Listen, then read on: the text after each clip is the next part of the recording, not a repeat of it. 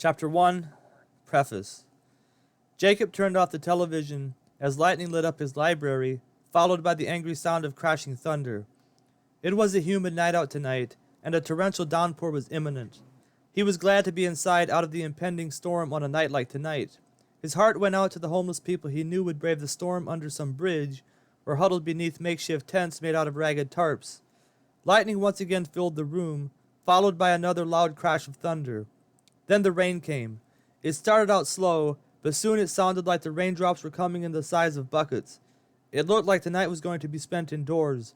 Not that he went out much anymore, at least not at night. It just wasn't safe anymore. Times had changed in America, and not for the better. The streets were now filled with violence, and young adults these days were acting as if they had never been taught anything ever in their life. They were parading around in the streets, setting everything on fire, and then demanding for the federal government to pay to rebuild their destroyed cities. Jacob felt his stomach somersault with disgust as his mind reflected on what he had just seen on the news tonight.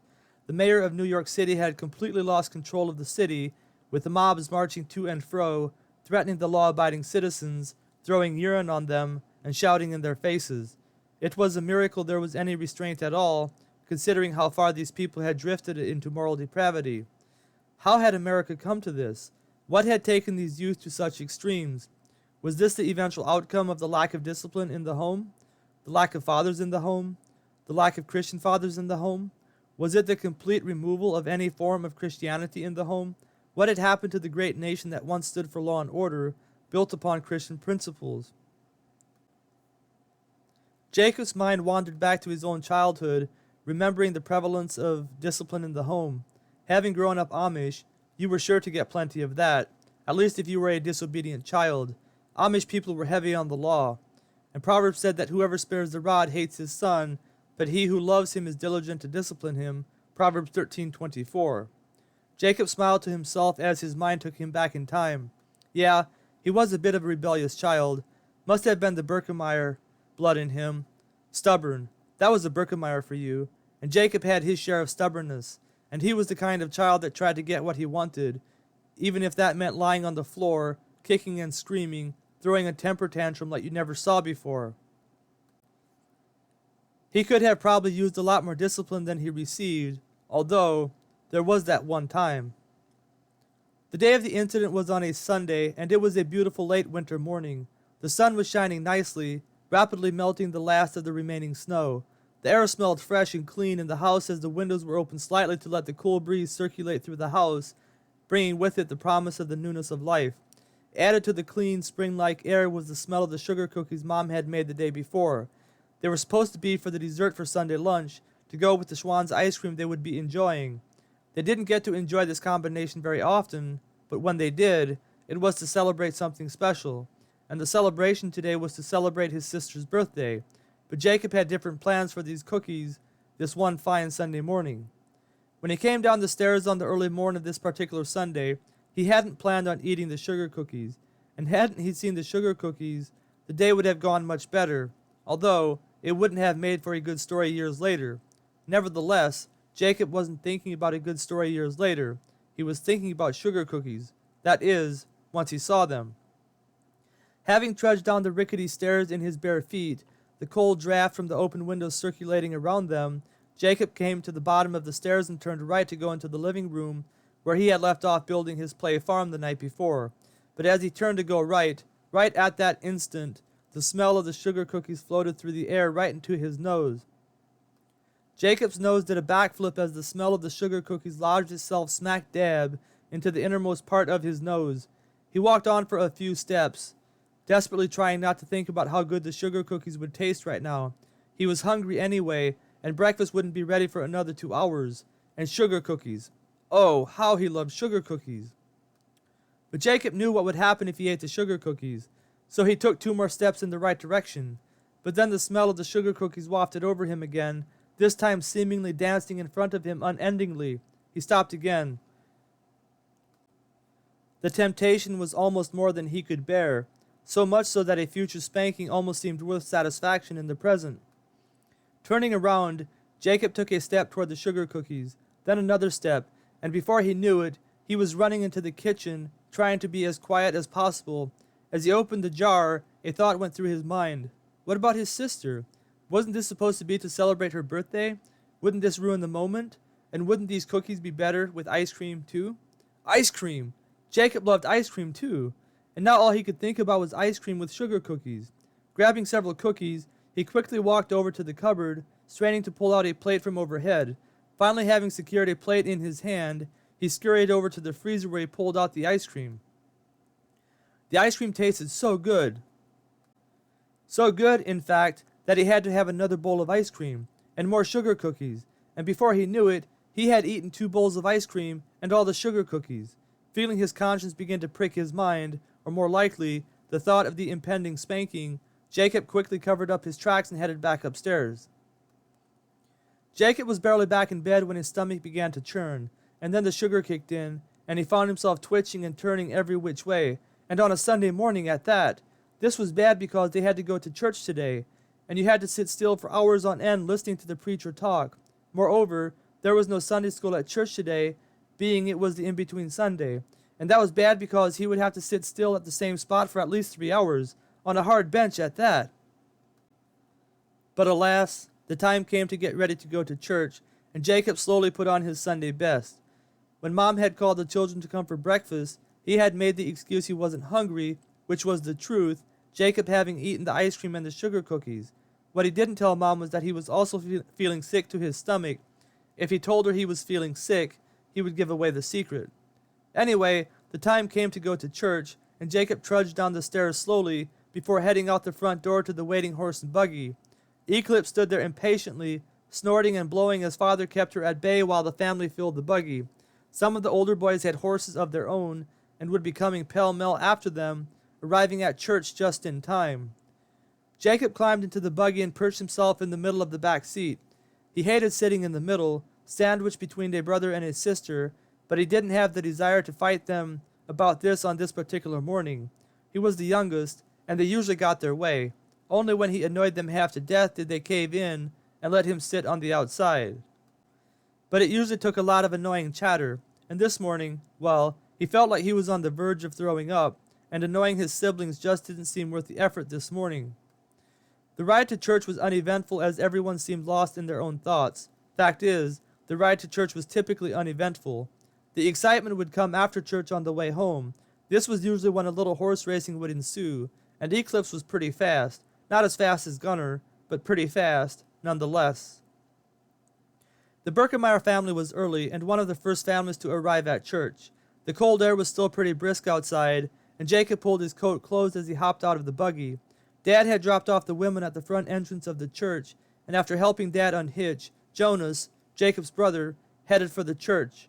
Jacob slowly trudged after Dad as he headed for the shed to put Eclipse into a stall.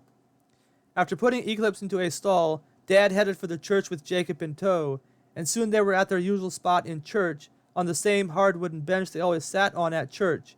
It was a curious thing, for sure, how everyone seemed to have their own spots at church. The men sat on the right with the youth boys up front, and the women sat on the left with the youth girls up front.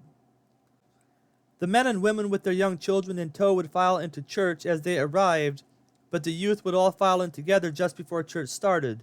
They would all stand in a row in the basement before walking up into the sanctuary single file. The girls would go first, then the boys. It was a curious thing to behold, curious indeed. Church finally started, and Jacob was glad to feel his stomach begin to settle, but they hadn't barely finished singing when Jacob realized he had a bit of a problem. He couldn't sit still, and that was a problem in the Amish church because little boys were required to sit still, and you couldn't get up and go walk around unless you had to use the restroom. Jacob tried to focus on what the minister was saying, albeit how difficult it was. The minister was the young deacon of the church, and he wasn't exactly the most entertaining person to listen to, at least not when he preached.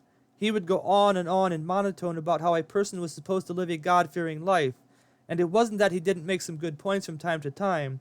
It's just that it was the same thing over and over every Sunday, and for little boys, this could get really boring pretty quick.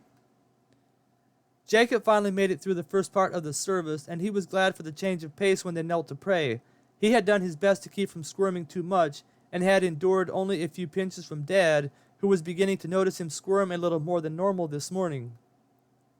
Then came the main service, and as Bishop Fry droned on and on about the same thing over and over, Jacob could feel all the sugar from earlier that morning begin to really kick in.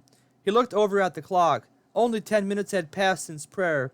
It felt like an eternity, and Dad had already pinched his ears twice in those 10 minutes. What was he going to do? The restroom. That was it. He didn't have to use the restroom, but maybe he could convince Dad to let him use it anyway. Dad looked at Jacob sternly when Jacob whispered the question whether he could go use the restroom, but he finally gave his approval, and it was all Jacob could do to keep from running down the aisle out into the cool winter air of the morning. Jacob waited as long as he could before heading back into the sanctuary. He knew if he didn't go back soon, Dad would come looking for him, and he didn't want that. Dad was stern when it came to Sunday tradition, and Jacob didn't feel like getting a spanking today, although he would probably get one for eating the cookies. His heart sank as he thought about the ruined day ahead. If only he could get it over with. He hated the suspense of not knowing when it was coming. Finally back in his seat next to Dad, Jacob settled back into the hard wooden seat. At least it had a back, albeit it was made out of wood. But that was more than some churches had, which had wooden benches with no backs on them at all. He had to sit on them a couple times at other churches and hated the experience. It was harder to take a nap on them, although that too was forbidden by Dad. But Dad had a hard time keeping himself from sleeping, and so he was a little more lenient when Jacob fell asleep in church. Not that he would let him sleep very long, just a short snoozer from time to time. Jacob's mind drifted back to the present, and he looked down at his legs to see them kicking back and forth rapidly. Dad had pinched him a couple more times, and was beginning to get quite irritated. And then he finally had enough as he grabbed Jacob by the ear and pulled him toward the exit of the church. Jacob's heart sank. This could mean only one thing. He hadn't gotten spanked in church very often, maybe once or twice, but when he did, Dad usually spanked him in the basement of the church. But not this time. Dad was angry, very angry, and he headed out of the front door of the church with Jacob in tow. As Dad pulled him toward the buggy, Jacob's heart raced with dread at what was about to happen. He was going to get the spanking of a lifetime. Dad usually spanked in one of two ways, his hand or his suspenders. Dad could spank hard with his hand, and it hurt, but oh boy, when he took off his suspenders, it was really going to hurt. Jacob was hoping it wasn't the suspenders today, at least not until he saw Dad pull the horsewhip from its holster. Pulling him around roughly, Dad took a swing with the whip and landed it right on the bottom of Jacob's behind, and then another swing, and another swing. It hurt something awful, and Jacob howled in pain with each fresh crack of the whip. Jacob had tears streaming down his face when Dad finally let up. Not saying a word to Jacob, he took him by the hand and marched him back into church.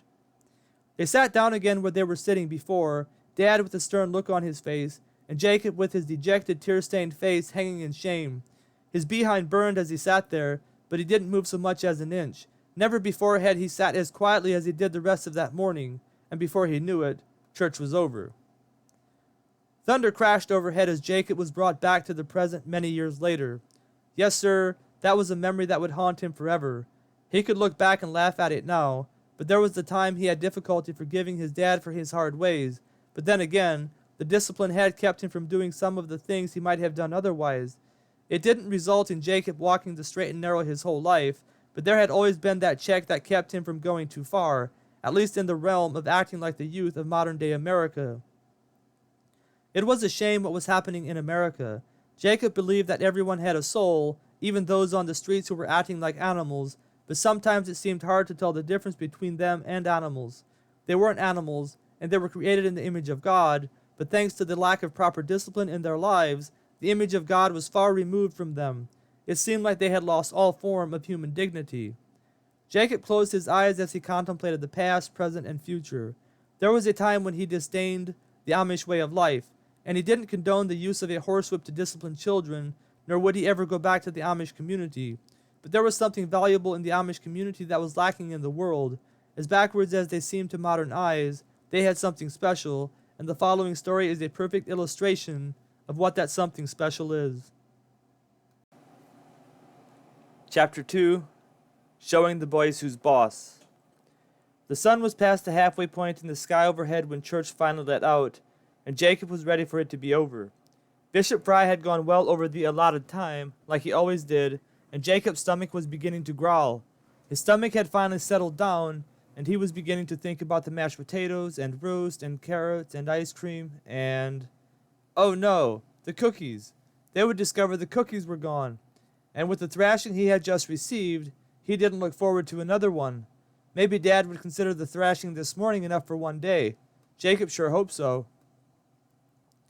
Jacob's mind was taken off course as everyone knelt to pray, and soon the youth were filing out while the adults began chattering amongst themselves. Jacob waited impatiently while his dad chatted with Joni Byler. Finally Merle, Jacob's dad, seeing that Jacob was wanting to go outside, gave his approval, and Jacob was off. Jacob ran outside to find his friends, and soon he found them standing around a circle behind the horse shed. Two of the boys were tussling, and the rest of them were egging them on, watching for the adults lest they got caught and were severely punished. But Jacob soon grew tired of the affair, and decided to go see if he could find his older brothers. It wasn't long before Jacob found the Berkemeyer brothers, once again jawing with the Fry boys, with the other young men standing around laughing at the ongoing debate. Reuben and Judah, Jacob's two oldest brothers, were doing most of the talking, while Levi remained aloof, every now and then interjecting himself into the conversation whenever someone needed to be egged on to keep it going. Jacob watched while his brothers argued with the Fry brothers about which horse was the fastest horse in town. Gunner was fast, mighty fast, but so was Maximus, the Fry brothers' horse. The Fry brothers had recently purchased him, and the Berkemeyer brothers had the conspiracy theory between them that the Fry brothers had bought Maximus just to get one up on the Berkemeyer brothers. The conversation had come to a near standstill, and some of the young men were beginning to exit the circle to head for home, when Levi decided to use the conspiracy theory to keep the conversation going just a little bit longer. He loved to keep the pot stirred, although it was usually Reuben and Judah who put the hand to the plow and made things happen, and somehow it was usually Judah who got blamed for everything. "You know what I think?" Levi interjected as the Fry brothers were about to turn around and head for home. "I think you guys went out and bought Maximus just so you had a shot at beating Gunner for a change." The Fry brothers stopped mid-step as Levi spoke, and it was Samuel, the more competitive of the two Fry brothers, who wheeled around with a gleam of anger in his eyes. "You do, eh?" he shot back with a sharp edge in his tone. "That's right," Judah chimed in, with a look of satisfaction on his face, now that someone had finally said it. "We've always had the fastest horses over the years, and you finally couldn't stand being beat. So you went out and spent big bucks because you were tired of losing." "Yeah," Reuben added as the circle once again began filling up with the young men who were about to leave. "But you still can't beat us. You couldn't beat us before and you can't beat us now. No way, no how. Gunner could beat Maximus any day of the week and twice on Sundays." Reuben's jest rankled Samuel, and he was about to respond angrily when Obadiah Fry stepped in. Although Samuel was the more athletic one of the two, Obadiah was the horseman of the two, and he looked at Reuben angrily before sticking a finger in his face. "You better be careful what you say, buddy. Everyone here knows that Maximus can easily beat Gunner. Maximus used to be a professional racehorse and could beat Gunner without even trying. Gunner is just an old family horse with a little bit of speed, and you're a sorry driver anyway. With my expertise, we would leave you so far behind you couldn't even see the dust we would make." Levi saw his plan was working to get a nice little race going, and he quickly interjected, "Yeah, I don't know about that, Obadiah. Maximus might be a racehorse, but there's a reason he's not racing anymore. Probably because he's too slow. Now Gunner, well, everyone knows he's the fastest horse in town. Right, fellows?" Levi looked around with an evil grin on his face as the young men around him cheered, laughing at Obadiah's expense, whose face was beginning to turn bright red. Obadiah wanted to race something awful, but being the bishop's son, he had to be careful. But finally his ego got the best of him. "Well," he blurted out, "everyone is entitled to their opinion, but if you think your horse is faster than mine, how about you show me on the way home?" With that said, he stormed off after the horse shed. The young men whooped and hollered as they watched Reuben and Judah scurry off after him to get Gunner from the horse shed as well. Jacob was almost beside himself at the thought of the race and wished he could ride along, but he knew Dad would never allow that to happen. Talking about Dad, Jacob saw him hitching up Eclipse to the family buggy and decided he'd better head on over. He gave one last wistful look over at his two brothers as they vanished into the horse shed before running over to the family buggy and crawling in. Jonas was already there, and seeing his two boys loaded up, Merle hopped in and slapped the reins on Eclipse's back. Eclipse was a lazy horse, and it seemed like she was seldom in the mood to go anywhere, but she must have been thinking about the oats back at home because she plunged into her harness, seemingly wanting to run before they even got started. Dad pulled back on the reins and kept her at a medium-paced prance until they pulled up to the front entrance of the church where Jacob's mom was waiting. Pulling Eclipse to a stop, Dad waited while Mom climbed in. Beth, Jacob's sister, finally came running out of the church and jumped into the buggy, short of breath. Dad was ready to go, and slapped the reins on Eclipse's back as Beth tumbled into the buggy, nearly pushing Jonas out of the other side. Jacob angrily pushed her back to her side of the seat. It seemed that Beth was always running late. Jacob excitedly turned around and looked out of the back window as they turned onto the road, and his heart skipped with a beat of excitement when he saw the two Fry brothers jump into their buggy. They seemed to be in a hurry, probably trying to get a head start on Reuben and Judah. Jacob frantically looked around for Gunnar. Finally, he spotted him coming around the corner of the church. His head was held high as he impatiently pranced behind the Beachy family. The Birkemeyer family was about halfway to the first intersection when Jacob finally saw Reuben and Judah pull out of the church driveway. Several other buggies had pulled off before them, and there were two buggies between them and the Fry brothers. Jacob watched with anticipation, waiting for Reuben and Judah to make their move. Beth was starting to get annoyed with Jacob staring out of the back window, and jabbed him in the ribs. "Sit down and stop acting like a wild animal," she muttered under her breath, knowing she would be reprimanded for calling Jacob a wild animal if she was overheard by Mom. Jacob looked over at her with an annoyed look before returning to his perch to look out the back window. The Birkemeyer family had now turned right to go onto the main highway and were slowly making their way south when Obadiah turned onto the highway as well. The two buggies behind him went straight, giving Judah the opportunity to get right up behind Obadiah. Obadiah decided to make his move, despite the hill looming in front of them, and slapping Maximus with the reins, they tore around the Birkemeyer family. But Judah was not one to be outdone, and despite the danger involved in passing another buggy going up a hill, not able to see oncoming traffic from the other side, he slapped Gunnar with the reins, and the race was on. Eclipse pulled on the reins, apparently in the mood to race as well, and Jacob's father got a goofy grin on his face as he let her have her way. She was fickle when it came to racing, but when she was in the mood to run, she was pretty fast in her own right. Maybe not as fast as Gunnar and Maximus, but she had won her fair share of races over the years. Noticing the go-ahead from Jacob's father, Eclipse plunged into her harness and quickly found her pace behind the other two horses. By this time they were up over the hill, and Judah had pulled Gunnar out on the left to pass Maximus, not seeing any oncoming traffic on the road stretching out below them in the wide valley that lay before them. Eclipse shook her head and snorted as Jacob's father slapped her back with the reins. The Birkemeyer blood in him was just as red as that of his two sons, and when it reached the boiling point, "Watch out!" But there was nowhere for Eclipse to go. She pulled up behind the Fry buggy. Jacob watched with delightful anticipation as the three horses stormed the valley, each trying to get the advantage on the other. Eclipse was a strong horse, and despite her tendency toward laziness, every now and then she got it into her head to run. And today she felt like running, and Jacob's father knew it. Beth screamed as Merle pulled Eclipse left behind Gunnar. Gunnar was neck and neck with Maximus, eating up ground like nobody's business. Seeing that neither horse was gaining on the other, and that Eclipse had a little more speed left in the tank, Merle pulled Eclipse further left, and the family buggy lurched as the left wheel slid onto the gravel shoulders. "Merle! This is ungodly!" Mother grabbed Father's arm as she yelled in terror, but Mother was not stopping Father today. Eclipse was ready to run, and Dad was ready to show his sons who was boss in town. The family buggy lurched back and forth as Eclipse pulled up even with Gunnar and Maximus, foam beginning to form on the edges of her mouth. The three horses were neck and neck, their drivers urging their horses forward. Judah was not expecting to see Dad make the race a three-way race on the two-lane highway, and his jaw dropped as Dad slapped the reins on Eclipse's back, urging her ahead by the length of her head. Then she was ahead by half a body. By this time Jacob was jumping up and down, looking every which way, trying to see all of the action unfold. He was loving every minute of it. A little too much, I suppose, because he accidentally stomped on one of Beth's feet. Beth was not in a good mood to begin with, and she cuffed him on the ear, pushing him over onto Jonas. Jonas was busy yelling at Judah, egging him on, and shoved Jacob back at Beth, but Jacob was able to catch himself and avoid falling onto Beth again.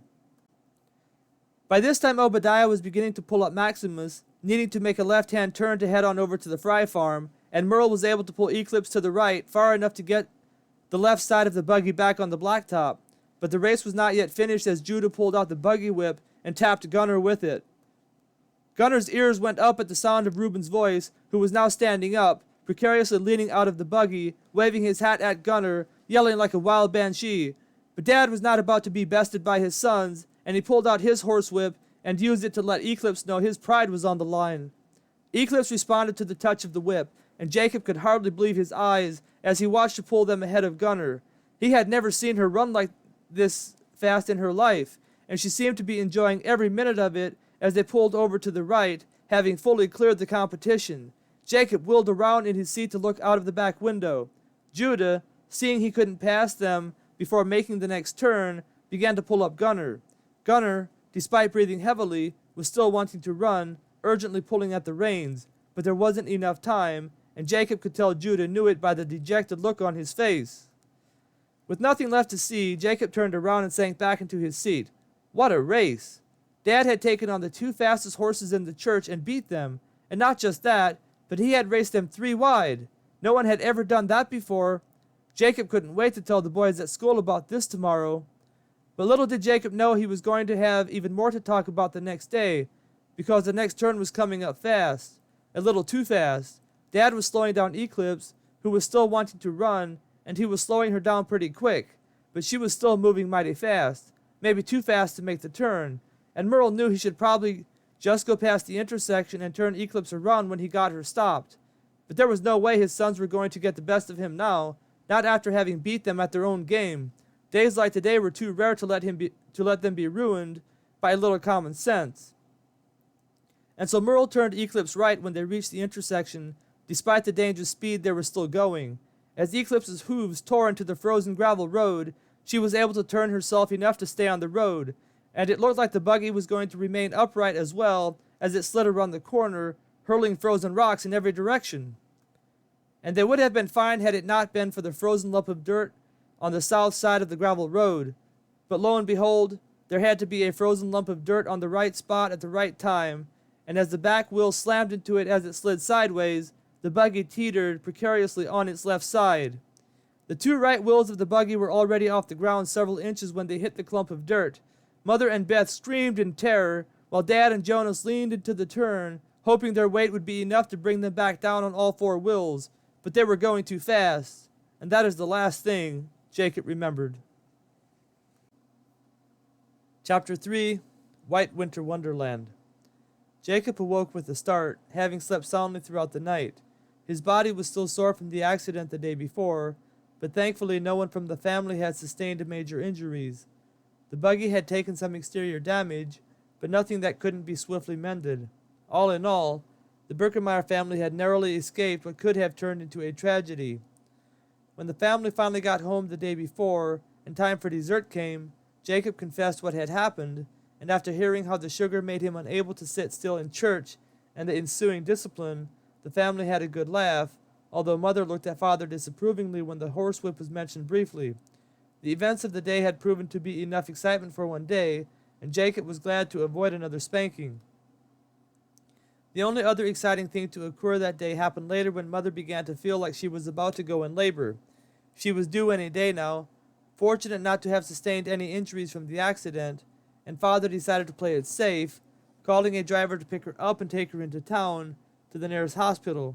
His plan was to stay home with the children until the next day, and then head into town with the tractor when he got word that Mother was going into labor. Jacob rolled over to the edge of the bed and slid out from under the covers as his feet touched the ground beside the bed. Brr, he shivered as he quickly donned some socks and put on a jacket. It felt like the temperature in the house had dropped significantly overnight. Jacob scurried over to the window. Looking through the frosty glass, he was ecstatic to see snow swirling around outside, with a couple feet already on the ground. Jonas! Jonas! Jacob exclaimed excitedly as he pulled out his brother Jonas, who was still fast asleep in bed.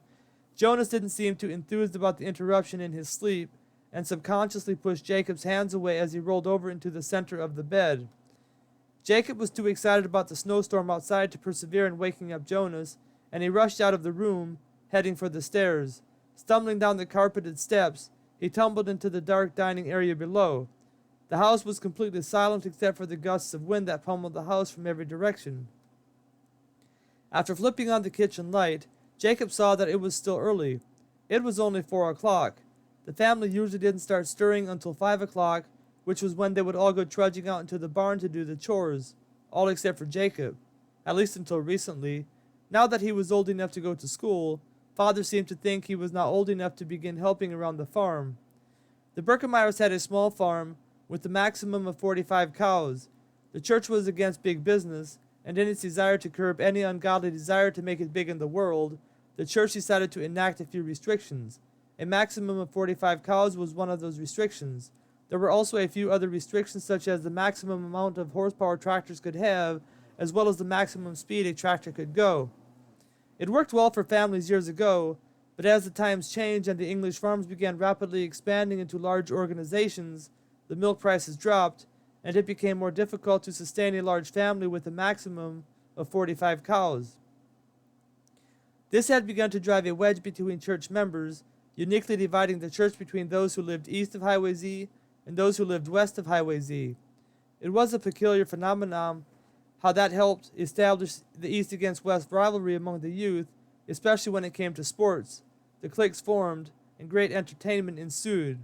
But that was that, and now was not the time to be thinking about Amish politics. The Berkemeyer family was caught smack dab in the middle of a blizzard with Mom in the hospital about to go in labor. Jacob waited until 4:30, and deciding he better wake up Dad, he made his way into the living room where Dad had fallen asleep the night before on his favorite couch. Like usual, he was busy sawing logs with his large Roman nose, making a racket like nobody's business. It didn't take Jacob very long to wake him up, and after groggily listening to what Jacob had to say, Merle got up and stiffly walked over to the window. Peering out into the dark night, he gazed at the white winter wonderland before him. It wasn't unusual for a snowstorm to come through this part of the country this late in winter, but he had hoped spring would come sooner than this year than last year.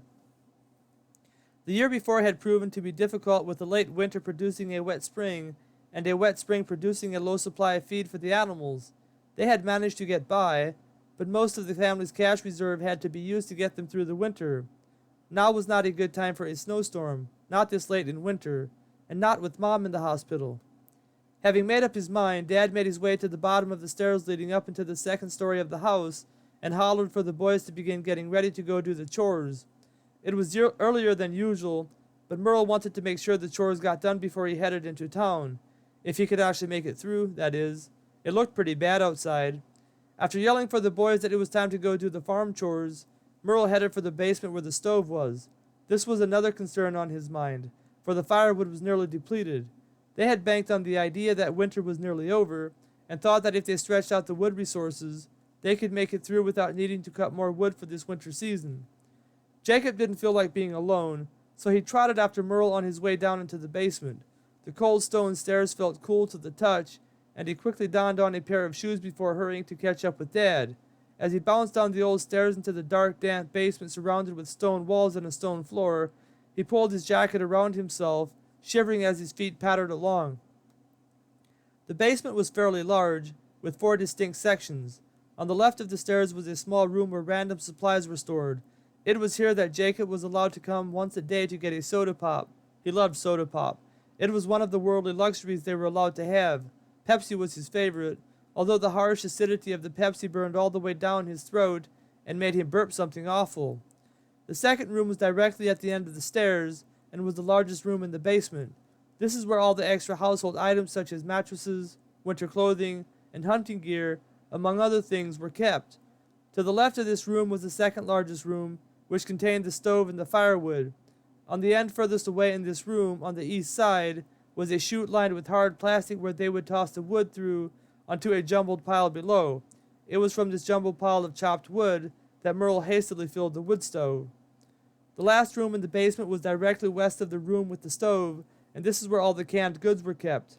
As much as Jacob was grateful for the food in this room, this was his least favorite room to go into. It was the furthest room from the stairs, and was not well lit. In fact, it was downright scary to go into this room late at night. He imagined all kinds of monsters waiting there for him. Jacob shivered as he looked into that room while Merle finished filling up the stove with wood. It looked extra dark and foreboding this morning. Deciding he didn't want to be anywhere near the monsters in that room, Jacob backed away closer toward the stairs and patiently waited for Merle to finish filling the stove with wood. If there were any monsters in that room, Dad would be sure to swiftly give them the boot. Merle might be tough on his children, but he was even tougher on monsters. At least in Jacob's mind he was. Having filled the stove, Merle headed upstairs where he once again yelled at the boys to come down and get busy with their chores. Only this time he threatened to go up there if he had to call them one more time. This was all the boys needed to hear, and they came tumbling down the stairs quickly, donning their hats and jackets, and scrambling out into the dark, howling world that awaited them. Merle decided it was too cold for Jacob to go help with the chores this morning, and after telling him so, Merle exited the house and made his way toward the barn. Jacob promptly made his way to one of his favorite spots in the house, that spot being next to a heat vent in the living room, and covering himself with a nearby blanket, he promptly went back to sleep. It was barely an hour later when the phone rang, but Jacob was too soundly asleep to notice. But on the second call, he finally woke up, and groggily walking over to the phone, he picked it up. "Hello?" he said sleepily as he put the phone up to his ear. "Hello, is Merle there?" the voice on the other end inquired. "No," Jacob responded. "He is out in the barn. Can I take a message?" "Yes," the voice replied. "Can you tell him his wife is going into labor, and she will be giving birth in the next few hours?" Jacob's heart leaped with joy at the thought of having a younger sister or brother in the family.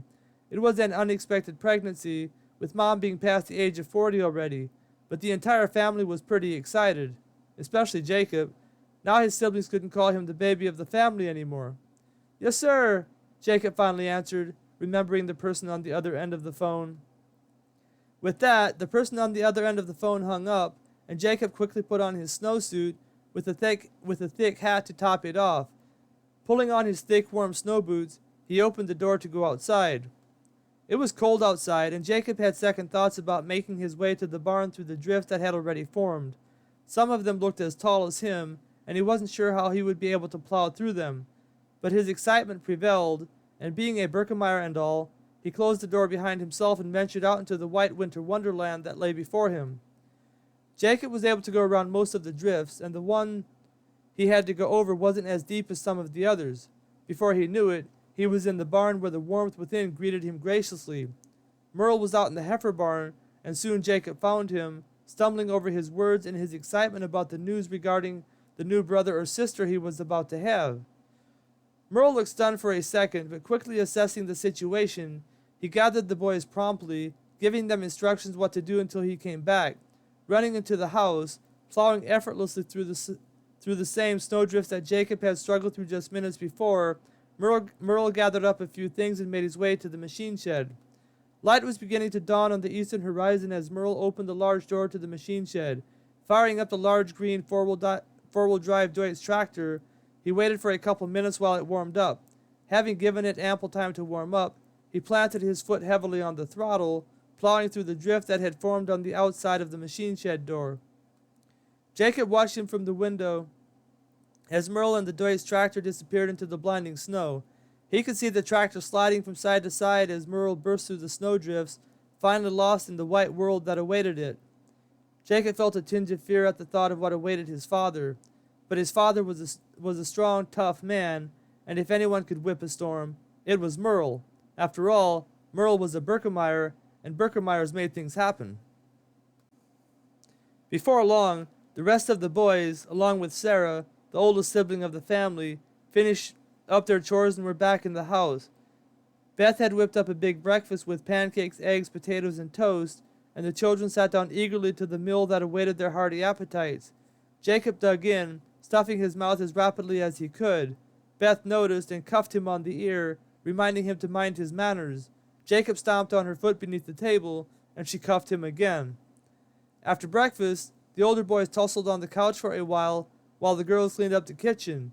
With Mom and Dad gone, it was everybody for himself, and Jacob waited in anticipation to see what kind of trouble his older brothers would get into. It never ended well when they were left alone unsupervised, and with the snowstorm encasing them, they were probably feeling more mischievous than usual. After tussling for a while, the boys grew bored and began to talk about what they wanted to do. It was too cold and windy to go hunting at the moment, and really to do much of anything outside. That meant they needed to find something to do inside. Beth and Sarah rolled their eyes at the thought of having to spend the day with their brothers in the house. They would be lucky to have a house left by nightfall. Not having the energy their brothers did, Beth and Sarah headed upstairs to their bedroom after cleaning the kitchen. Jacob was lying in his favorite spot beside the heat vent when he overheard Judah mention the game of Monopoly. "Yes, let's play Monopoly!" Jacob jumped off the floor as he yelled in excitement. His excitement must have rubbed off on the others, because before long, the Monopoly game was on the table. Unfortunately, Jacob's older brothers decided he was too young to play, at least today. Sometimes they let him play, but only when Mom made them. But today was different. With no parental supervision, they could play however they wanted to play. There were no rules except the rules he got caught breaking. And if there was one thing Jacob's older brothers were good at, it was cheating in Monopoly. And for some reason, the best cheater of them all was also the banker. Go figure. But that was how it was, and Jacob looked on with excitement as the game began. Chapter 4. The Monopoly Game. It was 9 o'clock in the morning when Jacob's four brothers began setting up the Monopoly game. Jacob begged them to let him play, but after receiving a purple nurple from Jonas, he decided he'd better let the matter rest. It was almost as fun just to watch anyway. It seemed whenever he did play, it didn't go that well. With the game set up and $1,500 doled out to each of the four players, the game began. Judah went first, having won the dice roll amidst the protests of the others. He rolled a 7, and the rest of the boys guffawed, happy to see him land on chance, but it wasn't a complete loss, with the chance card sending him to the nearest utility, which was Electric Company. "Just the way I planned it," Judah boasted, pointing out that it gave him a sizable lead on the others. "Just watch. I'm going to land on all the big ones now. Boardwalk, here I come! Rent!" Levi tossed the dice despite Judah's hee-hawing and rolled a double 6. He had the top hat. "Rent!" Judah hollered again, rubbing his hands together. "That'll be 50 big ones."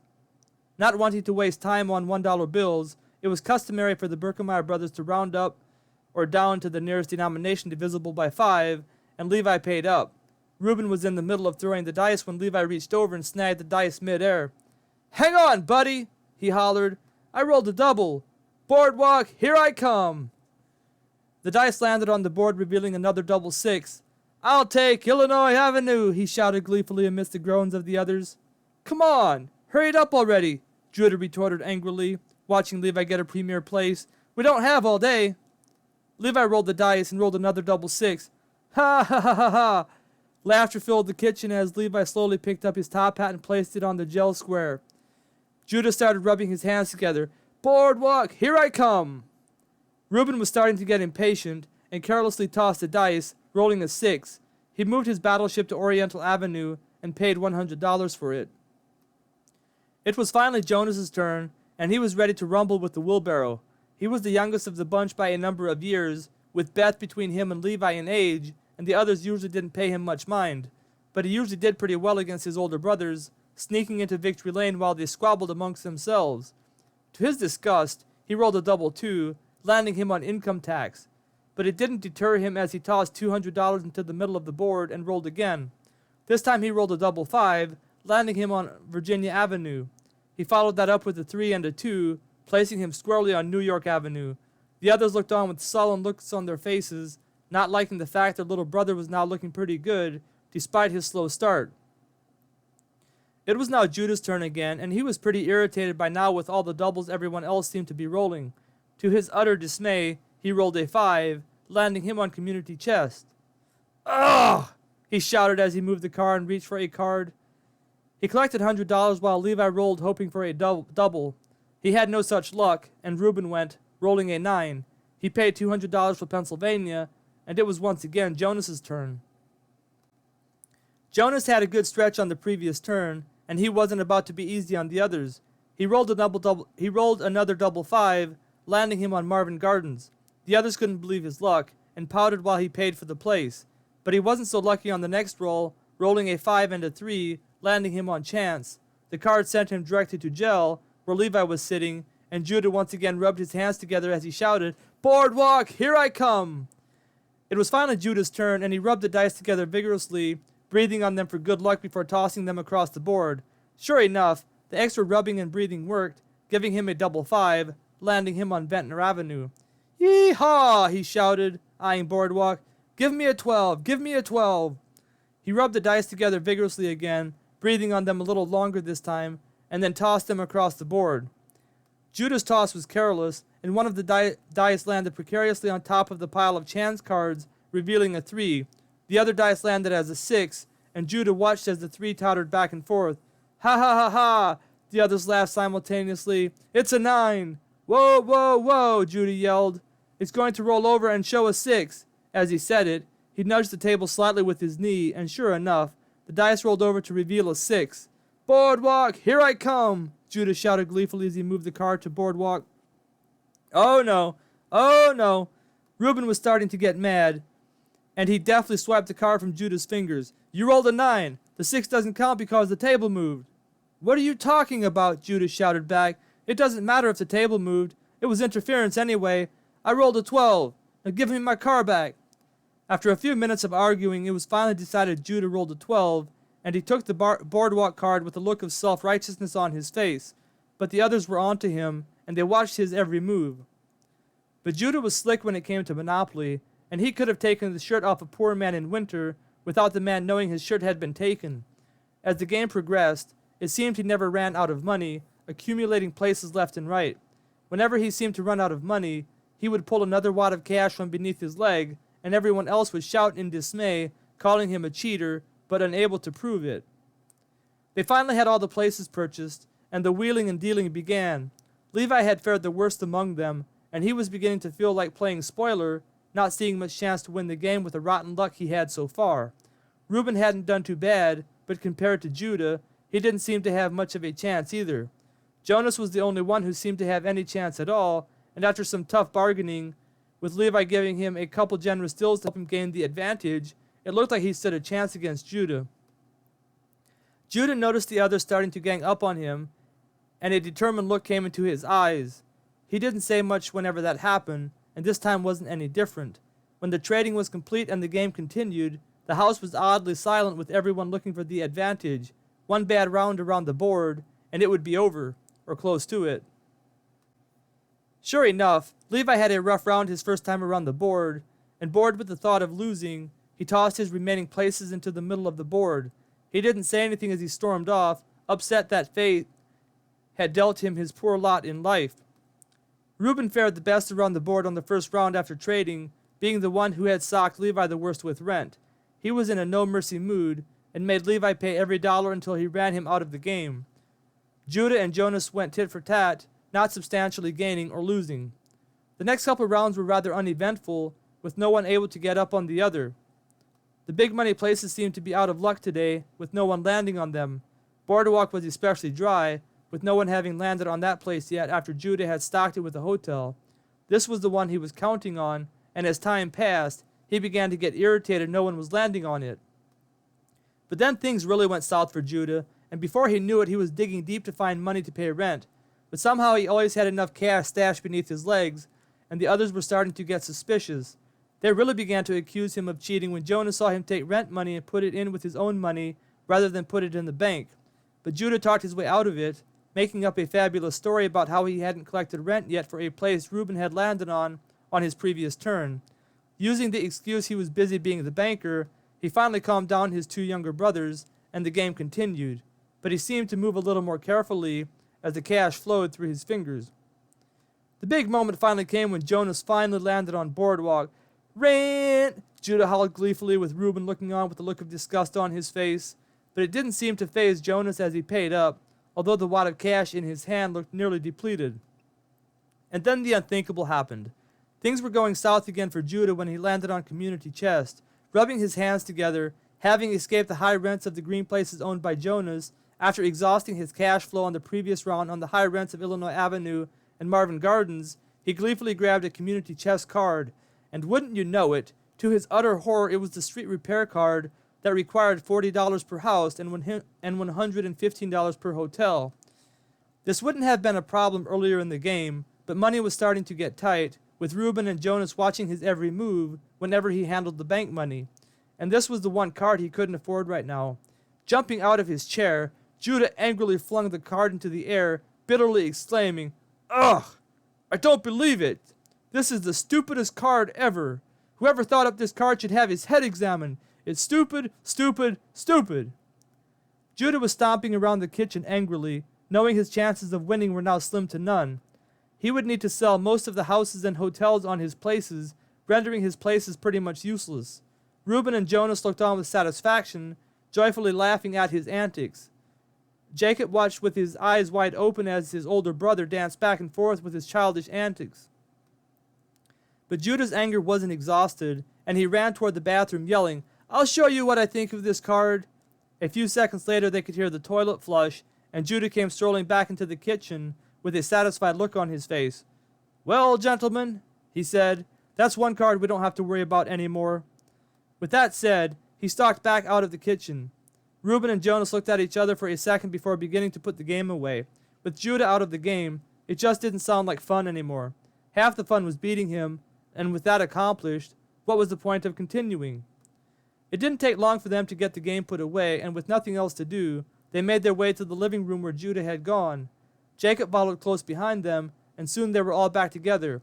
Beth and Sarah, noticing the ensuing silence, came down to check up on them to see what they were doing. By this time everyone was hungry, and the girls began preparing lunch. It wasn't much, just some bread, sandwich meat, pickles, and cheese, along with some other cold food Mom had stored in the refrigerator. While they ate, everyone chattered busily, gossiping about all the interesting things that were happening in the Amish community. If there was one thing the Amish community was good at, it was keeping up on all the latest news. Lunch was soon over, and the boys once again made their way into the living room to try to figure out what they could do next. The girls joined them after cleaning up the kitchen and chimed in with ideas. The ideas flowed for a few minutes, but no one was able to come up with an idea that excited everyone, and so they all went their separate ways. Chapter 5, East Against West. The older boys sprawled out on the couches and the floor in the living room while the girls went back upstairs. Jacob, not feeling one bit tired, decided to play with his farm. He had buildings, animals, and all kinds of farm equipment scattered throughout the house, and thus he spent the next couple hours crawling to and fro, playing with all his might. He had a vivid imagination, and could get lost in his own world rather easily. Several hours had gone by when Jacob, over the soft hum protruding from his throat, heard a rumbling sound outside. Anxious to see if it was Father, he rose to his feet and ran to the window, excitedly peering through the ice-laden glass. Sure enough, it was Father. "Dad's home! Dad's home!" Jacob enthusiastically shouted as he ran for the front door to greet Father.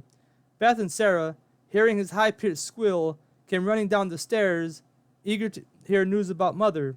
The boys in the living room grunted their displeasure at all the racket they were making, and pulling blankets and pillows over their ears, proceeded to continue with their naps. Merle put the tractor away and proceeded to make his way toward the house. The snow had stopped around lunchtime, with the sun making its presence known for most of the afternoon, but by the time he made it home, the sun was beginning to set in the west.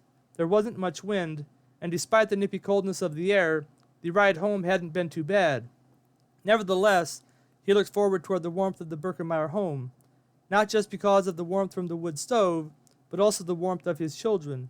He loved his children dearly, and despite his harsh tendencies toward the discipline when they needed it, he did everything out of love. Not that he didn't have his faults, but all in all, the Birkemeyer children couldn't have asked for a much better father. A broad smile broke out on his face as the front door swung open, and his children greeted him with a plethora of questions. He didn't say anything as he stepped inside the house, giving them a little time to calm down enough to where they could ask him one question at a time. They finally paused from all their questions, and having shed his winter clothing, he led them into the living room. The latest round of racket had awoken the rest of the family, and the boys were now sitting up on the chairs and couches that lay strewn around the Birkemeyer living room. Merle sat down in his favorite recliner where he always sat, and began answering the questions being peppered at him from every direction. The children squealed with delight when he told them they had a new baby brother, and that everything went fine. But when he told them they actually had 2 new baby brothers, the living room erupted with cheering, and Merle smiled proudly. That would make number 8 and number 9. The Lord sure had been good to him and his wife, Leah. His mind went to the verse in Psalms that stated, Behold, children are a heritage from the Lord, and the fruit of the womb a reward. Like arrows in the hand of a warrior are the children of one's youth. Blessed is the man who fills his quiver with them. He shall not be put to shame when he speaks with his enemies in the gate. Psalm 127, 3-5. Yes, sir, the Lord sure had been good to them. The children were a wild bunch at times, and every now and then they needed harsh discipline, the Bible making it clear that those who spare the rod hate their children. But there were two things you should know about Merle. He loved his children, and he fervently believed in what the Bible had to say. His heart went out to the children who didn't have godly, Bible-believing parents. Not only did they not receive the discipline they needed, but many of them never received the love they needed as well. A child needed both, and with the lack of one or the other, a child was more likely to have a rough go of it in the hard world of hard men. The telephone rang, snapping Merle out of his thoughts, and before he could get up to go answer it, Judah was headed that way. The family was busy chatting when he came back with a flush of excitement on his face. "Hey, guess who that was?" Judah inserted over the voices of the others. "Who?" Reuben inquired eagerly, suspecting some excitement headed their way. "That was Samuel. He was calling to see if we wanted to play hockey tonight. With the cold snap, the ice will be hard enough for us to get in a few more rounds of hockey. Samuel is trying to get enough guys to make a game of it tonight." Everyone turned to look at Merle. He had a twinkle in his eyes, and the boys immediately knew he was going to let them go. "If you can get the chores done beforehand, you can go," he said with a smile. The boys jumped up and headed for the back porch, where they donned their winter farm clothes and headed out the door, hooting and hollering with excitement. Jacob decided to tag along and help where he could. He was too young to play hockey, but he was hoping to get the opportunity to go along and watch. He loved watching his brothers play hockey. There was never a dull moment when they were around. Sure enough, when the chores were done and the boys had cleaned up, it was decided that Jacob could go along. Merle wasn't always as keen on letting him tag along with his older brothers, not sure if they would remember to bring him back, but he suspected some of his friends would be there as well, and it would be good for him to get out of the house for a spell after being cooped up in it all day. Before long, the boys were loaded up in the trailer, with Levi driving the tractor that was pulling it. They usually used the Ford tractor for nights like tonight since it had a cab on it and could go a little faster, but with the snow and all, it was necessary to take their four-wheel drive Deutz tractor. Levi would just have to make do with his heavy winter clothing. The boys huddled together as Levi made his way through the snowdrifts impeding their progress. The only road that had been cleared of the snow was Highway Z, which was only a short stretch of their journey. The rest of the roads were gravel roads, and these roads were usually plowed last when the county had time. Main highways like Highway Z, which were made out of blacktop, were the first ones to get plowed since these roads had more traffic. The boys huddled together as the trailer swayed back and forth, slipping and sliding as Levi drove around and through the drifts as fast as he dared. But the boys didn't seem to notice the precarious nature of their driver as they bantered with each other about the nature of the upcoming hockey game. They had gotten word that Johnny Ash and Tyler Knapp were going to be there from the west, among others, and it sounded like the three Beachy brothers were going to be there from the east. This was important because depending who showed up, the sides would be fairly and evenly matched, east against west. The rivalry had developed over the past couple years, but for some reason the rivalry had taken on a more serious nature this year. It probably had a little bit to do with the church politics that had also started to split the church east against west, not because of the geography, but because the members with competing ideas just so happened to land on one side of Highway Z or the other. The hockey games were usually close, and both sides had won their fair share of games this particular winter, but there hadn't been a clear winner, and that should not have mattered since each game was supposed to be an isolated affair in relation to the others. The church was against this kind of competing, allowing the games to take place only as friendly games that would engender camaraderie among the youth and not division. But unbeknownst to the older men in the church, what was supposed to be mere friendly games were increasingly dividing the youth into cliques. Or should we say the older men just turned a blind eye to the divisive competition that was increasing? Because, after all, they weren't that blind. The fact of the matter is, the older men on both sides of the church politics were also competitive, even in matters such as church politics, and that competitive spirit caused them to look the other way as their sons battled it out on the ice while they battled it out in church, and thus the rivalries thrived. The boys finally arrived at their destination safe and sound, and after the three oldest boys geared up, they grabbed a few shovels and helped clear the remaining snow from the pond. Jacob stayed close to Jonas as they made their way to the group of boys who were also too young to play. Jonas was allowed to play every now and then when they needed extra players, but he was still considered a bit young for the game. Jacob looked around while the young men finished clearing the ice. The pond was of average size, perfect for a hockey game. The two goals were made of wood, battered and splintered from the abuse they had taken over the years, but they had been well built and were still holding together nicely.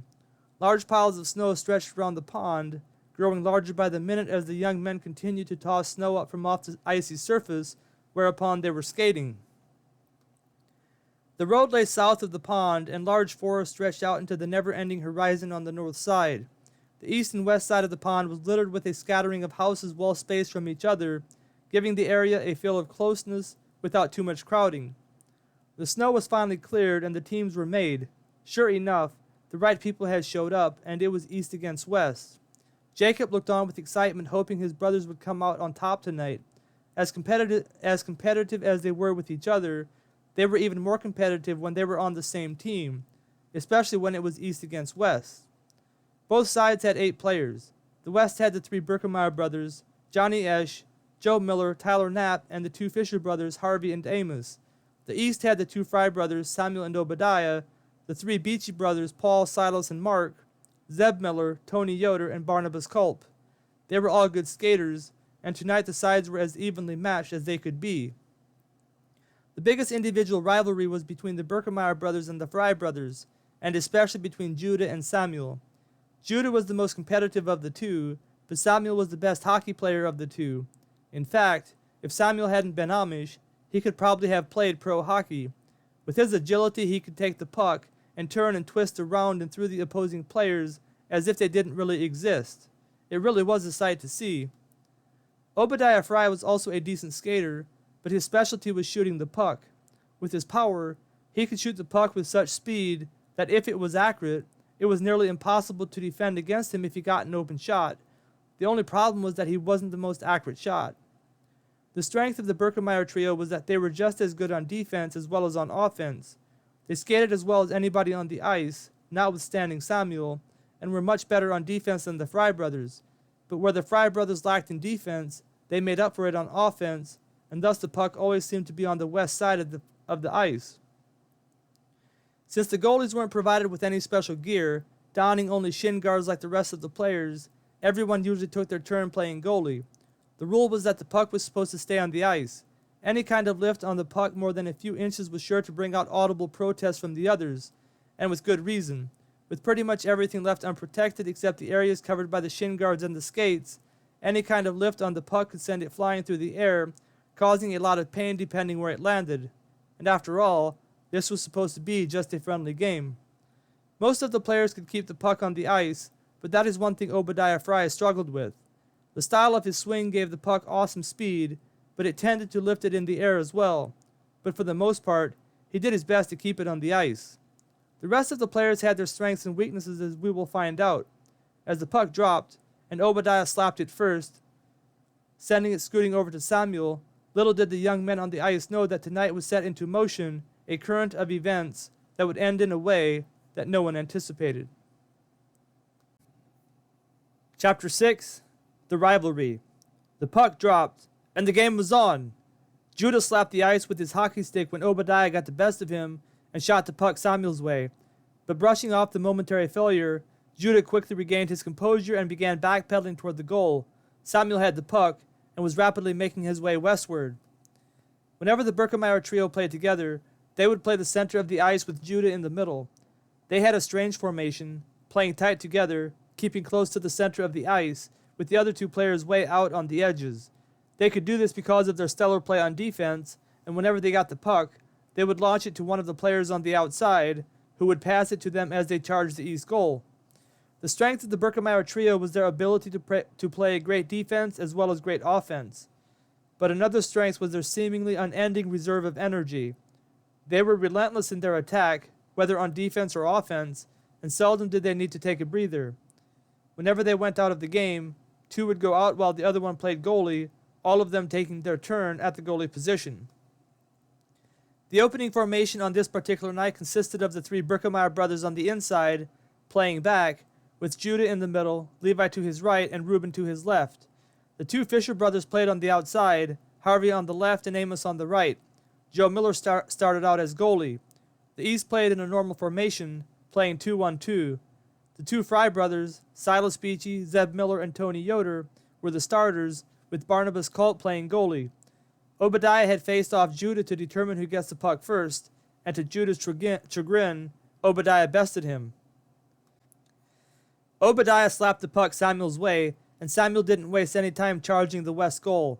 He made quick work of Harvey, faking to his left, and then punting it between his feet as he skirted around him to the right. Harvey had charged him pretty hard, and his momentum carried him too far, taking him out of any helpful defensive position.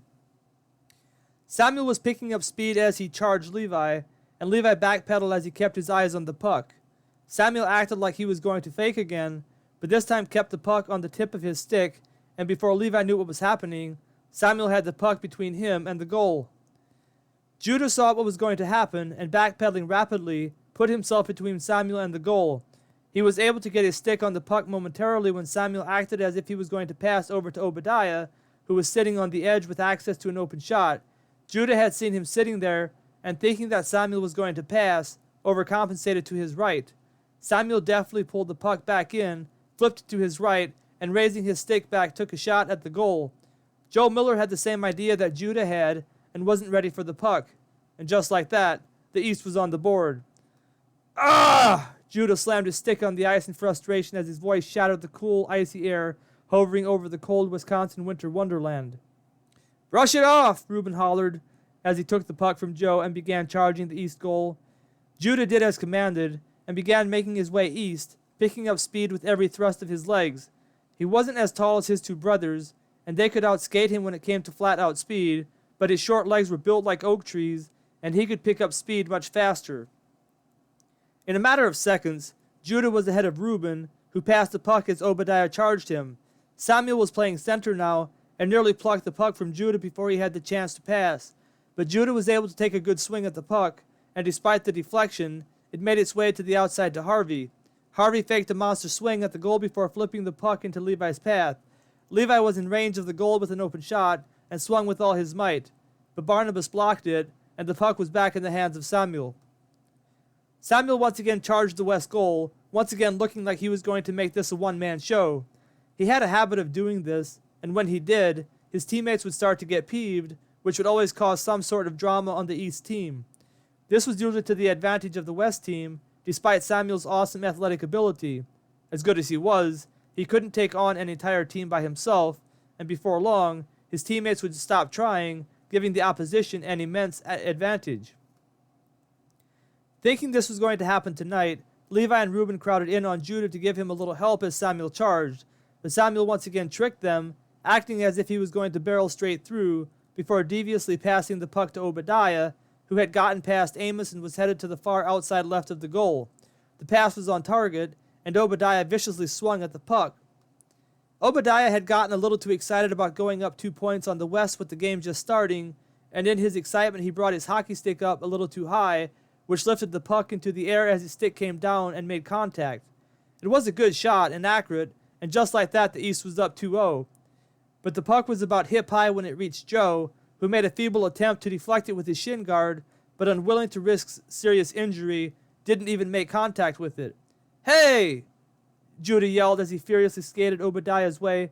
"Keep the puck on the ice! Good night! That could have seriously hurt someone." By this time, players from both sides were huddled in a group arguing about whether the goal should count since it broke an unspoken rule. But after a couple minutes, the West decided it wasn't worth the fight, and huddled together with Johnny and Tyler, who came in to give the two Fisher brothers a breather. Judah was mad, really mad, but he didn't say much as Levi tried to calm them down. Judah was usually the type to jaw back and forth with the competition even when he got angry, but when he got really angry, he would get quiet, real quiet, and right now, he wasn't saying a word. His eyes were like a laser beam, resting squarely on the East goal. He had one thing in mind, and there wasn't a man on this earth that could stop him now. The boys from the East were joking around and high-fiving each other as the boys from the West reset, acting like they had already won the game, All it did was make the competition even more determined to mount a comeback and humiliate them. But it was going to be hard. They might be able to score 3 goals yet, but keeping the East from scoring was going to be tough, mighty tough. Having reset and gotten their emotions under control, the West took the puck and began advancing on the East. Despite their cockiness and the nice lead they had built, the East was ready for them and carefully watched as they advanced. The West advanced slowly, passing back and forth as they went. Not able to charge any one player, because of the rapidity of the passing, the East continued to backpedal. Samuel made the first move. Judah had just received the puck from Tyler, who was on the outside, and instead of passing, looked like he was going to take it and run. But he anticipated Samuel's charge and deftly passed it left to Levi, who advanced it 5 feet before passing it back to Reuben. In the meantime, Judah had gotten around Samuel, and Reuben flung it his way. The defenseman from the East had moved in to help protect the goal and didn't leave much of a hole for Judah to take a shot. But there was an opportunity to take a shot, and Judah swung at the puck with everything he had. The only thing is, he didn't shoot for the goal. Instead, he took his chances and fed the puck to Johnny, who had positioned himself up on the left corner of the ice, just far enough back to take a shot at the goal. The defenders overcompensated to defend the goal from a shot by Judah, and Johnny, who was a terribly accurate shooter, stopped the puck with his skate and took a soft shot right into the corner of the goal. And just like that, the game was 2-1. The East boys couldn't believe it, and amidst their frustration they began arguing with each other. Still angry they had given up the point, they took the puck and recklessly charged the West goal, giving the West boys all they could do to block the shots. The onslaught continued for about 15 minutes, with the East boys taking shot after shot. During the ferocious onslaught, the West boys got past the midway point just once, with that opportunity bearing the fruit of one lousy shot that had no chance of scoring. The game had gone on for about an hour when the two teams finally decided to take a break and give everyone a breather. The emotions of the players had gotten intense, with a little more jostling and bickering going on than normal. The break was good for them, and the two teams resumed play with more civility than before, although the tension was still obvious. With the winter season nearly over, they wouldn't have that much more opportunity to play, and bragging rights were on the line. The West had the puck when the break was over, and having taken their turns sitting out in the last couple minutes of the first half, the Birkemeyer trio took to the ice with Joe and Amos playing on the outside. Harvey was playing goalie. Not wanting to give the East an easy opportunity to take the puck and resume their relentless attack on the West goal, the West carefully moved the puck east as they kept passing it back and forth. They needed to make the best of this opportunity. Who knows how many more opportunities they would get. Considering the rough start, Judah felt pretty good about the way the game was sitting right now. They had given up 2 quick goals, but their defense was in top shape tonight, and with Samuel starting to show his frustration, there was a good possibility the East would not score again, especially considering the fact that Obadiah's accuracy was worse than normal. As the West advanced, Judah noticed the two Fry brothers begin to cheat on their positions, with the possible intention to rush Reuben, who was getting the puck a lot as they passed back and forth. Sure enough, the Fry brothers charged simultaneously, and deciding it was worth the risk, Judah moved up into position.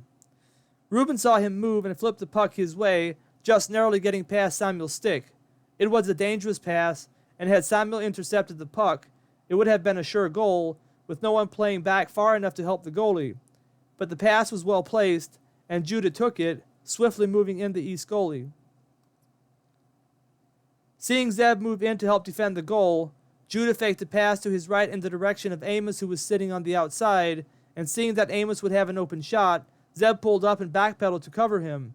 Seeing the small window of opportunity, Judah took off straight for the goal, and before anyone could get in his way, he was staring down the goalie with a wide open shot.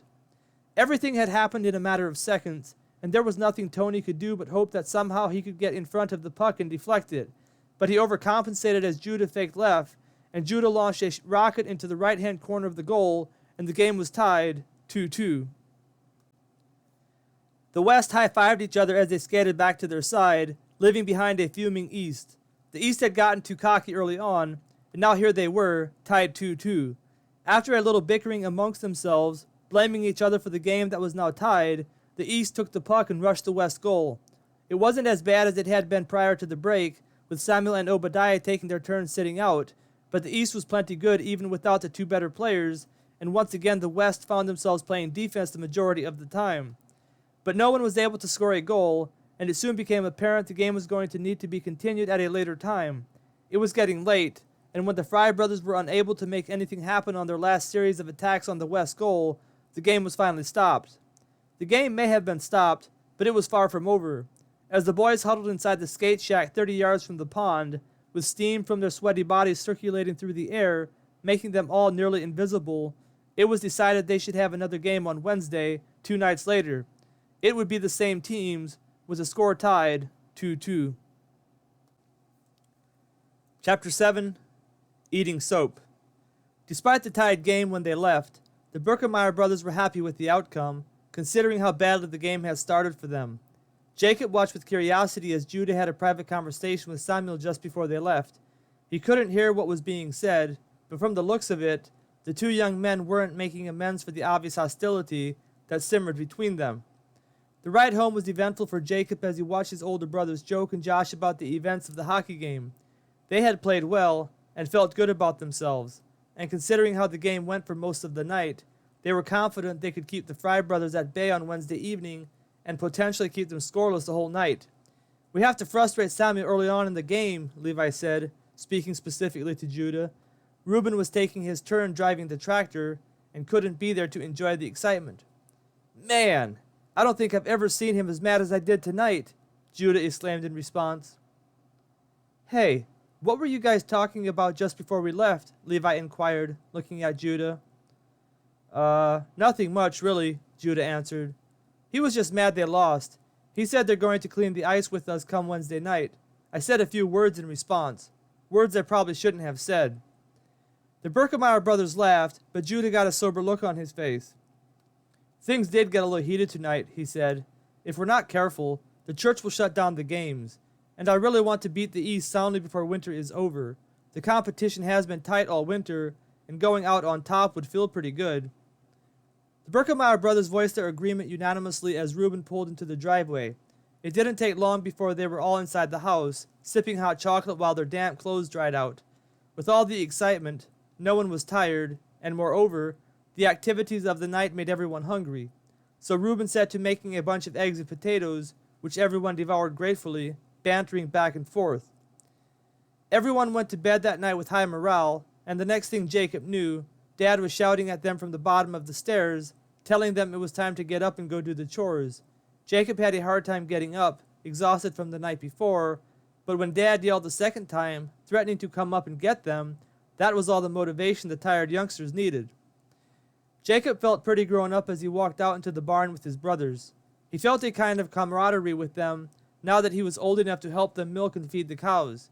He wasn't exactly fond about the work, but he looked up to his big brothers, and any kind of recognition for a job well done, sent his way by his big brothers, always made him feel good. Jacob's job was to help Judah and Sarah milk the cows. He was responsible for cleaning the cow udders before Judah and Sarah came along with the milkers.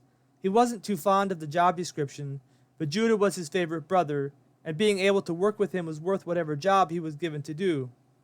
Only recently, however, Dad had bought a young cow and she was a little unruly whenever someone touched her, and milking her had become a nightmare. But Judah looked out for his little brother, ensuring he didn't have to go anywhere near her, and thus, the rest of the morning went by without a hitch, and soon they were all around the breakfast table feasting on eggs, potatoes, toast, and cereal. As you can imagine, the Berkemeyer boys could eat like nobody's business, and there was ne'er a crumb remaining on the large wooden table by the time they were finished. After morning devotions were over, the younger children headed upstairs to get ready for school. This included Beth, Jonas, and Jacob. The other children had finished the customary 8 grades and would be busy working around the house and farm while the younger children went off to school. They usually rode their bikes to school, but the snow grader had not come through to clear the roads, and the Berkemeyer children were able to hitch a ride with another family. The Hirschberger family lived just down the road east from them, and when they came along on their way to school, Jacob and his 2 siblings were standing next to the road with their thumbs out and up. The ride to school was filled with robust chatter and smiling faces. The children loved snow, and even though they were ready for spring so they could play softball again, a fresh snowfall was always a lot of fun. It made everything look clean and pure, and gave the crisp morning a clean, fresh look. The untainted country air tasted particularly good this morning, and despite the harshness of the brisk air on their lungs, the children took deep, delightful breaths as they bantered back and forth, sharing secrets and having a great time. School was about 2 miles west of the Berkemeyer farm, and the Massey Ferguson pulling them along in the large trailer they were all huddled in soon arrived at the small school they attended. They had picked up a few more Amish hitchhikers along the way, and by the time they arrived, there was ne'er a seat to be found in the trailer. The children jumped out of the trailer, pushing and jostling as they ran toward the schoolhouse, with little time to spare. The Massey Ferguson roared off amidst the bellow of smoke that filled the air, leaving behind a rancid smell that soon vanished into the ozone, replaced by the clean, fresh country air of the Wisconsin winter wonderland. The children entered the schoolhouse just in time to hear the bell, and hanging up their jackets and caps on the hooks along the walls, and placing their lunch buckets on the shelves above the hooks, they mingled with the other children as they made their way to their seats. There were two sections in the small Amish country school, one room for the lower grades and one room for the upper grades. The lower grades consisted of grades 1 through 4, and the upper grades consisted of grades 5 through 8. The two rooms were divided by a large curtain that kept the two classrooms hidden from one another. At lunchtime, the curtain would be pulled open, and the entire school would eat their lunches at their desks. Jacob was in first grade, and he turned slightly to the right to go up and sit all the way in the front on the far left side of the room on the right. The seating positions were arranged in such a way so that the older children sat toward the back and the younger children sat toward the front. Every so often the children would arrive to find the teacher had rearranged their seating positions. This was always fun for Jacob, that is, depending who he got to sit next to. Jacob plopped into his seat along with everyone else. The curtain would remain open until after the school had their morning devotions. Miriam, the upper grade teacher, would usually lead them in devotions, but sometimes one of the men of the church would come as a guest speaker. On this particular morning, Jerry Miller was the guest speaker, and he shared a wonderful illustration how going one more step in the wrong direction eventually leads to the step that brings dire consequences. He drew pictures and wrote descriptions on the blackboard as he talked, and Jacob found him quite entertaining. They sang a few songs after Jerry finished speaking, and then Jerry led them in prayer before heading back to his farm.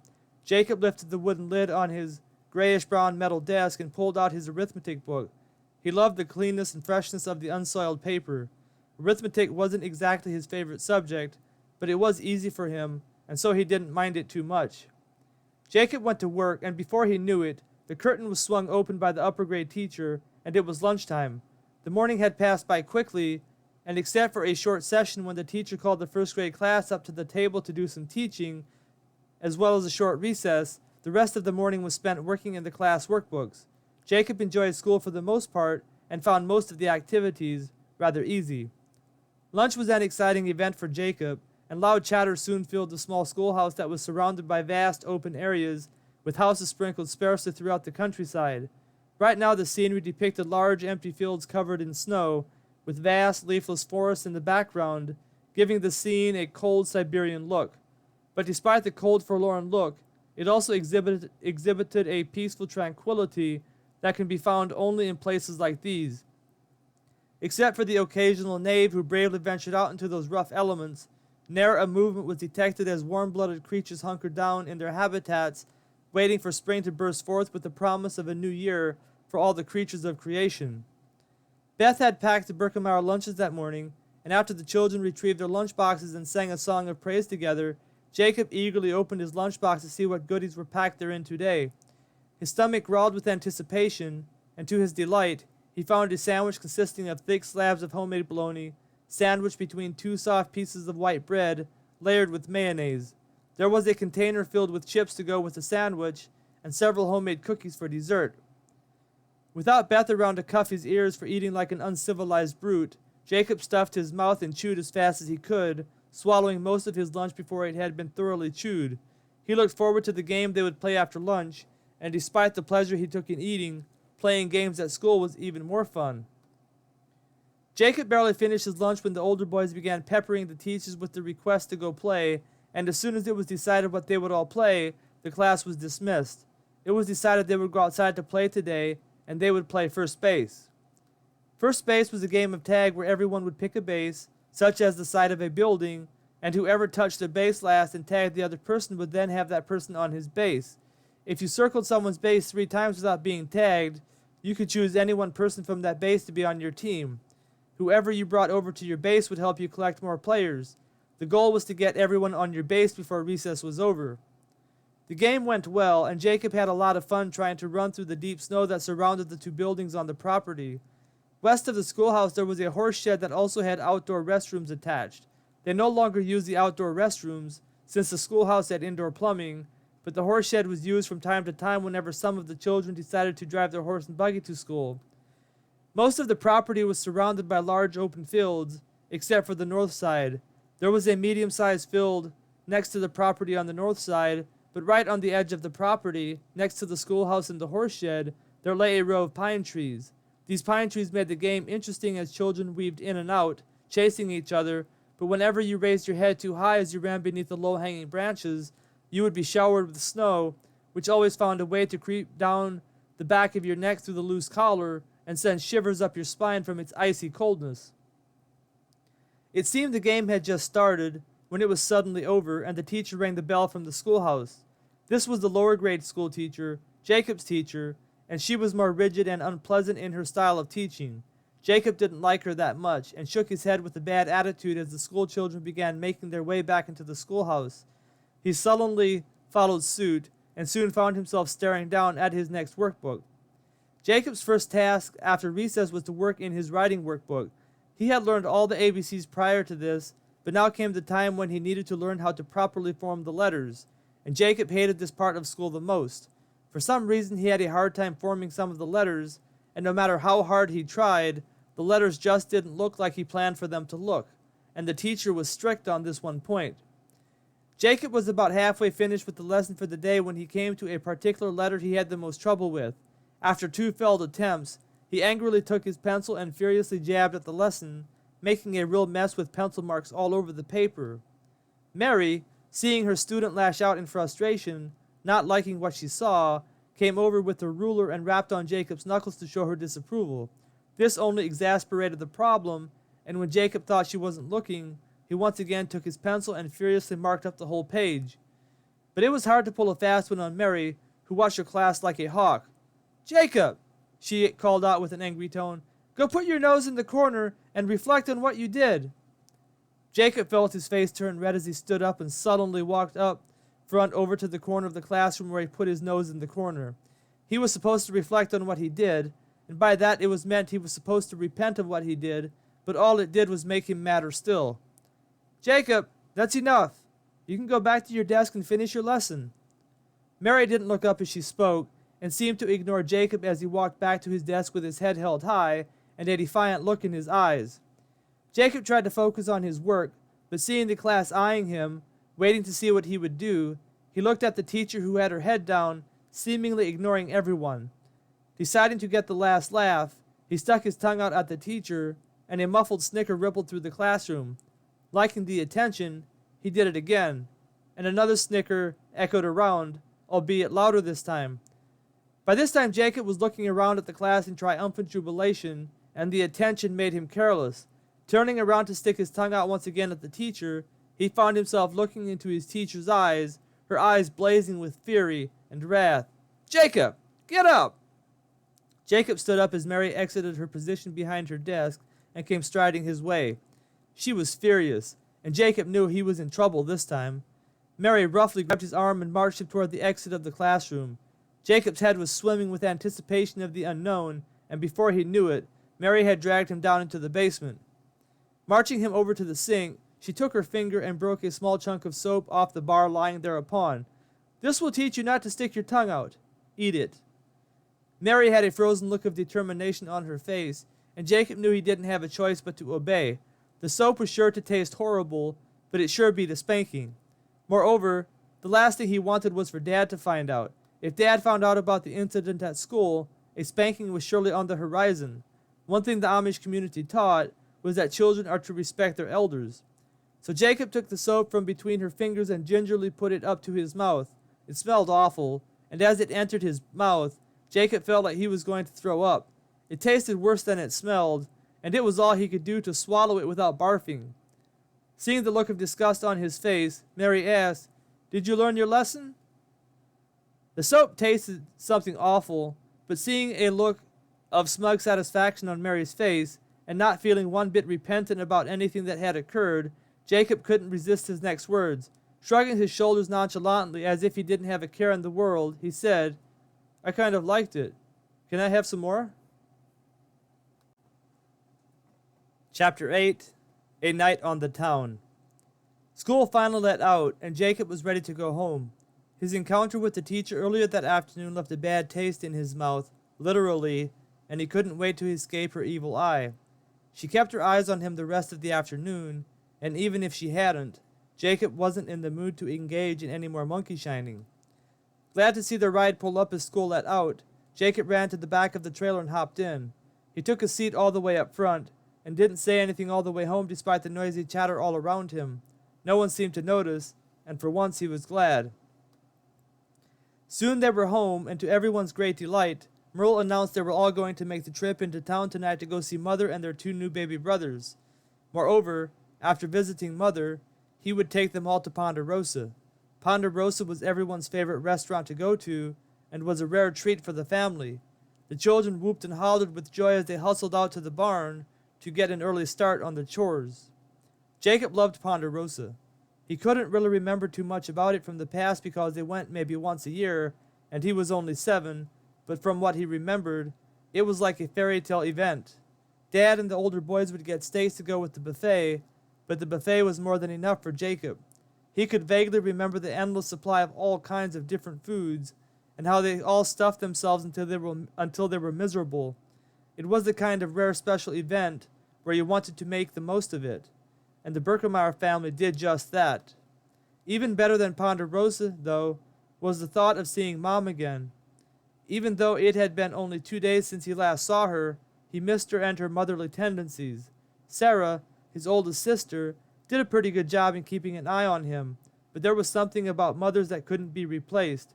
It was as if they had some natural instinct in them in the way they cared for their children. And then there was the thought of getting to see his 2 little baby brothers. He tried to imagine what they would look like, and what he would say to them, although they probably couldn't speak yet. But he often saw adults talking to little babies as if they could understand what was being said. Maybe he would officially transfer onto them the title, the baby of the family. But since there were 2 of them, how would that work? Jacob's mind was doing all kinds of thinking as he went from cow to cow cleaning the udders, and with the thinking he was doing, he was surprised to see how quickly all the chores got done. Everyone was in a jolly mood, and you could hear different tunes being sung and whistled throughout the barn as the children put their backs into the work. It didn't take the children very long to get cleaned up either, after chores, and soon they found themselves all in the back of the trailer, with Dad driving the tractor. All of the roads had been cleared of snow throughout the day, and Merle had decided to use the Ford tractor, which, as noted previously, was the fastest of all the tractors they owned.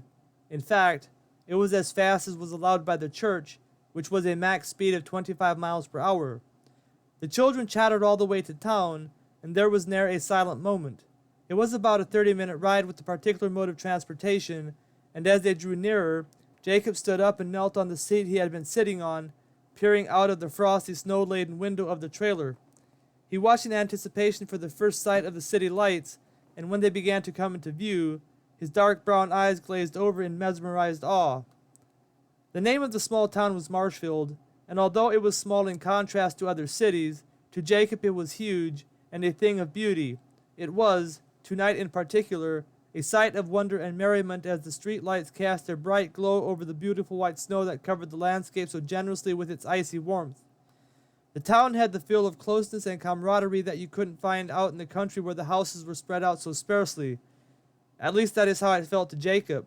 Little did he know that, despite the closeness of the people in geographical proximity, it was nothing like he imagined, for many of the folks in town didn't even know the names of some of their next-door neighbors.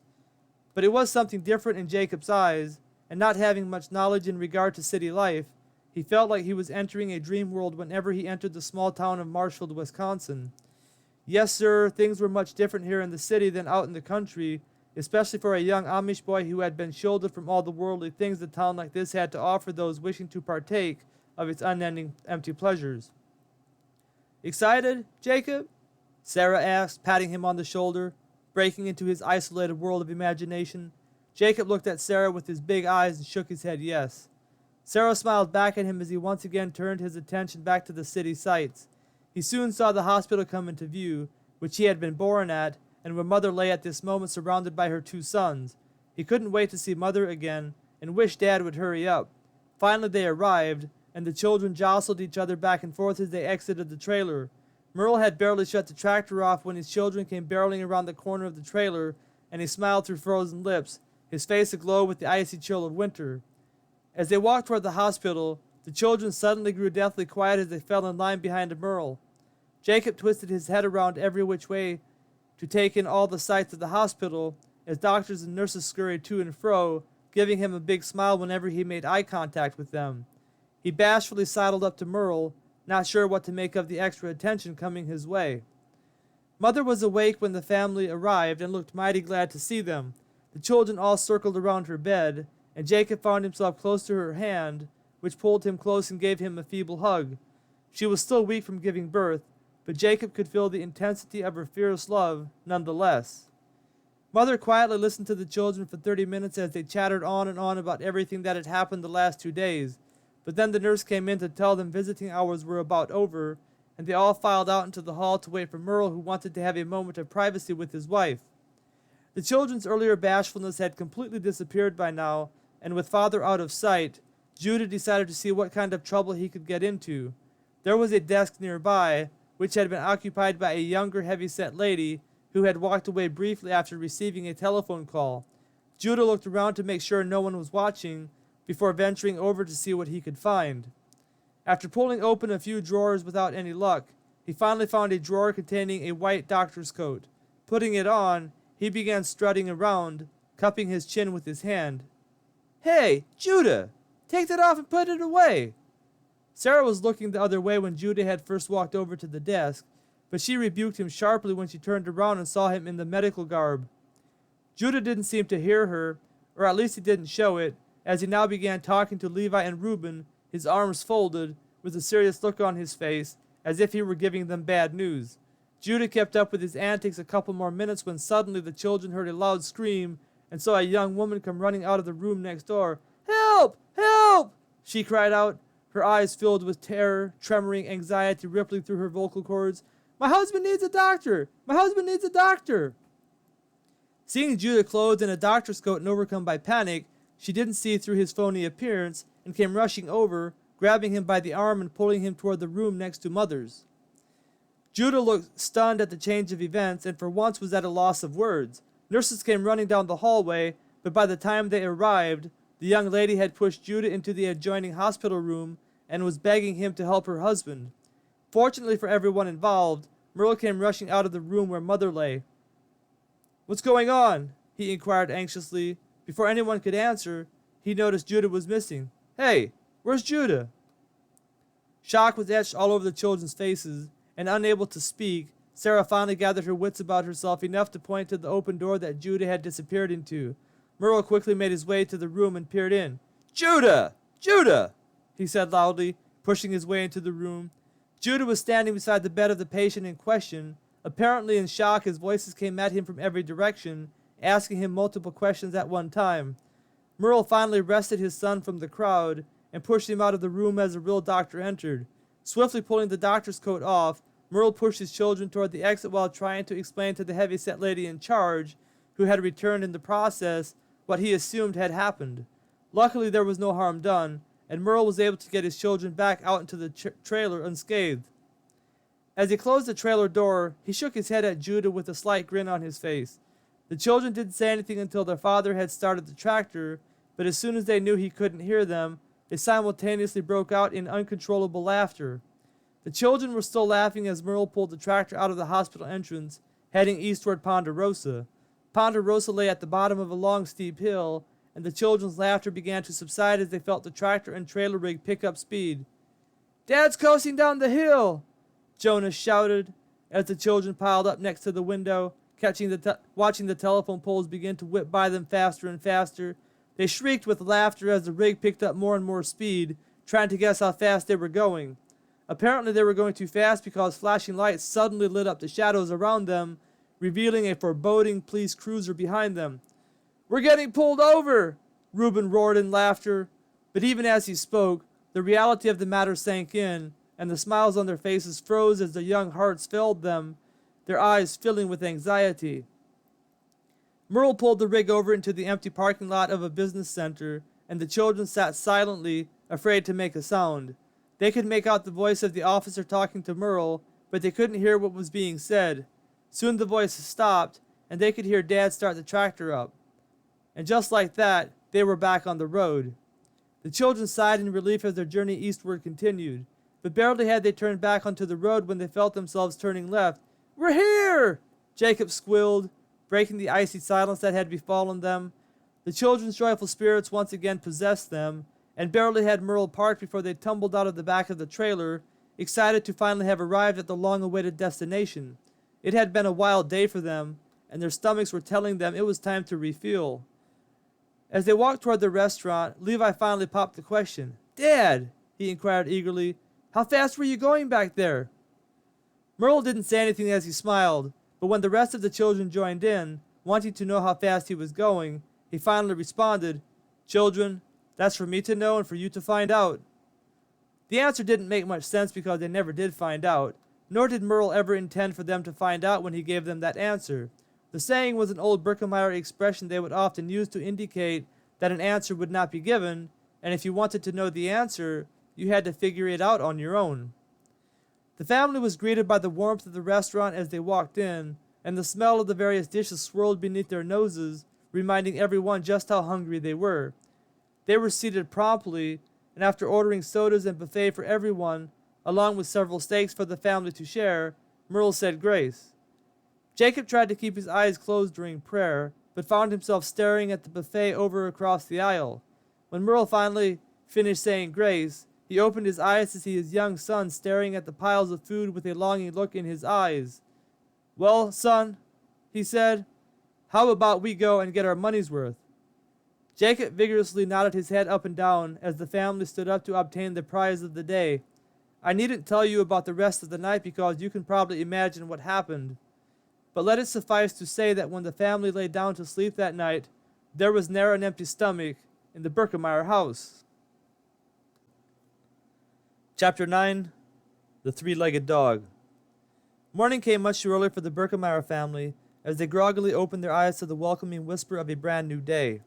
With their stomachs still full from the night before and exhausted from the day's prior activities, the children stumbled down the stairs one by one, with their eyes half closed, pulling on their winter farm clothes in a half-asleep stupor. Jacob was the last one in the barn, and Judah greeted him with a sharp rebuke, not happy that he had to clean the cow udders himself until Jacob finally arrived. But Sarah patted him on the back as he went to work, and that made him feel a little bit better. Judah was still his favorite brother, but sometimes he could be a bit calloused. The children didn't seem to have much enthusiasm this morning as they went about their work, and by the time they were finished, there was little time for breakfast before it was time to go to school. After scarfing down some cereal bathed in raw milk, with a few minutes set aside for devotions, the three younger children ran upstairs to prepare for school. But as they were grabbing their lunch boxes, about to head out the door, they heard the sound of the Massey Ferguson pass by the house. They had planned to bum another ride with the Hirschberger family, but since they weren't outside by the side of the road, the Hirschberger family assumed they had made other arrangements, and the caravan passed by without stopping to inquire. Beth was already in a bad mood for some reason unbeknownst to Jacob, and when Jonas decided to hike it to school on his bike, she agreed, but with a very reluctant look on her face. Jacob wasn't too enthused about the idea either, but seeing he had no other choice but to comply, he wheeled his little bicycle out of the garage and hopped on it, his little legs churning rapidly as he tried to keep up with his older siblings. It wasn't that Jacob didn't like riding his bicycle to school, but it was cold and windy this morning, and the roads were icy slick, not to mention they were already late for school. If they hurried, they might be able to make it to school on time, but that meant one thing. Jacob was going to have to pedal as fast as he could the whole way. There was one other thing that Jacob didn't like about riding to school, and that was because of their neighbor's three-legged dog. The dog was a mutt by nature, a cur in reality, and loved to bite little Amish children. and on this particular morning it was ready for them as they headed west out of their driveway. This particular neighbor with this horrible mutt lived about a quarter-mile west of the Birkemeyer farm, and as soon as Jacob turned out onto the road, his legs pumping furiously, propelling him up out of the steep driveway onto the ice-laden gravel road that took them to school, his heart began to fail him as he saw his three-legged enemy standing on the edge of the neighbor's driveway, panting in anticipation of what he was about to do. Jonas and Beth were not wasting any time making their way west toward school, and Jacob fell further and further behind as they neared the three-legged dog, who seemed to have his eye on Jacob in particular. Jacob tried to avoid eye contact, but when he hesitantly glanced at it to see if his prayers were working, he discovered they were not. The dog was looking right at him, licking its chops. "Jonas! Beth!" Jacob yelled frantically, waving at them to slow down and let him catch up. Neither of his siblings seemed to hear his feeble voice over the cold west wind, and for a moment Jacob considered turning around and going back home. But he knew this would only get him in trouble with Dad. Moreover, it would make him look weak in the eyes of his friends at school when they found out, and they would find out, because in the Amish community, there was ne'er a secret that wasn't discovered sooner or later. At the thought of being the laughingstock of his friends, Jacob got a cute little look of determination on his face as he once again pumped his legs up and down, standing up on the pedals so he could use his body weight to propel him forward faster. The second effort seemed to help, as he quickly gained a little ground on his siblings. Anger now beginning to creep into his hot, red Birkemeyer blood, Jacob's dark eyes squinted with fury, his eyebrows white from the morning frost. He once again turned his attention to the three-legged enemy that stood between himself and his destination, but to his surprise, the three-legged animal had turned its attention on his sister Beth. Beth hadn't seemed to be paying much attention to the three-legged enemy of the Birkemeyer children, but as it turned its obvious attention on her, she shrieked and pulled her bicycle over onto the far side of the road. Unfortunately for her, the side of the road was still uncharted territory for most of the daily traffic, and the snow was deeper and more slippery than the middle part of the road. When she tried to change her course of direction to stay on the road, the sudden turn proved fatal, and her bicycle slid out from beneath her. The next thing she knew, she was covered with snow, lying in the deep ditch beside the road. Jacob was a Birkemeyer through and through, and despite his youth, the three-legged dog's menacing attitude toward his sister infuriated him, and yelling like a wild banshee, he charged the ornery critter with his bicycle. But the three-legged beast was not one bit intimidated by the threat of this young Amish boy, and seeing his chance to get one up on the Birkemeyer children, he charged Beth, who lay gasping in the deep snow in the ditch, and nipped her ankle as he ran on by into the wooded area beside the road. Beth screamed in agony as the sharp teeth tore into the tender part of her ankle, and Jonas, who had pulled up at the first sound of the commotion, ditched his bike and ran off into the woods after the three-legged tyrant who had the gall to injure his sister. If there was one thing you shouldn't do, it was that you shouldn't attack another Birkemeyer. Jacob brought his bicycle to a stop and helped pull his sister out of the snow she was covered with from head to toe. Providentially, the bite wound wasn't too bad, thanks to the thick socks that covered her ankle, stretching all the way up to her knees. Deciding it wasn't something to be concerned about, albeit the incident made the three Birkemeyer children angry, very angry indeed, they all mounted their bicycles and once again made their way west toward school. Jonas had decided it wasn't worth the effort to pursue their three-legged enemy on this particular morning, and had rejoined them as they began their trek westward. Unfortunately for the three-legged critter that decided to attack the Birkemeyer children on this particular morning, there was another Birkemeyer who was watching from afar, and his name was Judah. Judah was in the kind of mood this morning that made this a grievance that needed to be punished. Like I said before, one thing you shouldn't do was attack one Birkemeyer, because if you did, it was likely you had to face the wrath of the other Birkemeyers. And on this frosty winter morning in the cold northern state of Wisconsin, the blood of a Birkemeyer began boiling with anger, and there was going to be consequences. That's just the way it was. "Blasted mutt," Judah said out loud to no one in particular, as he watched the incident take place. He was standing on the west side of the Birkemeyer house when he saw their three-legged friend bite his sister and then run off into the wooded area on the opposite side of the road from where he lived. "Reuben! Levi!" he shouted, the desire for retribution beginning to circulate through his red-blooded Birkemeyer veins. Judah's two brothers were on their way out when Judah yelled, and they came rushing toward him upon hearing his call. "What's up?" Levi panted as they pulled up beside him, the cold air causing him to cough as he gulped it in, trying to catch his breath. "Ernie just bit Beth." "What?" Reuben and Levi responded in perfect unison, and Judah pointed to the small scattering of trees opposite of their neighbor's property. "Yep, and he hightailed it into those trees." Judah was ready for action, his face mirroring a mixture of revenge, excitement, and mischief. His eyes flickered as an idea came into his mind. "Hey!" he shouted as he pointed toward the north side of the smattering of trees that lay on the west edge of the Birkemeyer property. "Go that way and head him off." He pointed over to the south side of the wooded area. "I'm going to go that way and make sure he can't get back home. We're going to catch that mutt and teach him a lesson." Reuben and Levi did as instructed, bolting through the snow as they headed northwest. Judah hightailed it to the road, and putting his head down with a determined look on his face, pumped his short legs as fast as he could, slipping and sliding occasionally whenever he came across a spot on the road that was more slippery than normal. It didn't take long for the Birkemeyer trio to get themselves into position, and as they began closing in on Ernie, their three-legged prey, they could hear him moving around in the underbrush. "There he is!" Reuben spotted him first and pointed toward a clump of snow, hiding the underbrush beneath it.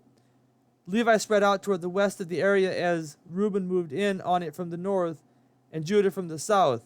They were just about to charge into the snow-covered brush when Ernie came bolting out, showering snow everywhere, running east as fast as he could. Reuben dove for him, getting a hand on his one hind leg, but Ernie proved too strong and quick for him, his momentum wrenching his foot loose from Reuben's hand, although it did send his hindquarters dragging on the ground until he's got his one back leg beneath him once again. Judah turned east as well as Reuben went flying into the snow, and Levi headed northeast to cut him off that way. As Ernie ran east for dear life, Judah and Levi kept pace with him, chasing him toward the Birkemeyer machine shed. Reuben wasn't far behind, having scrambled back up to his feet, yelling like a wild animal, making sure he didn't try to turn around and hightail it for home. The large door to the machine shed was wide open as the Birkemeyer trio strategically pushed Ernie that away, and to their satisfaction, Ernie seemed to think he could hide therein, and went hightailing it into the cold shed, with the Birkemeyer trio right on his tail. Levi quickly closed the overhead door behind them, and with no other opening from which to exit, Ernie was cornered.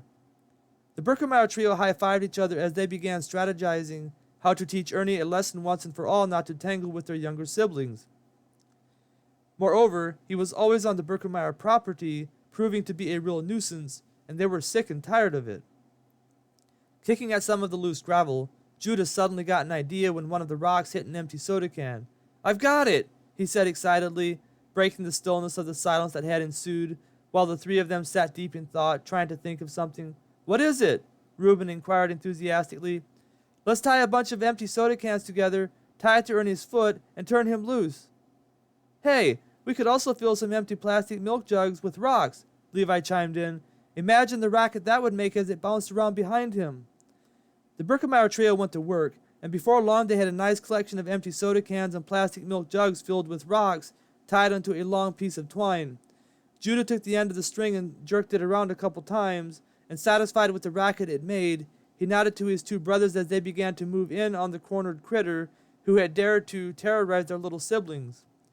Ernie had nowhere to go, and despite his attempts to bite one of the Birkemeyer boys, hoping to scare them off, they proved to be too quick and capable for him, and within minutes they had their hands on him.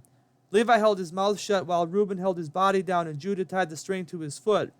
Walking him toward the shed door, they opened the door, carefully letting him loose into the cold, snowy, white winter wonderland that lay before them. "Hee-yah!" The three brothers shouted as they turned him loose, and as Judah kicked one of the milk jugs as hard as he could, the noise of the rock startled Ernie, and he took off as fast as he could, his feet slipping and sliding as his claws tried to find traction in the icy ground beneath him. With every jerk of his hind leg, the cans, jugs, and rocks made the most awful racket that you can imagine. The faster Ernie ran, the louder was the racket coming from the cans, jugs, and rocks that were tied to his foot. As poor Ernie went pell-mell down the dirt road that led to his house, the three boys bent over in uncontrollable laughter as they watched Ernie slip and slide, barking in terror with his ears flared back, his back leg tugging and pulling along behind him the very thing he was trying to escape. As Ernie disappeared into the neighbor's property, The three boys finally got a hold of themselves, and having had enough adventure for one morning, headed to the house to get in a nap before lunch. As for Ernie, the neighbor wasn't too happy when he found his dog curled up in a ball later that day in his barn, the twine still tied to his leg with a few of the cans still tied to the string. But Ernie learned his lesson, and for the rest of the winter, the Birkemeyer children didn't see hide or hair of him. But as time passed, he soon regained his courage and once again began terrorizing little Amish children who had the courage to ride past him on their bicycles on their way to school. Chapter 10: Taking Sides. The Birkemeyer brothers were looking forward to the hockey game that was scheduled for later that night when their hopes were dashed by the news they obtained through the church hotline. The call came from the Hirschbergers just east of the Birkemeyer farm, and after passing the call on to the Fisher place that lay southwest of the Birkemeyers, Merle went looking for his boys to tell them to get started on the chores early. He found them in the haymow with their .22 caliber rifle, hunting starlings. As he climbed up the stairs, he heard a shot, with Reuben exclaiming jubilantly, "Got him!" as he pumped the lever of the rifle to reload it for the next shot. "Boys," Merle said, interrupting their fun, "I just received word we are having church tonight. You need to get started on the chores right away." "But Dad!" Levi cried out, anguished at the thought of having to postpone the hockey game. "We had a hockey game scheduled for tonight." "There won't be any hockey playing tonight, Levi," Merle said quietly. "Now get started on the chores." Merle didn't wait for any further appeals from his sons, but turned around and descended down the sturdy wooden ladder that was fastened to the side of the whitewashed interior wall of the large Birkemeyer barn that housed the family's cattle. "Ah!"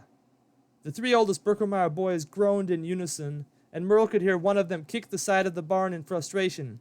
He could feel their pain, but church came before pleasure, and whenever there was a church service to attend, his family was going to be there, and that was that. Merle Birkemeyer was a short, stocky, hard-nosed man, and he was a force to be reckoned with when it came to law and order. He enjoyed having a good time, but there was a time to put away childish things and act like a man, and tonight was going to be one of those times. Although the church service would include a service similar to that of the Sunday morning service, Merle was aware that the reason for the church service tonight was to address some of the problems they were having in the church. This would come immediately after the service. There had been some issues within the church over the past year, but they escalated when two of the young boys from church decided to vacate the church and join a local Mennonite church. The Mennonite church in particular was too liberal according to the standards of some of the Amish members within the church, and certain members were asking for extra measures to be taken to address this grievance. This grievance became toxic when it appeared the divisions lay between members who lived east of Highway Z and members who lived west of Highway Z. Although all the members in good standing with the church had a voice in the matter, thanks to the church's congregational style of church politics, it just so happened that all of the ordained ministers lived in the east, and this seemed to ruffle the feathers of some of the members from the west. But everything was functional for the most part until the two young men from the west decided they wanted to vacate the Amish church and join a local Mennonite church. Seeing that these two young men could serve as the frontrunners for more youth leaving their small Amish congregation, several members from the east decided to push for extra measures to ensure more young people didn't leave the church. After meeting together in a small group of their own, it was decided by leading members of the east that the two young men from the west, who still lived with their parents, should not be allowed to live with their parents anymore, lest they influence others with their wayward ways. Moreover, no one from church would be allowed to ride in their sparkling brand new trucks they had already purchased. In this way they would curb any enthusiasm that might come from the exodus of these two young men. But when the leading members of the East brought forth their idea to the main body of the church, the families of the two young men who left the church were appalled at the idea of making their two young boys leave their homes just to appease the members from the East. Thus, the division that already existed between the two groups deepened, and the bitterness that lay between them became more bitter and more evident that it existed. It was because of this issue they would be having church tonight, and after receiving a lecture from the ministry, which resided solely in the East, it would be put to a vote what should be done about the two rebels who dared to leave the fold of the Amish church, and it was expected the vote would be cast along party lines, East against West. Although there were some members from the West who sympathized with the position of the East because they too feared their children's exodus from the Amish church, and in order to prevent this, measures like these might need to be taken. As for Merle Birkemeyer, he was undecided as to the best course of action in this matter. He was staunchly Amish, and in some ways believed you had a much better chance to go to heaven when you died if you lived the Amish lifestyle. He was a works-driven man, a self-made man, and according to him, it was how well you lived that determined whether or not you go to heaven. And in his eyes, being under the structure of the Amish church compelled a person to live up to a certain standard of goodness, which further increased your chances of going to heaven. He had done a lot of thinking about the matter, and as he held Eclipse by the bridle while his younger children climbed into the family buggy, he decided to vote against the motion brought forth by the members of the East. Had the idea been championed by the West, he would have voted for the resolution without reservation, but Merle despised the authoritarian tendencies of the East, having experienced their heavy hand in some of his own affairs, and decided a vote against the motion would curtail their abuse of power. The ride to church was quiet and uneventful, with the children not at all enthused about having to spend their evening in church, and with Merle lost deep in thought about the upcoming battle. He hoped the West would stay strong and united, denying the motion with complete unity, but he wasn't sure everyone from the West would.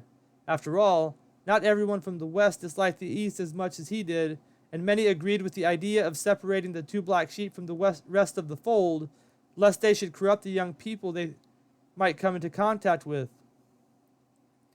The family arrived at church, and before long they found themselves sitting in their usual positions on the hard wooden benches that adorned the peculiar Amish church. The building itself was rather unique, with a steep roof that rose high into the sky. The ceilings were far above the 150 congregants perched beneath them, and whenever Jacob looked up, he got this perplexing feeling of awe and fear. He imagined himself hanging onto one of the lamps that hung from the ceiling, looking down with the intense fear of falling. It was a strange thought he had from time to time, but he was afraid of heights, and this little thought was lodged inside his brain, and from time to time would be brought forth to terrorize him. There was a balcony toward the entrance of the church, which is where the overflow crowd would sit when necessary. Moreover, it served as the Sunday school sanctuary for the youth boys, as well as a popular spot for them when the church had a carry-in lunch. As mentioned before, the church had a basement, which is where the two restrooms were located. This is where the Birkenmeyer family found themselves on this late winter Wisconsin evening, and none of them were too enthused with the affair, at least not the children. The boys could only think about the hockey game they could be playing at this moment, and the girls were thinking about, well, who knows what they were thinking about. As for Merle, he was thinking about the battle that was about to begin, anticipating what would be said, and what he would say in response. He felt like a hypocrite, knowing he would vote for the motion if it wasn't for the politics involved. But he was also loyal to the men from the West, especially the two fathers of the boys they would need to expel from their homes depending which way the vote went. As expected, the two sermons that were delivered that evening were solely about the necessity of living the Amish life. The first minister preached on the following verses: I appeal to you, therefore, brothers, by the mercies of God, to present your bodies as a living sacrifice, holy and acceptable to God, which is your spiritual worship. Do not be conformed to this world, but be transformed by the renewal of your mind, that by testing you may discern what is the will of God, what is good and acceptable and perfect. Romans 12, 1-2. The brunt of the message focused on the particular point where God commands Christians not to conform to this world, and according to the minister, living like the world and having certain things that the world possessed would be a direct act of disobedience, thus risking the eternal fires of hell.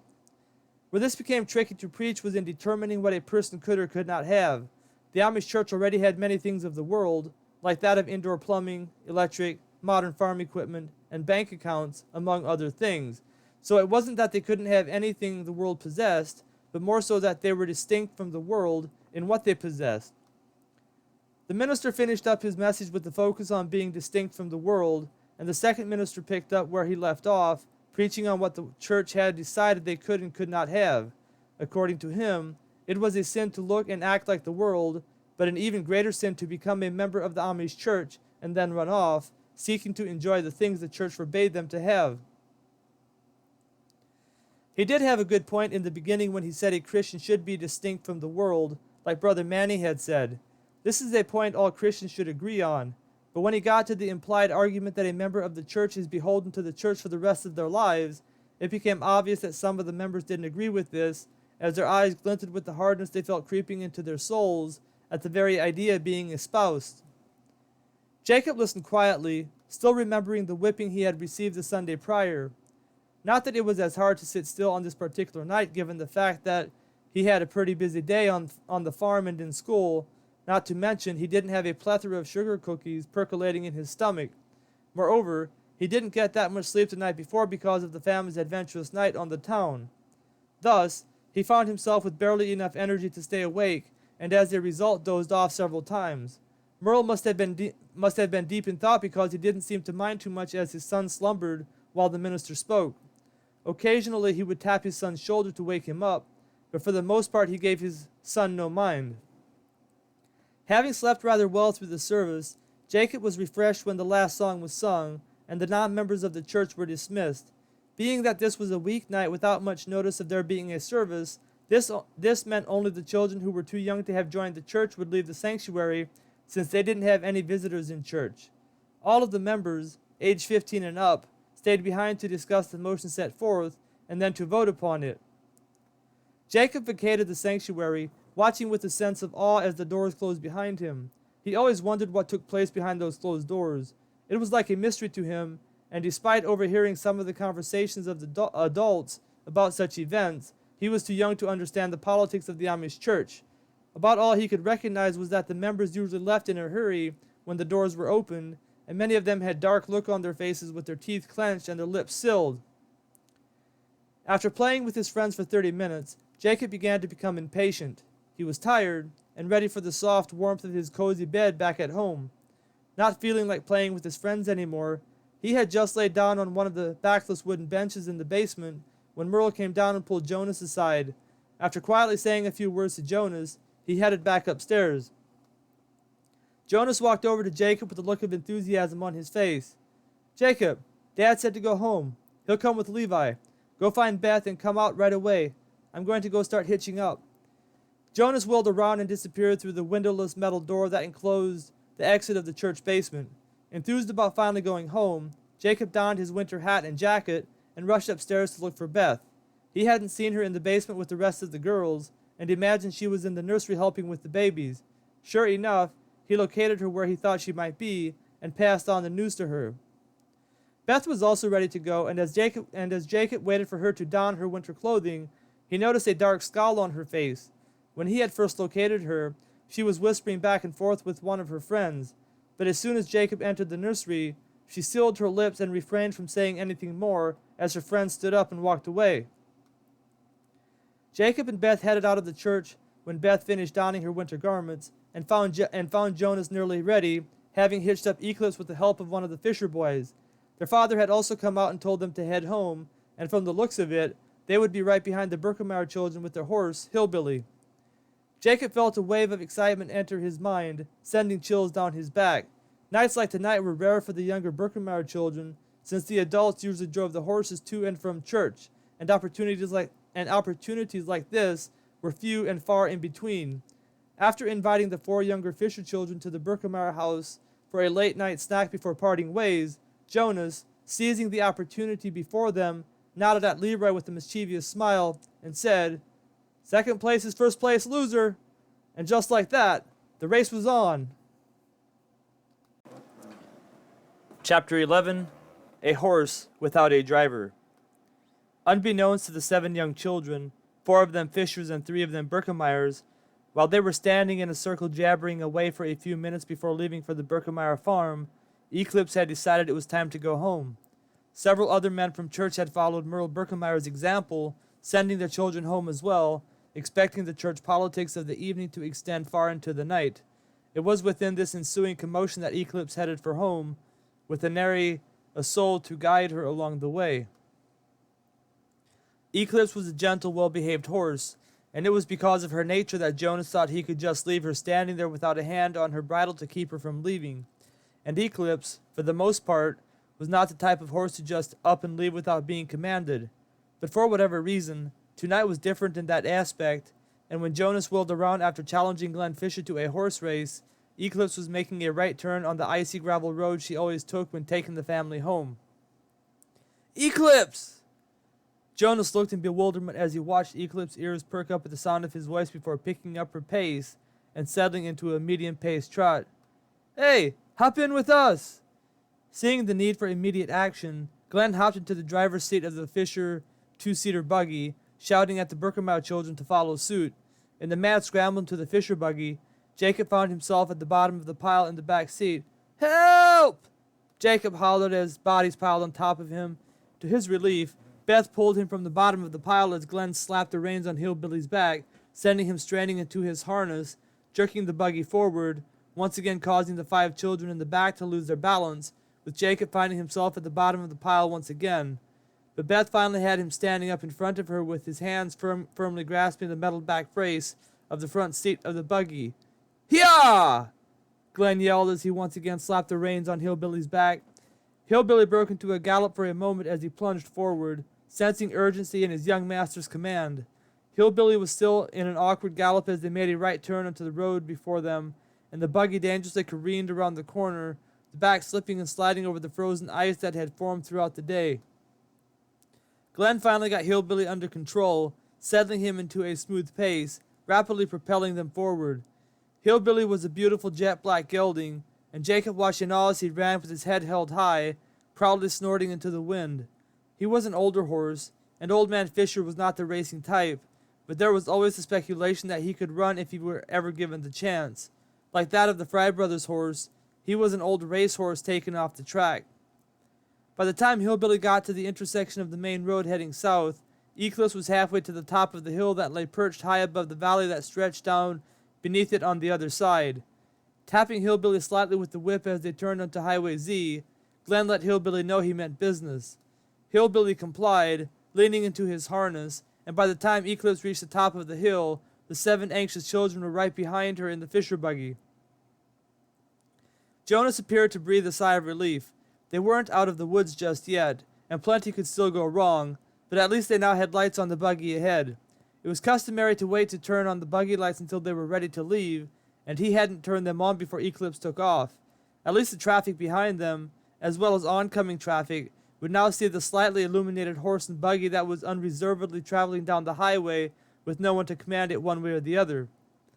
The good thing was that traffic was usually at a minimum on this road at this time of the night, and seeing no oncoming traffic once they reached the top of the hill, Jonas shouted over the busy chatter of the siblings in the back seat, "Glenn, see if you can't pull up beside her. I'm going to try to make the jump." Jacob's eyes were open wide, and the desire he had a mere 30 minutes earlier about the soft warmth of his bed now eluded him entirely as he watched his brother prepare to make the dangerous jump. Glenn pulled over into the passing lane as instructed and slapped the reins on Hillbilly's back. Not wanting to startle or encourage Eclipse into picking up her speed, he wisely refrained from shouting. Nevertheless, Eclipse had heard the sound of hoofbeats behind her, and the second that Glenn pulled Hillbilly over to get up beside her, Eclipse broke into a pace, quickly picking up speed, apparently thinking they were wanting to race. "Whoa!" Jonas yelled at Eclipse, hoping against hope she would heed his command. But it wrought the opposite effect, and Eclipse put her weight into her harness, picking up speed with every step. "Hyah!" Seeing that Eclipse was going to run anyway, Glenn, with a look of excitement etched across his somber face, pulled out the whip and let Hillbilly have it. Hillbilly, apparently not used to the whip, broke into an awkward gallop, the buggy behind him jerking violently with every fresh lunge, sending the children in the back seat falling every which way. Beth screamed in pain as the heel of Jacob's hard-soled Sunday shoe came careening down right on the tip of her left shoe, mercilessly crushing her toe. Beth angrily cuffed Jacob's ears as she moaned in agony, but Jacob was too excited to notice as he watched Glenn get Hillbilly under control, and then Hillbilly found his stride, breaking into the nicest pace you ever did see. Jacob whooped with uncontrollable excitement as the 2 horses sped down the long valley that lay before them, their hooves shattering the cold silence of the dark night that surrounded the 7 children and their 2 horses. Even with the extra weight, Hillbilly proved himself to be a worthy adversary, and Jonas prepared to make the jump from one buggy to the other as Glenn pulled as close to the Birkenmeier buggy as he dared. The spokes were mere blurs as both horses picked up speed, the wheel hubs mere inches from colliding.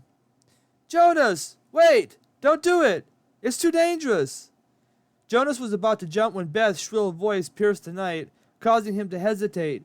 Eclipse had broken into a wide-open gallop, and the Birkenmeier buggy was flailing back and forth, threatening to collide with the Fisher family at any moment. "Whoa!"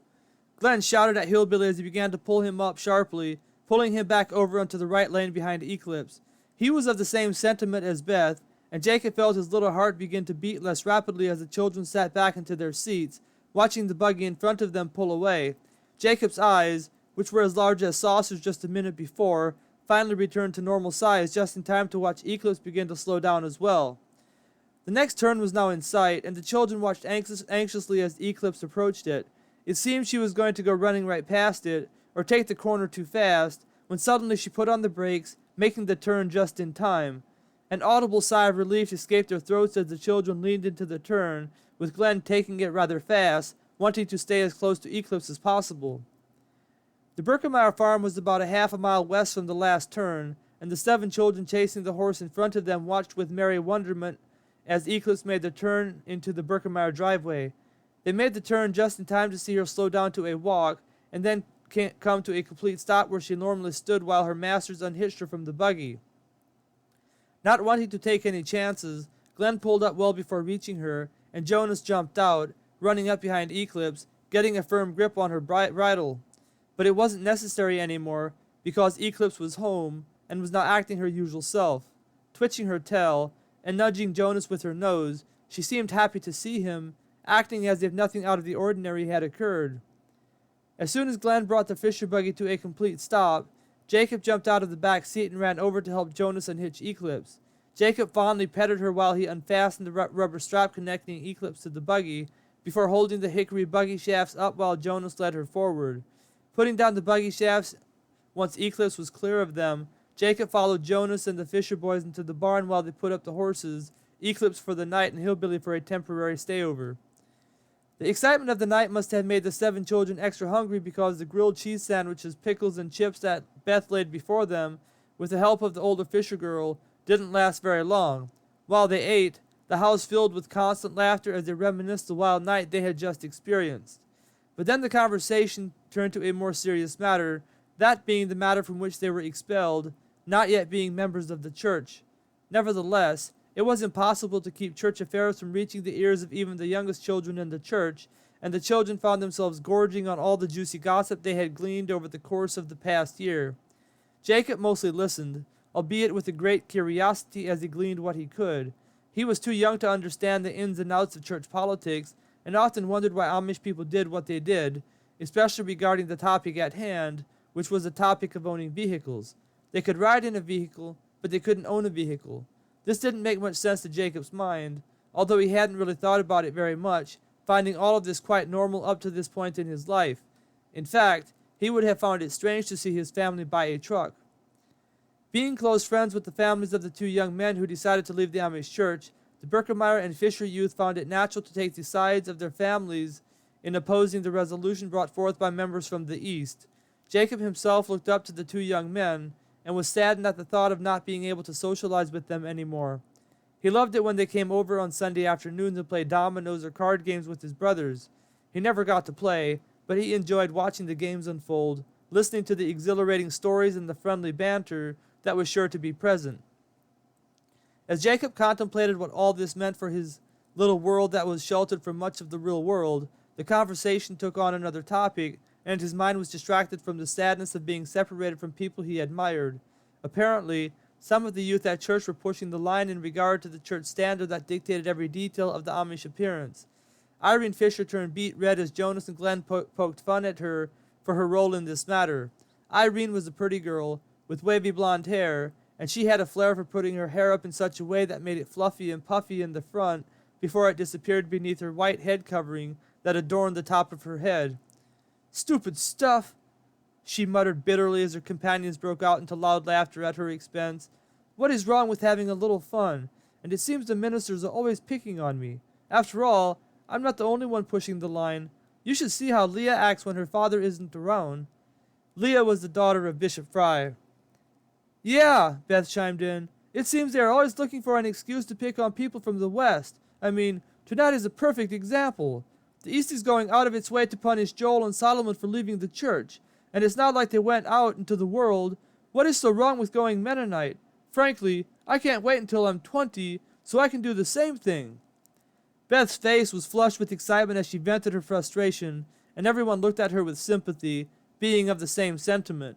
But it was getting late, and with their spirits dampened by the prevalence of church politics coursing through every part of their lives, the Fisher children decided it was time to get started for home.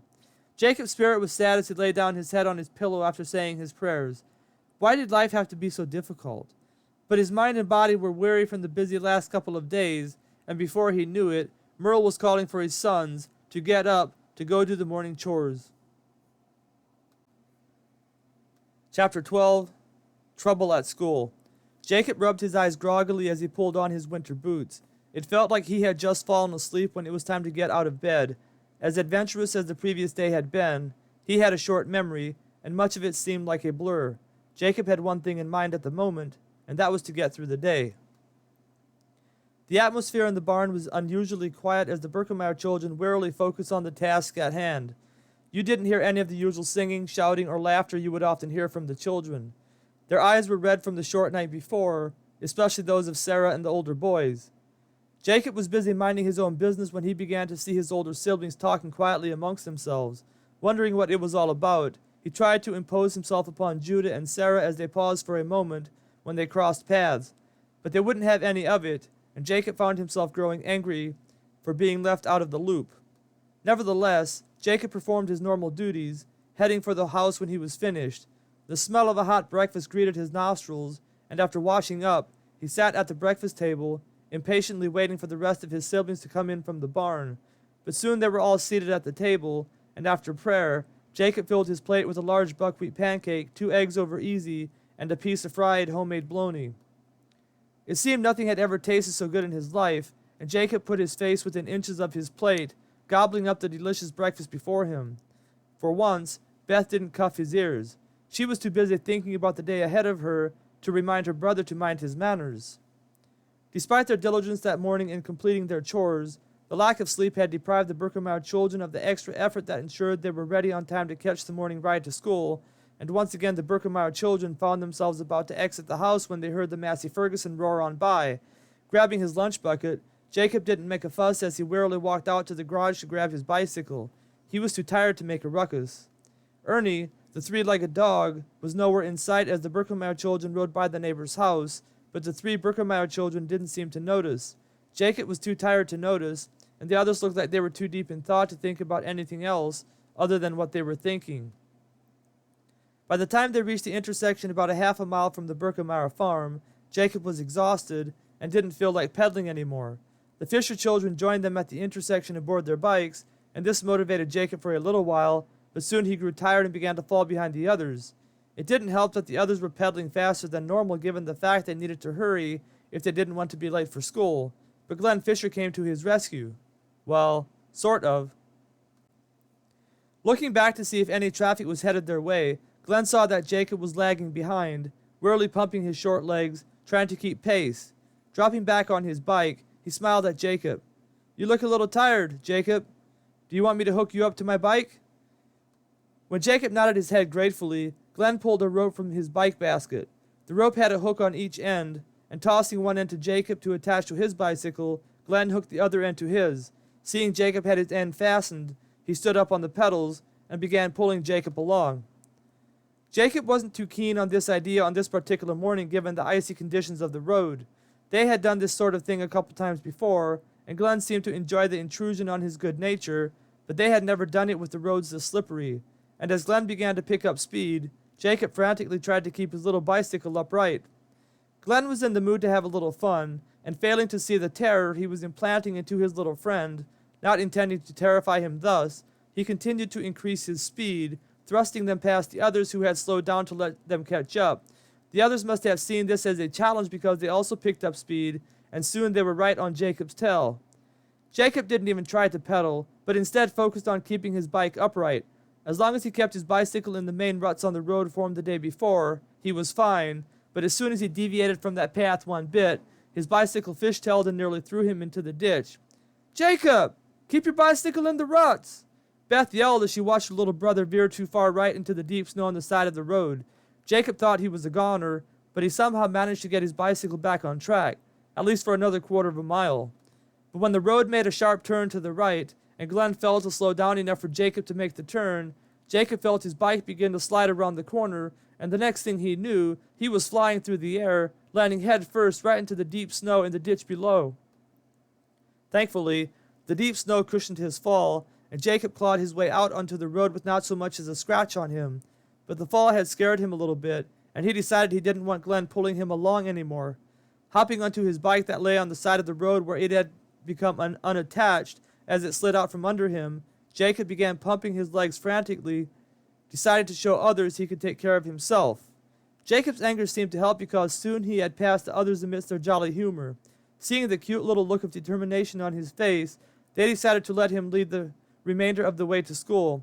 It wasn't very far, and within minutes Jacob was proudly coasting down the short driveway that led to the snow-covered schoolhouse they spent many of their winter days in.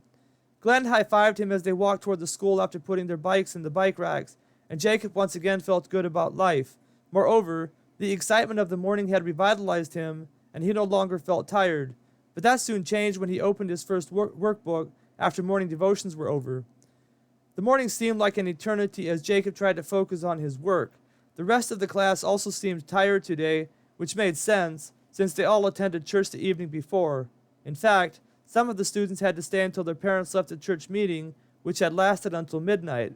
With red eyes and nodding heads, these students wearily tried to stay awake while they did their schoolwork the best they could. But alas, lunch finally came, and Jacob was overjoyed to see Miriam, the upper grade teacher, fling back the curtain and call the students to attention. After singing God is Great, the students located their lunches and began to eat after sitting back down at their desks. Although there were a few ongoing conversations throughout the room, the atmosphere was rather quiet compared to normal circumstances. Jacob had almost finished his lunch when he heard Miriam snap her fingers, interrupting the quiet classroom with a loud, harsh voice. "Beth, come up here this minute." Jacob turned around to see a red-faced Beth slowly get up from her desk and begin to make her way toward the teacher's desk. Upon the teacher's command, she opened her hand to reveal a note.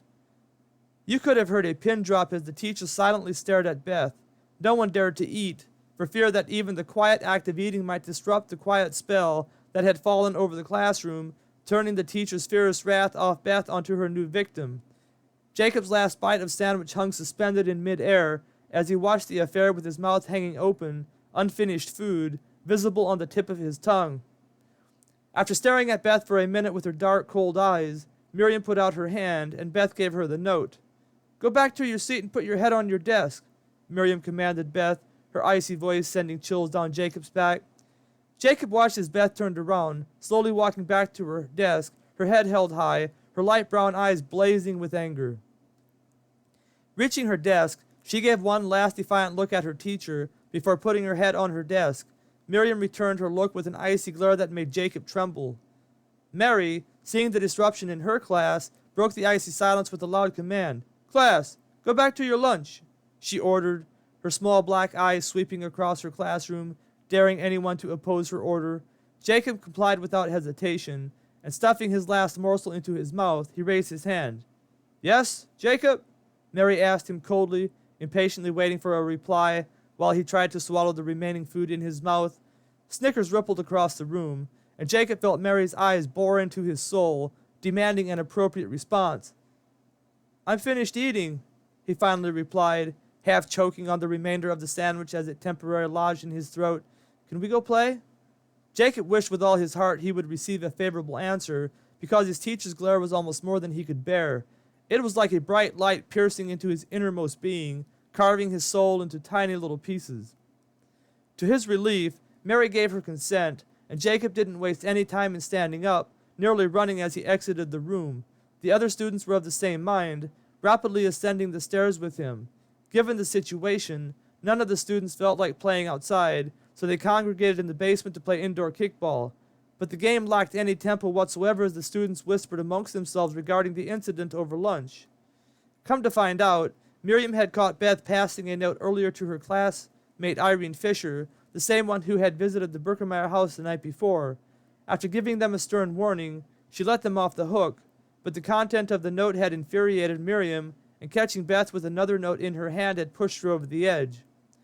Jacob had seen both Miriam and Mary angry at times, himself incurring Mary's wrath just days before, but he couldn't remember ever seeing Miriam look this angry. In fact, it kind of frightened him. Whatever was written on the note must have been personal in nature, causing Miriam to lash out the way she had at lunch. It wasn't that the punishment was harsh, considering that putting your head on your desk was a common method the teachers used to discipline their children. No, it wasn't that at all. The harshness was the look in Miriam's eyes. That is what worried Jacob. Jacob loved his sister despite her annoying tendency of cuffing him on the ears whenever he displeased her, and for some reason he always seemed to displease her in some way. Thus, she cuffed his ears a lot. But she was his sister, and despite their grievances with each other, they still stuck together when others were deemed a threat to any one of them. And because of this, Jacob felt a camaraderie with his sister beginning to rise up in him. Recess was finally over, and the students somberly made their way back to their desks, hardly making a sound as they quietly went back to work. The teachers usually read a chapter to the students from the book of their choice, but not today. No one dared to ask why, and as Jacob opened his desk to get his next workbook, he snuck a peek at Mary. His heart sank. Mary still had an icy look on her face, her jaws clenched shut, her lips pressed tightly together. An hour had passed when Jacob heard the sound of a tractor coming down the road. It was not an uncommon occurrence, and he didn't think anything of it until he noticed from the sound of the engine that it appeared to be slowing down.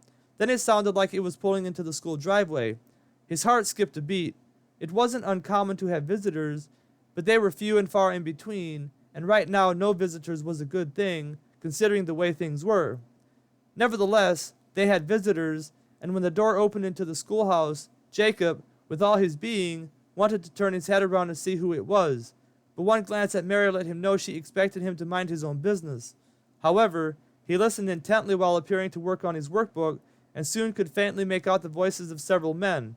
It was Bishop Daniel Fry, Deacon Joe Raber, and the two ministers, Howard Culp and Andy Miller. Jacob's heart sank even further as he heard their feet clanking on the stairs as they came up into the classroom. When they reached the top of the stairs, they made a right turn and walked through the door immediately to their right, which led them up a flight of stairs into the attic. Their footsteps had barely ceased when Jacob heard another set of footsteps. This time he couldn't resist, and deciding it was worth a potential reprimand from Mary, he turned around just in time to see Miriam open the door, ascending the stairs into the attic with Beth and Irene in tow. His heart skipped a beat. This meant only one thing. Chapter 13, Amish against Mennonite. Jacob, turn around! The teacher's harsh voice startled Jacob, and he wheeled around in his seat, accidentally making eye contact with Mary, his teacher. His face began to turn red as her eyes bored into the depths of his soul. Get back to work, Mary added sharply. Jacob dropped his head and tried to focus on his lesson, but then he heard the sound of Beth's muffled cry following what sounded like the end of a ruler smacking her. She was getting spanked. Jacob felt anger rising up in him as he heard another smack, and then another. This time it wasn't followed by a cry of pain from Beth, and Jacob felt proud of her, but he also wanted to run to her aid. Vengeful thoughts began circulating through his young mind as a few more smacks followed the first three. Then it was Irene's turn, and Jacob felt more anger rise up in him. He was glad the spanking was finally over for his sister, but the Fisher children were their best friends, and when you messed with the Fisher, you messed with the Berkemeyer. But there was nothing he could do, and as Irene took her spanking with nary a sound, Jacob tried his best to focus on his schoolwork. The spanking was finally over, and after 10 minutes or so, Jacob could hear muffled steps coming down the attic stairs. He desperately wanted to turn around, but decided against it, not wanting to see his sister in tears. But when he heard the heavy clanking of the minister's shoes make their way down out of the attic, he couldn't help but turn around, unconsciously glaring at the ministers as they turned left out of the attic and made their exit out of the schoolhouse. Jacob wanted to stick his tongue out at them, but he knew this would get him a spanking too, and probably a second spanking when Dad found out. Jacob! Turn around! Mary's angry voice shook Jacob out of his stupor, staring back at the ministers walking out of the schoolhouse door, and he turned around immediately, this time remembering not to make eye contact with Mary. But Mary had enough of Jacob's antics, and she warned him sternly, Don't make me remind you again. Thankfully, it was almost 3 o'clock, the time school let out, and Jacob was able to make it through the last couple minutes of school without further upsetting Mary. As soon as school let out, he ran down into the entrance of the building, donned his winter clothing, grabbed his lunch bucket, and hastily made his way outside to his bicycle. In his mind, the faster he could vacate the premises, the better, even if that meant starting the bicycle ride home without the others. But Jacob didn't have to start the ride home alone because the others were of the same sentiment as him, especially Beth, who beat him to the bike rack and without a word grabbed her bike and hastily made her way out of the school driveway. Irene was right behind her on her bike. "Beth, wait up!" As Beth and Irene wheeled their bikes out of the school driveway onto the frozen gravel road that now contained slushy snow that had melted throughout the day when the sun had made its rare winter appearance, Jonas called out to her, and Beth slowed down a little as the others strained with their legs to catch up. Soon they were all riding together, side by side as the country road permitted. Beth and Irene had stony looks on their faces as the others pulled up beside them, and nobody spoke for the first stretch of the road, apparently not sure what could be said at a moment like this. For once the older boys didn't say something stupid, rubbing salt in the wound. They looked at Beth and Irene, and then looked at each other, and deciding now was not the time for boys to be boys, they kept their mouths shut. Irene was the first one who finally broke the silence. "I am so mad right now," she said through clenched teeth. "I have never felt so humiliated in my life." "All over a stupid note," Beth chimed in, looking over at Irene with an angry look on her face. "I've never seen Miriam so angry in all my life when she read the note," Glenn commented. "What was on that note, anyway?" "Just the truth," Beth retorted with a snort, "and she knew it, too." "I passed a note to her about what Mark told us last night about what happened at church after we left," Irene butted in as she looked over at Glenn with a dark scowl marring her naturally pretty face. "What did you say?" Glenn responded, with a look of curiosity etched over his narrow face that marked an obvious resemblance to his sister. "Oh, nothing much. Just that the stupid motion was passed, banning Jerry and Thomas from living at home with their parents. And..." Irene's voice trailed off as she turned her head around, taking her eyes off Glenn. "And what?" Glenn probed with a robust tone in his voice, obviously wanting to know what was said. That would elicit a spanking at school, administered by the church ministry. This had never happened before. There were a few times when spankings had occurred, but it was usually the teachers who administered it. It had never happened before that the ministry made the effort to come to school to administer a spanking. Whatever was said between the two girls must have been bad for this to happen. And, that I hope more people leave the Amish church, including my family." Irene fell silent as the others looked at her incredulously. What she said was worse than heresy in the Amish church. The one thing they couldn't tolerate was someone leaving the Amish. This was particularly true about those from the East.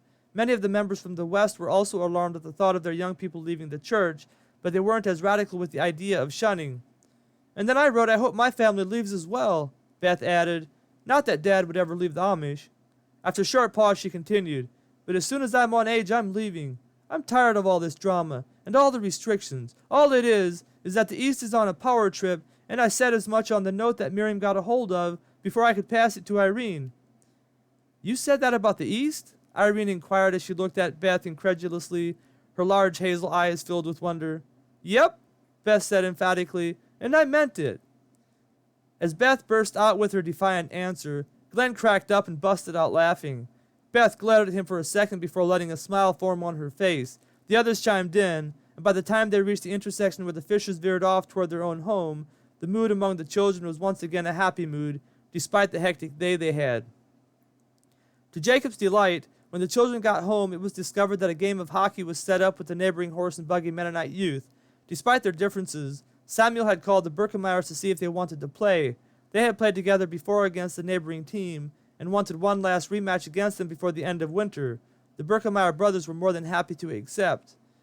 Merle had decided to go into town to spend the night with Mother in the hospital before bringing her home the next day.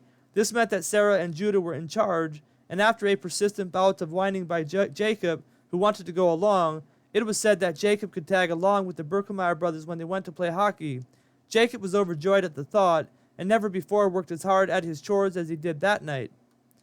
The chores were finally done, and grabbing a few sandwiches and bags of chips that Beth had made for them while they were choring, the five brothers loaded up into the tractor and trailer and headed for the Fisher farm, where they picked up the two Fisher brothers, Amos and Harvey. The Fry brothers were going to meet them at the ice rink with Zeb Miller and Barnabas Culp. That would give them 9 players. They could have up to 10 players, and since none of the others could make it, they decided to make Jonas player number 10. Unlike the unhealthy rivalry between the East and West teams of the Amish church, the rivalry between the Amish and Mennonite teams was professional and friendly. That didn't stem from the lack of competitive spirit between the two teams.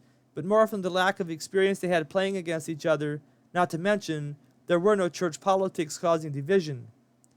Jacob listened as the other boys in the trailer chatted vigorously with each other, strategizing how to beat the Mennonite team. They had beat them only once out of the 4 times they played them this year, and were expected to lose again tonight. There wasn't a weak link to be found on the Mennonite team, with each player almost as good as Samuel, and a few of them just as good, if not better. Although, Samuel was pretty good, and hard to beat when he was on his game. As long as he could keep his cool, the Amish team had a shot at winning. Or so they thought. It was about an hour's ride over to the pond where they would be playing, and the boys were glad to have finally arrived. Stretching themselves out as they exited the trailer, they surveyed the pond before them. This was the first time Jacob got to tag along to one of their games, and his eyes grew big at the sight before him. Unlike the dinky little setup at the Amish pond, this setup looked much more professional. In fact, it was slightly foreboding just to look at it. Great big lights stretched high above the pond, with their powerful rays perfectly illuminating every inch of the smooth pond below it. Not a speck of snow downed the ice, and the shiny ice reflected the lights magnificently. And the goalposts, well, they were made of metal frames and nets, unlike the battered and beaten wooden goalposts on the Amish pond. What really intrigued Jacob was the presence of bleachers that sat next to the pond, one on each side, and the bleachers contained a number of people who had come out to watch the game unfold.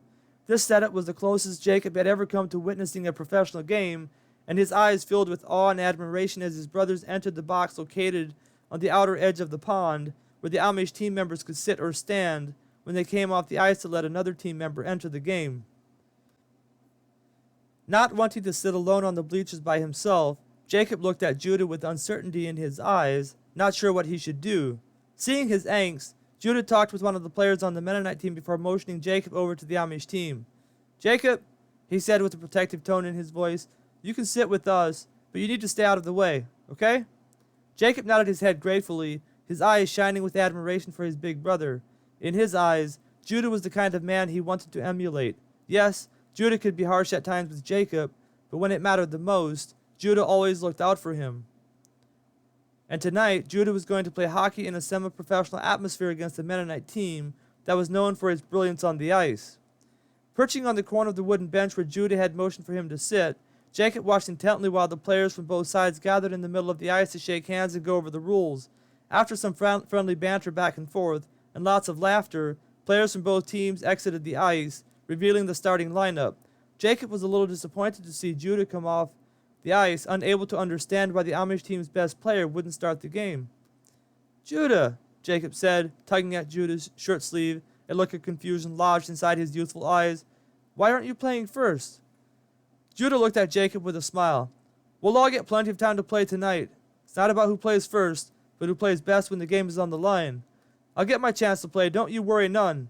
Rubbing Jacob's head fondly, he turned his attention back to the game, bantering back and forth with Harvey as the game was set to start. The starting lineup for the Amish team consisted of Barnabas Culp at goalie, Samuel playing center, Obadiah playing right wing, Amos playing left wing, and the two Berkemeyer brothers, Reuben and Levi, playing the defenseman positions. Jacob didn't like the fact that the Berkemeyers were left out of the limelight to start the game, not understanding that the two defensive positions played by his two brothers were just as important as the other positions, and it was a wise strategy for the Amish team given the expert defensive ability of the Berkemeyers. The game was ready to start, and when the puck dropped, Samuel effortlessly got his stick beneath it and launched a rocket pass to Obadiah. Obadiah was ready for the pass, and sidestepping the defender, he skated about 10 yards and launched a rocket toward the goal. There were 3 defenders in the path of the puck, and it shouldn't have made its way in, but somehow it did, and just like that, the Amish team had scored. Chapter 14, Camaraderie Between Opponents. The crowd groaned as the Amish team shouted with joy, high-fiving each other as they skated back toward their side of the ice. Disbelief was etched all over the faces of the Mennonite team as they gathered together to regroup. Jacob watched as they talked for a minute before fist-bumping each other and setting up to attack. The goal by Obadiah must have energized the Mennonite team because when they came with every intention to score, and score quick. They kept the puck away from Samuel, instead attacking Amos on the left. Amos was a decent hockey player, but he was no match for the Mennonite team's star player, Johnny Wengard. The next thing Levi knew, he was the only player between the puck and the goalie. Barnabas was one of the better goalies on the Amish team, but if Johnny Wenger ever got an open shot on him, he may as well have kissed the puck goodbye. Johnny Wenger's skill set included the combination of Samuel's agility on skates and Obadiah's ability to shoot the puck. Moreover, he was one of the most level-headed players around. In fact, it could be strongly argued he was the best player on the ice at any given moment. This was the player that Levi needed to stop, but despite his obvious disadvantage in skill, Levi decided to take a chance to make a play for the puck. It looked like he was going to backpedal toward the goal and hold Johnny off as long as he could before making a play for the puck, but to everyone's surprise, he suddenly charged him, viciously thrusting the end of his stick up against Johnny's stick. Johnny wasn't ready for the radical move by Levi, and as Levi's stick made contact with his stick, the puck flew out of his reach. Instead of backing up, Levi, lest his plan to steal the puck didn't work, Samuel decided to double-team Johnny and was in the perfect position when the puck came sliding out from behind Johnny's stick. Samuel grabbed the puck with his stick and flung it over to Obadiah, who had moved himself up pretty far on the ice. Obadiah's opponent had moved in too close to the Amish side of the pond when the Mennonite team charged the Amish team with the intent to score and score quickly. This opened up Obadiah for a quick shot. Obadiah raised his stick high, looking like he was going to launch another shot at the goal, but instead passed the puck over to Amos as the Mennonite defender moved over to help the goalie ward off Obadiah's shot. Amos was ready for the pass, and taking a careful shot, placed it in the left side of the goal, and the Amish team was up another point. The Amish team whooped and hollered as they high-fived each other again with big smiles on their faces. They had never started a game up 2-0 on the Mennonite team, and from the looks of it, they were going to have a pretty good night. Jacob watched to see how the Mennonite team would respond.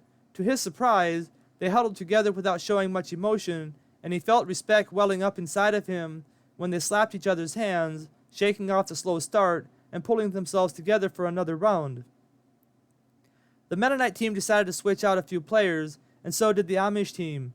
Even though the first two goals had lasted just a couple of minutes, a lot had happened, and it was time to let a few of the other players get some action. Deciding that a strong defense would be the best way to go, Judah replaced Samuel at center, with Zeb Miller replacing Obadiah at right wing, and Harvey Fisher replacing his brother Amos at left wing.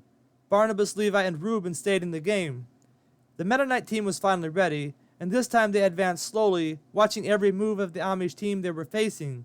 The center had the puck, and Judah slowly skated toward him to meet him at the center of the ice. The center was a short, thin fellow named Leonard Shirk. His dark eyes glinted with intelligence as he stared at Judah advancing upon him. Before Judah could get close enough to harass him, Leonard passed to his left to Jeremy Burkholtz. Jeremy was a tall, blue-eyed fellow with a somber look on his face. His shot mirrored that of Obadiah, but with better and more consistent accuracy. He held the puck for a few seconds before passing it back to Leonard. Judah had backpedaled a little when Leonard passed the puck to Jeremy, but anticipating Jeremy's pass back to Leonard, he charged Leonard just as Jeremy was shooting. He got a piece of the puck, but Jeremy's shot was fast and accurate, and Judah didn't deflect it enough to get it out of Leonard's reach. Unfortunately, Judah's momentum carried him past Leonard, and Leonard, seeing the opportunity, made a beeline for the Amish goal. Levi and Reuben moved in to cover the center of the ice, and when they did, Leonard passed over to his right to Kenneth Oberholzer. Kenneth handled the puck beautifully, and seeing Levi out of position, took a quick shot at the Amish goal. Kenneth's shot was accurate and well placed, but Barnabas was ready for it and blocked it with his body.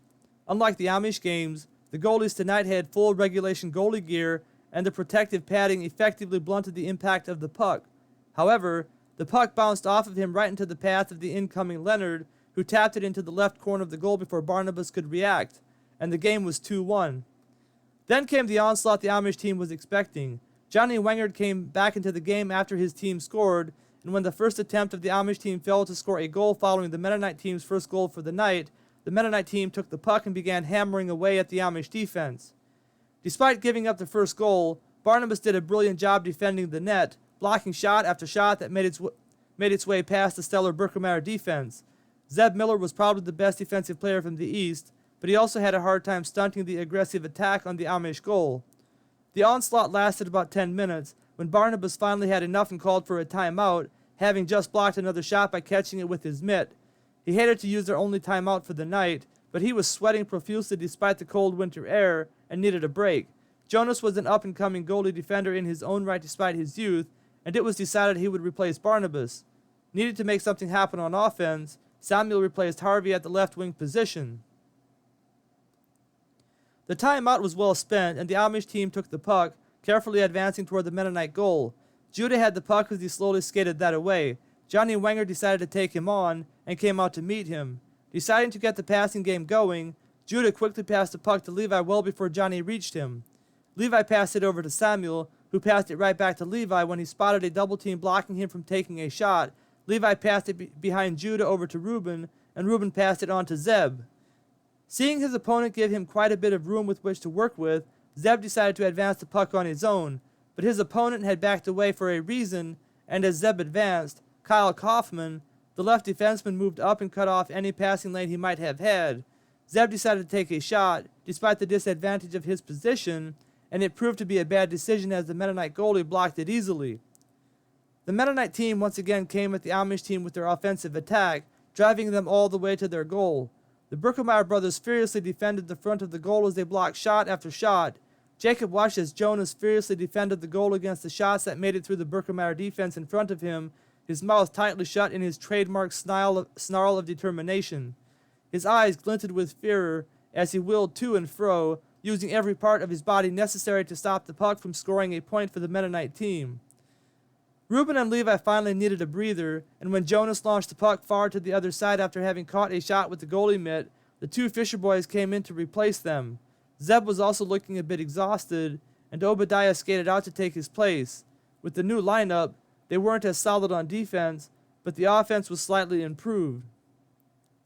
The change-up proved to be a good lineup for the Amish team, and with the fresh energy on the ice, they were able to steal the puck from the Mennonite team as they advanced on the Amish goal. Judah had hauled in the puck after Amos deflected a pass with his stick, and seeing Samuel open on the left, Judah hurled a pass his way. Samuel saw the double team coming and flung it across the ice to Obadiah, who launched a rocket toward the Mennonite goal. The shot was on target, but the Mennonite goalie blocked it before passing it over to Johnny. Johnny took the puck and headed toward the Amish goal with Judah backpedaling in front of him. Samuel decided to make a bold move and skated in behind Johnny. Poking his stick between Johnny's legs, Samuel got a piece of the puck, bumping it toward Judah. Judah reversed his direction, using his short, stocky legs to propel him forward, and knocked the puck back through Johnny's legs, giving it right back to Samuel. Samuel passed to a wide-open Obadiah, who launched another rocket toward the Mennonite goal, but once again, the Mennonite goalie blocked the shot. The teams on the ice were evenly matched as they battled it out between themselves, both teams getting good shots, but neither team could score, thus bringing them to the halfway point with the Amish team leading 2-1. Friendly bantering ensued between several players from the two teams as the first half came to a close, but it was all in good fun, and spirits were high as the teams separated to forge their strategies over halftime. Zeb Miller took over at goalie after halftime, with Judah sitting out. Samuel took over at the center position, and together with Obadiah, launched a ferocious attack on the Mennonite goal. Their efforts paid off, and the Amish team was now up 3-1. But the Mennonite team was unperturbed, quickly scoring a goal of their own, followed by another goal, making the game 3-3. With the game tied and just a few minutes left, the Amish team decided to put their best players on the ice for one last rally. Judah took over at goalie, with Samuel playing center, Reuben playing right defenseman, Levi playing left defenseman, Harvey playing left wing, and Obadiah playing right wing. The Mennonite team had used their timeout and also put their best players on the ice to make one last attempt to break the tie, but with Judah defending the net, this was going to be hard, even if they got an open shot on him. Judah seldom played goalie, not because he wasn't good at it, but because he usually played center. But with Samuel playing center, it made sense to put Judah at goalie.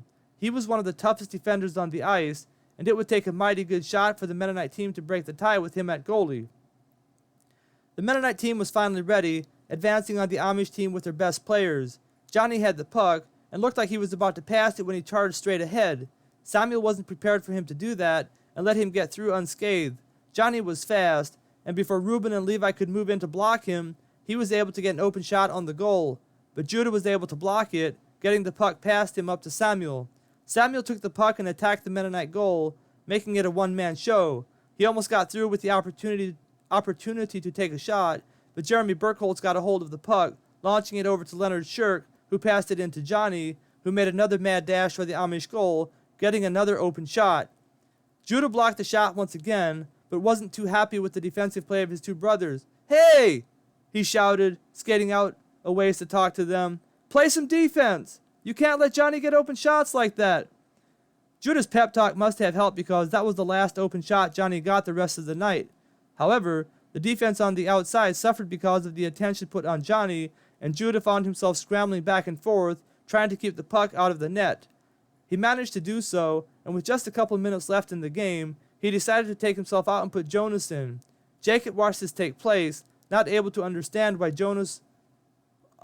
why. Jonas was a good defender, but not nearly as good as Judah. But Judah was up to something as he whispered in Jonas's ear while slapping the goalie gear on him. They didn't have much time to switch places before the Mennonite team came flying down the ice toward the Amish goal, and Jonas quickly found his position in front of the net. Reuben and Levi did a spectacular job on defense, and Jonas effortlessly caught a deflected pass, tossing it out to Obadiah on the right.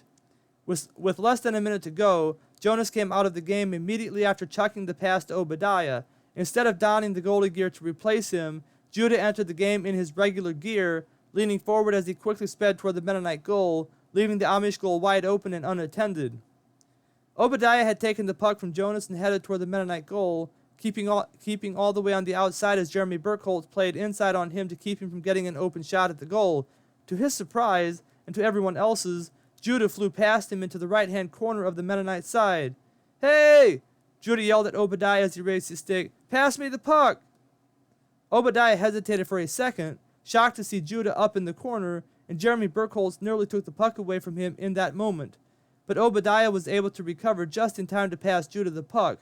Judah received the pass, launching it right back to him as Jeremy skated past him. Obadiah raised his stick as if he were going to take a shot, but seeing another defender move in on him, passed it back to Judah, who took a vicious swing at it. Judah wasn't in a position to take a shot at the goal, but he was in a position to pass it to Samuel, who had gotten open in the middle of the ice, and before the Mennonite team knew what had happened, Samuel was positioned in front of the goalie with no one to help him. Taking his time, Samuel faked a shot right before faking a shot left, all the while skating in toward the Mennonite goal. The goalie was prepared for the first fake to his left, but when Samuel faked to his right, he overcompensated, fully expecting the shot, and Samuel moved over to his right and launched a soft shot in the upper right-hand corner of the goal, and scored! Chapter 15, Tragedy at School. Time expired as Samuel's shot launched into the upper right-hand corner of the Mennonite goal, and the Amish bench cleared as Amish skaters huddled together on the ice, high-fiving each other and yelling joyous shouts of victory. The Mennonite team took the loss well, and before long the players on both sides lined up and skated past each other, shaking hands with their opponents. It had been a good game by both sides, and no one needed to go home feeling bad about the outcome of the game. Not that this eased the pain of losing, but it had been a good game, and that mattered. It was pretty late by the time the game ended, and Judah didn't take very long to round everyone up and get them loaded into the trailer before jumping into the driver's seat of the Birkenmeyer's Ford tractor. Jonas decided to give him some company, and seeing where the party was going to be, Jacob asked if he could also sit up front in the tractor. This particular tractor, unlike their other tractors, had 2 seats beside the driver's seat, and Jacob wanted one of these. Judah was in high spirits and graciously gave him his permission. Jacob found himself warming up quickly as the heater in the Ford tractor slowly began to warm up inside the cab. The homemade cab placed on top of the Ford tractor wasn't the most effective cab in keeping out the cold, with small drafts circulating through it, letting in the cold winter air, but it was better than nothing. Jacob felt himself nodding off to sleep as his frozen body began to unthaw. While Jacob nodded off to sleep, Judah and Jonas kept the conversation flowing between themselves. They had both enjoyed the game, both having played well, having a big impact on the outcome of the game. Jonas hadn't played that much, but was enthused about his role in the last segment of the game when they made the switch and Judah skated down the ice to help set up Samuel for the winning shot.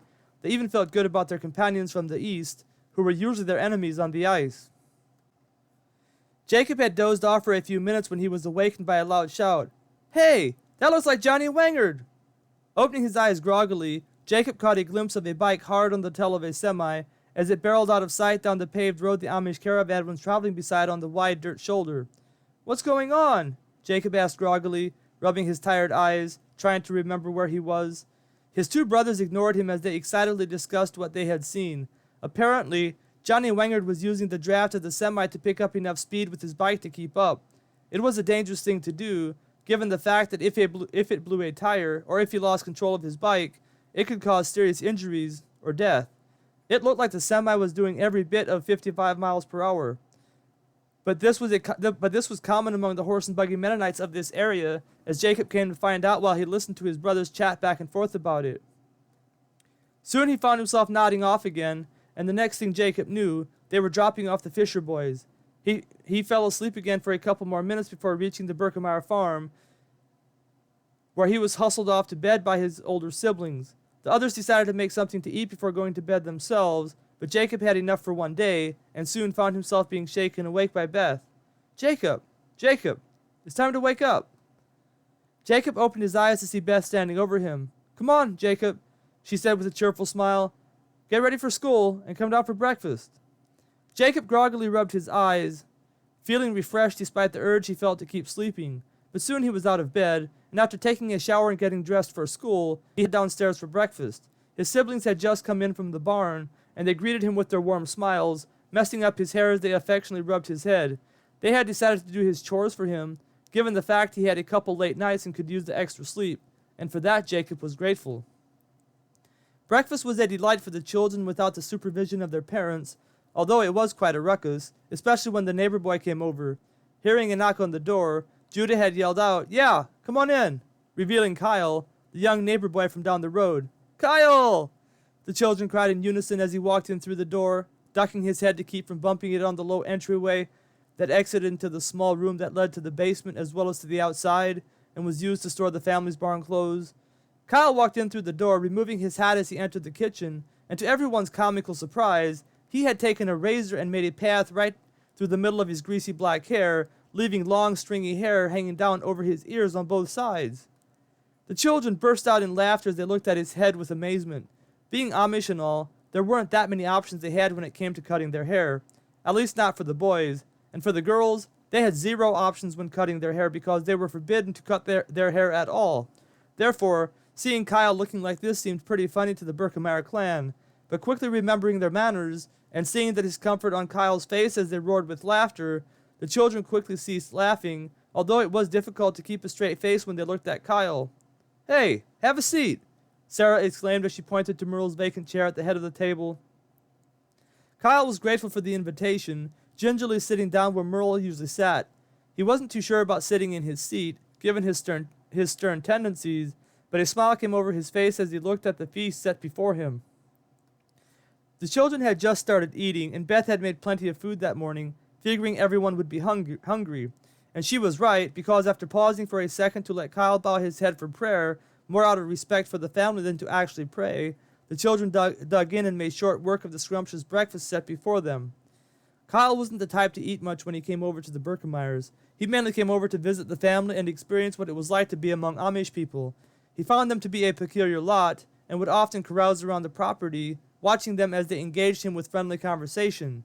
He even enjoyed trying to learn a few words of the language they spoke, and on this particular morning he tried to pronounce the Amish word for jam, which brought forth another round of laughter at his expense, which he didn't mind, enjoying the light-hearted mood as much as anyone. Soon it was time to go to school, and the Birkemeyer children decided to take their bikes even before hearing the Massey Ferguson rig roar past their house, and to their delight, they discovered it never came, with the Hirschberger family having decided to ride to school on their bikes as well. As the Birkemeyer children strained their legs to gain some speed coming out of the Birkemeyer driveway, they noticed the Hirschberger children down the road headed their way, and decided to wait on them so they could ride together. The Fisher family made it a three-family congregation, and soon the children found themselves at school.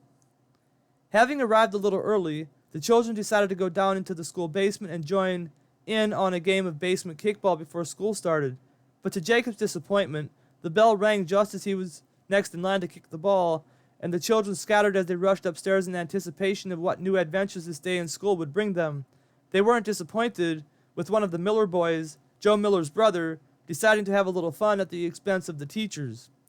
Given the dark mood that lingered over the school from the events of the previous day, the two teachers at the small Amish school decided to do something a little more adventurous during roll call. Instead of saying "here" when your name was called, the students were to make the sounds of animals instead. As the roll was called and the students made a variety of sounds, the students found themselves laughing and giggling. Even the teachers were found to occasionally have smiles on their faces, which was rare. But then it was Marty Miller's turn, Joe Miller's younger brother, and when his name was called, to everyone's shock, he jumped up into the air, kicked his feet back, neighed like a horse, and let out a loud, real-life fart.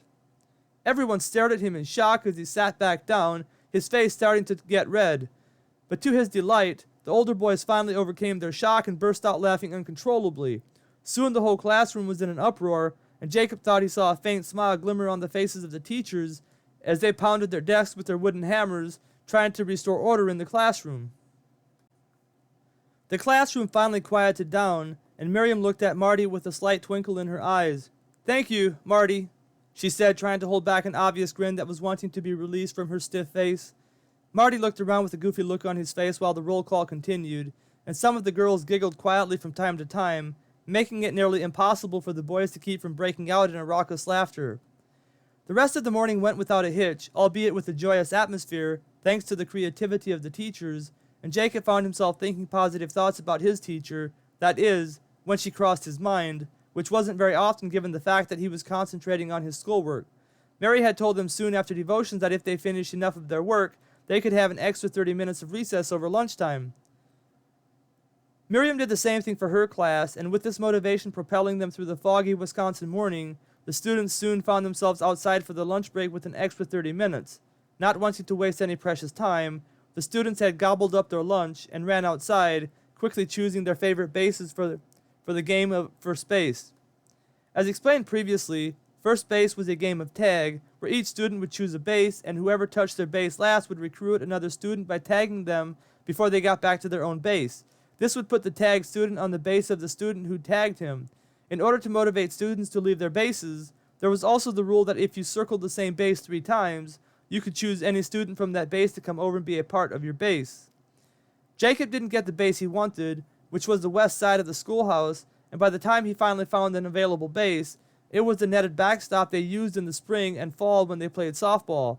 It was a hard base to defend, and Jonas, deciding to pick on his little brother, quickly ran around it 3 times, recruiting Jacob to his team. Jacob had tried to tag Jonas while he circled around his base, but to no avail, and he begrudgingly walked over to Jonas's base. But soon he felt himself begin to feel a camaraderie with his older brother, and helped him trap one of the 8th grade boys in the pine trees on the west side of the horse shed, where Jonas had made his base. Before long, a good many of the students were recruited from other bases, and it looked like Jonas's team had a good chance of winning. Fortunately for the children, this particular recess was longer than usual, as the game intensified and only 2 bases remained. One of the teams was Jonas's, which was located close to the road, next to the row of pine trees, and the other team was started by none other than Miriam, who had unintentionally recruited a number of students who were from the east. This team was located on the south side of the schoolhouse. The rivalry of east and west was not as prevalent in school as it was in church and among the youth, but now that the teams had formed, the competition between the two cliques became apparent, and everyone wanted to win more than usual, even the 2 teachers who were from the east. As the game intensified, the students found themselves running harder than ever and taking more risks than usual. With the game on the line, Jonas found himself trapped in the grove of pine trees on the north side of the schoolhouse with the 2 teachers in hot pursuit. 2 of the 5th grade boys decided to help him out, tagging their base last after the teachers left their bases to trap Jonas, who was on his 3rd time around their base. The faster one of the 2, Henry Byler, decided to circle around the south side of the schoolhouse to trap the teachers that way, while his cousin Thomas Weaver went up alongside the west side of the schoolhouse to surprise them from the south. Jonas was now trapped at the edge of the school property with 1 teacher west of him and 1 teacher east of him, with not much room to play with. But deciding he would not go out easily, he charged toward the horse barn, narrowly escaping the tag of Mary, with Miriam right on his tail. Henry had rounded the northeast corner of the schoolhouse just as Jonas made a run for it, and with his momentum was right behind Miriam about to tag her. Thomas was coming from the south, and only seeing Mary out in front of him, waiting to catch Jonas as he tried to scramble by her, Thomas charged toward the corner of the schoolhouse to catch her by surprise. The timing could not have been any worse as Thomas charged toward Mary. Henry had moved in close to the schoolhouse to get a better angle on Miriam, and not seeing Henry charging toward the same corner of the schoolhouse, the 2 young boys reached the corner of the schoolhouse at exactly the same time, and you can imagine what happened next. Sure enough, as fate would have it, Henry and Thomas collided with each other, both running full speed, and as they collided, their heads slammed into each other's, Henry's teeth scraping across Thomas's forehead, splitting it wide open. Blood gushed out of the wound as both boys tumbled into the ground, writhing in pain, desperate groans protruding from their throats, making it obvious they were hurting badly. The students all gathered around the two injured boys as Mary headed for the phone and Miriam began to tend to them as best she could. Before long, sirens could be heard in the distance, and the children wiped away the tears of angst as they awaited for help to arrive. Seeing the terror written all over their faces, the teachers decided to remove them from the scene of the accident and herded the unwilling students back to their desks. The two young boys were seriously injured that day and spent the next couple months recovering. Their injuries were so bad that they couldn't engage in any school recess activity until the next school year, but God was good to them, giving them a complete recovery over time, and soon they were back to their usual selves, bringing a unique joy to the Amish community that only they could bring. Chapter 16, Friday Night Ice Games. The Birkemeyers wore downcast looks on their faces as they entered their house, remembering the events of their day at school. They were good friends with the injured boys and their families, and were sad to see them hurt like they were. Moreover, they didn't know at the time how badly the boys were injured, and eagerly awaited any news that might reach them with an update regarding the boys' health. But upon their arrival home, Beth and her two brothers were greeted with the best sounds they could have heard at this particular moment. The sounds of their two little brothers screaming at the top of their lungs. It wasn't so much that they enjoyed the sounds their brothers were making, but their brothers' cries notified them that mother was home with her newborn children, and about this they were excited. The three Birkemeyer children who had just arrived from school rushed into the bedroom to find their mother lying in bed with her two little sons beside her. They had stopped screaming, and the three children gingerly walked up to the trio in bed, not sure what to say and not sure what to do, but mother quickly put them at ease. "Hi, children," she said with a gentle voice, albeit it was weaker than they were accustomed to. She reached out and hugged them tenderly as they crowded around her, and it wasn't long before Beth was holding one of the babies, cooing and giggling, barely able to contain her excitement. Soon she was holding the other brother as well, making weird faces at him also. "How was school?" Leah asked her three children, not really asking one of them in particular, as she looked at them fondly. She had missed her children while she was in the hospital, and was glad to be home. Jonas did most of the talking while Beth played with her brothers. Jacob made a few remarks, but he was also engaged with his little brothers, watching Beth make faces at them, and then making faces of his own, putting a smile on their faces. Jonas had just finished getting their mother up to date on the events of the day, as well as some of the highlights leading up to the day, when Merle walked in. "Children," he said, "that's enough for now. Mother needs to get some rest. Besides, it's time for Jonas and Jacob to go help with the chores, and for Beth to get started on supper." Merle tousled Jacob's hair as he walked by, giving him a big smile. Jonas and Jacob found the rest of their siblings out in the barn when they got there, and soon they were busy with their chores, joining in with the merry festivities of the evening, whistling and singing as they worked. Everyone was in a good mood, probably because of the ice games that would take place tonight, like they did every Friday night during the winter season, and soon the chores were done. Beth had supper prepared for the family by the time everyone came in from the chores, and the family sat down to a hearty meal of mashed potatoes, gravy, noodles, carrots, bread with butter, and apple pie to top it off. Everyone was hungry and ate well, although they didn't stuff themselves so they would be able to perform well tonight on the ice. A mad scramble ensued once supper was over, because it was getting late and it was time to head on over to the pond where the ice games took place. The Friday night ice games took place on the same pond the Amish hockey games were played.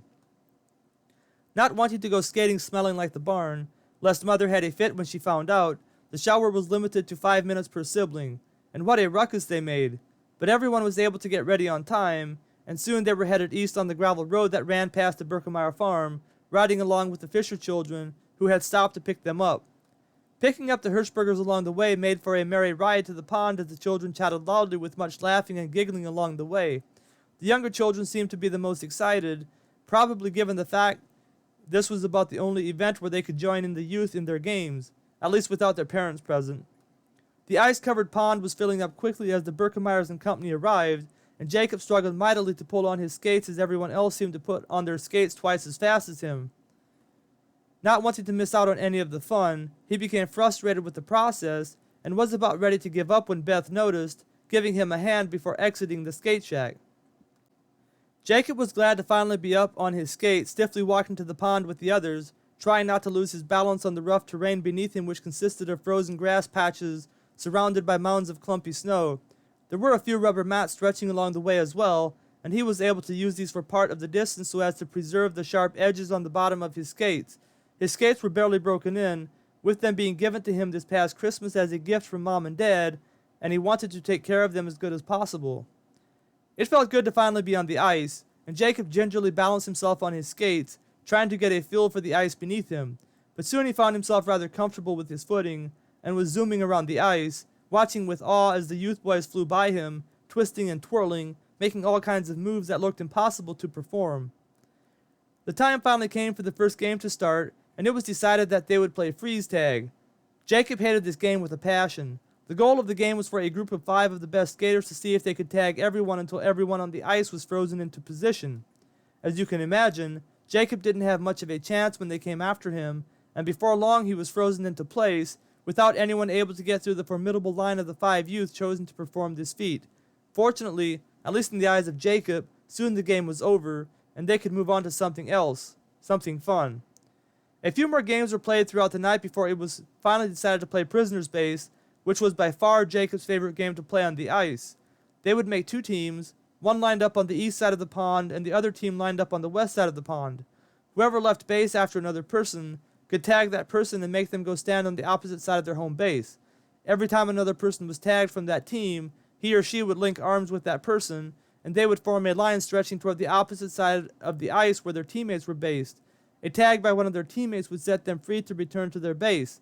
The goal of the game was to get everyone tagged from the other side. There were several methods by which to choose teams, one of those methods being that of lining up by age and sending every other person to one side and the remaining players to the other.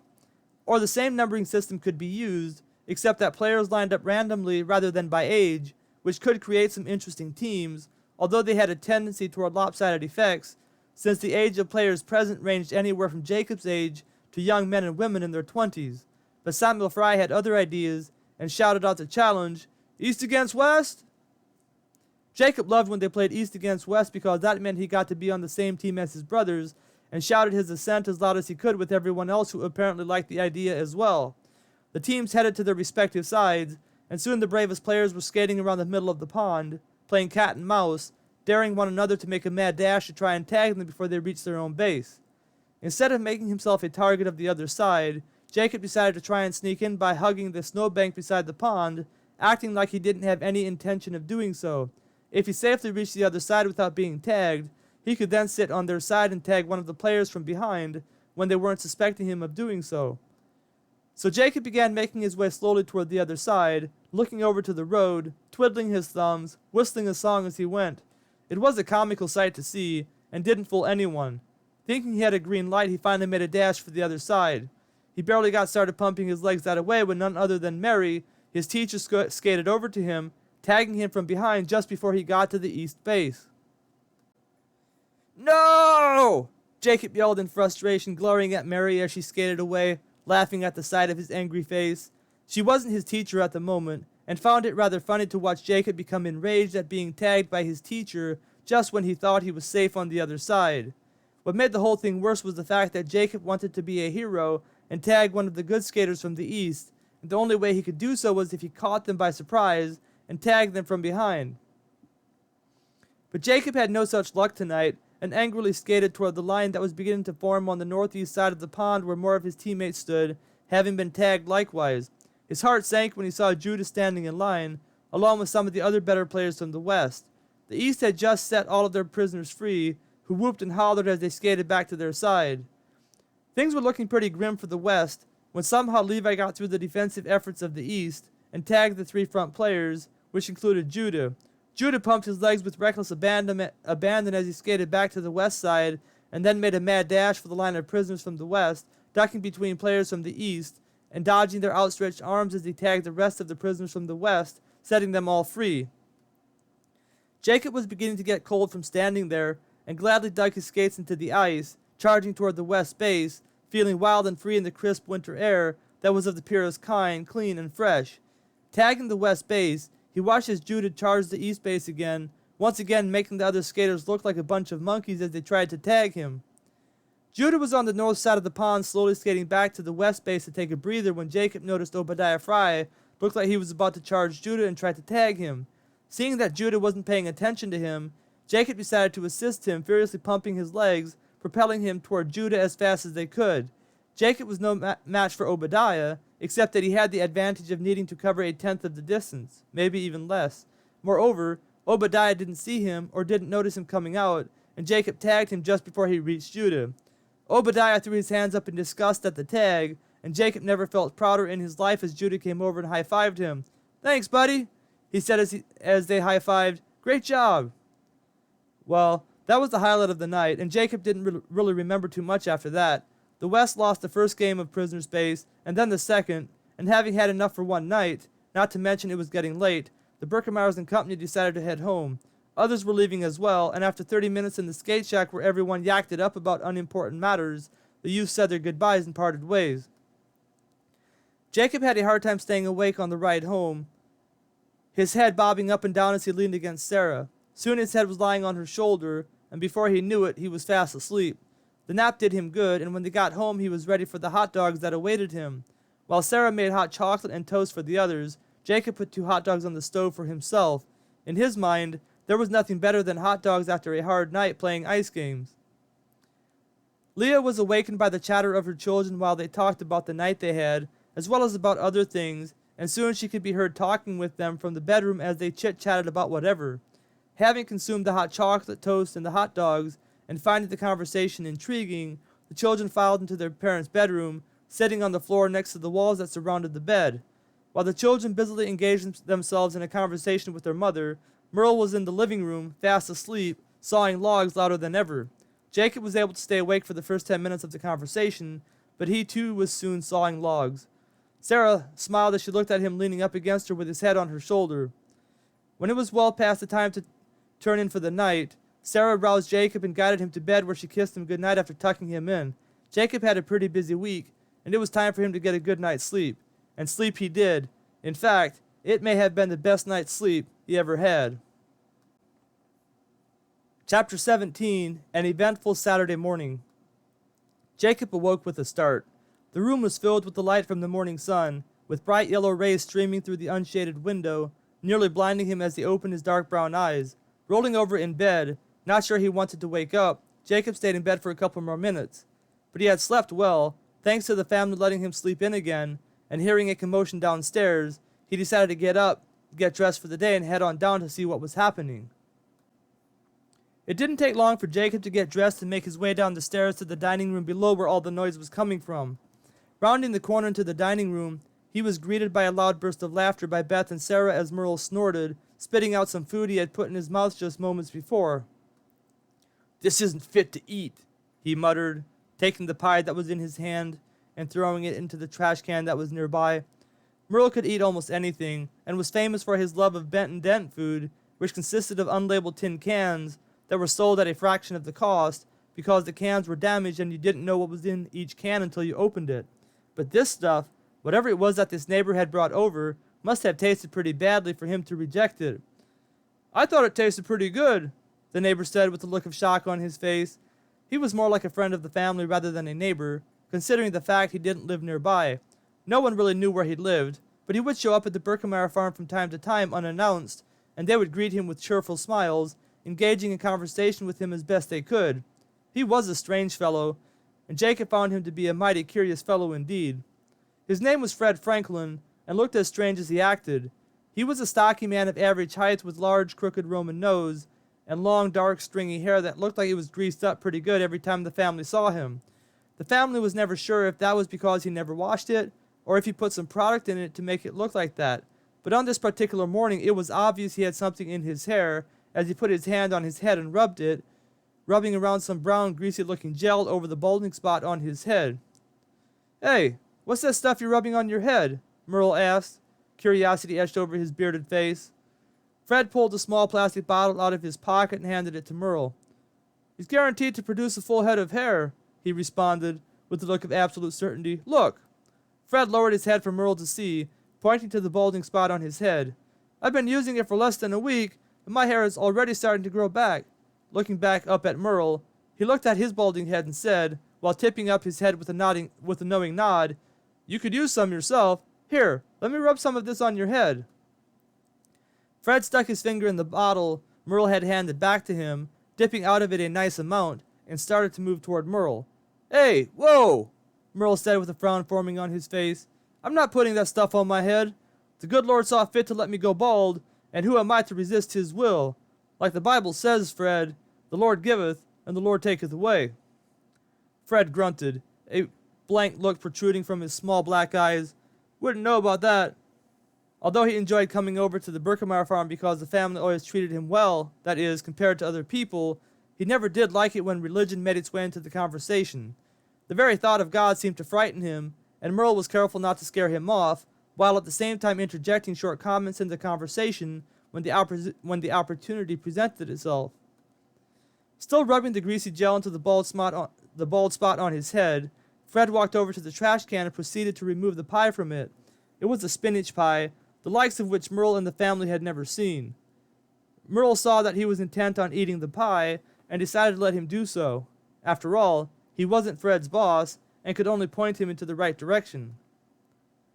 As Fred was pulling the spinach pie out of the trash can, a loud shout came from outside, from the direction of the barn, and Merle quickly donned on his winter garb and ran out of the door. He wasn't unaccustomed to shouts around the farm, having sons who were always getting into something, making a racket along the way, but a tone of agony accompanied this shout, and Merle decided he'd better check it out. Fred decided to tag along, and so did Jacob, and quickly donning his own winter garb, Jacob hurried to catch up with his father. It was a beautiful day outside on this particular morning, with the sun shining brightly, and the snow melting rapidly beneath its warm rays. It had warmed up nicely throughout the night, and it was looking like spring was right around the corner. Making their way hastily through the slushy snow that lay before them on their way to the barn, Merle and company soon discovered the cause of the shout they had heard minutes before. Bob Dewey was their electrician, and he had arrived several minutes before in his rusty old brown Chevrolet work truck to fix the electrical problems Merle had phoned him about earlier that morning. Come to find out, he had gotten a little too close to one of the wires in the breaker box and had gotten zapped pretty good. As the trio stepped into the barn, they were greeted by a wild sight, with Bob bending over in agony, his hair sticking straight up on end, giving him the look of a wild scientist. Bob was the kind of electrician that didn't seem to think electrical work was all that dangerous, and it wasn't uncommon for the family to hear shouts come from the barn whenever he came over to work on the electrical system. But Merle was concerned nonetheless, and he went up to Bob and patted him on the back. "Everything okay, Bob?" he asked with a questioning look on his face. "Yeah," he grunted as he started to stand up straight. "I guess that wire had juice in it after all," he continued, bending over again, but this time to pick up the tool he had dropped when he got zapped. Grabbing the tool, he proceeded to stick his hand back in the breaker box and carry on with his work. "You know, Bob, they do make such a thing as a wire tester these days," Merle said. "A man can't be too careful, you know, not with the amount of voltage in these breaker boxes." "Huh," Bob replied with a grunt. A look of disdain etched across his face, but he appeared to move a little more carefully this time around, having gotten zapped pretty good, and Merle was content to leave it at that. Hearing the sound of a large truck pulling into the driveway, Merle decided to go see who it was. Fred decided to stay behind and yak it up with Bob, telling him all about the new hair gel that was going to give him a full head of hair. "The ladies will be all over me in a couple weeks," he said to Bob, who grunted but didn't say anything. The two men continued the conversation, with Fred talking and Bob grunting, and Jacob soon found the conversation boring and decided to go see if he couldn't find his brothers. He had heard some sounds coming from outside of the west side of the barn and headed that away. Sure enough, he found two of his brothers, Judah and Levi, plotting to have a little fun on Reuben. Reuben had played a prank on Judah earlier that morning, and Judah was adamant about getting his revenge before the day was over. Reuben had set a bucket of water on top of the door leading from the barn into the milk house, and when Judah walked through the door, the bucket had tipped over and doused him with water. This was a common prank they liked to play on each other, and was a harmless prank, except that it was frightening more than anything because it came unexpectedly. But as harmless as the prank was, it reignited the competitive spirit between the siblings involved, and the prank could not go unavenged, lest one sibling thought he had gotten one over on the other sibling. And the fact that the prank was played on Judah made it even more of a guarantee that the prank would not go unavenged. If there was one thing Judah hated, it was the thought of being on the losing end of a prank. Moreover, not only did he need to return the favor of the prank, but he needed to return it fivefold. On this particular morning, Levi, always the instigator, was stoking Judah's temper, interested in putting into motion a series of events that would be entertaining to watch. "Judah," he said, with a smirk on his face, "just admit it. Reuben got one over on you. There's nothing you can do to get him back, as good as he got you this morning." "Oh, I'll get him back all right," Judah shot back bitterly, his voice rising, etched with anger. "I just don't know how yet. I could try to do what he did to me, but I need to think of something much better, much bigger, something that will teach him a lesson." Cupping his chin with his hand, he stared out over the cow pasture, trying to think of something. "Well," Levi said after a few minutes, interjecting into Judah's thoughts, "there is something you could do." He tried to hold back his mischievous smile, but Judah knew from the look on his face he was onto something. "What? What is it?" Judah inquired with an impatient tone, desperately hoping for a great idea. "Why don't you do what he did to you, except with a 5-gallon bucket instead of a 1-gallon bucket? If it's set up just right, the 5-gallon bucket would land right on top of his head, soaking him completely with water, and maybe even landing on his head so as to fit his head like a cap. If you could pull that off." Levi's voice trailed off strategically, and Judah took the bait, hook, line, and sinker. "I'll teach Reuben a lesson once and for all," he said, a smile of satisfaction coming on his face. "Hey," Levi tugged at Judah's arm, "look who's coming." Reuben had just stepped out of the front door of the house, and Judah and Levi quickly ducked into the barn, running over to the window to see where he was headed. It looked like he was headed for the milk house, which would be perfect, because he would probably exit the milk house into the barn, which was the door they would need to use to play the prank. Judah didn't waste any time making his way to the east side of the barn, where one of the water spigots were located. Grabbing an empty bucket along the way, he proceeded to fill it up as quickly as he could. Lugging the heavy bucket over to the milk house door, he set it down to take a breather. The bucket was filled with water, making it rather heavy. If he could pull this off, there was no way Reuben could top it. Straining to lift the bucket up on the ledge above the interior entryway of the milk house, a look of joy came over his face as he thought about the fun he was about to have at Reuben's expense. He could already see Reuben throw a fit. This had to be one of the best pranks he had ever thought of. Well, it was Levi's idea. Nonetheless, it was him, Judah, who had the guts to carry out such an action. Yep, only Judah could make something like this happen.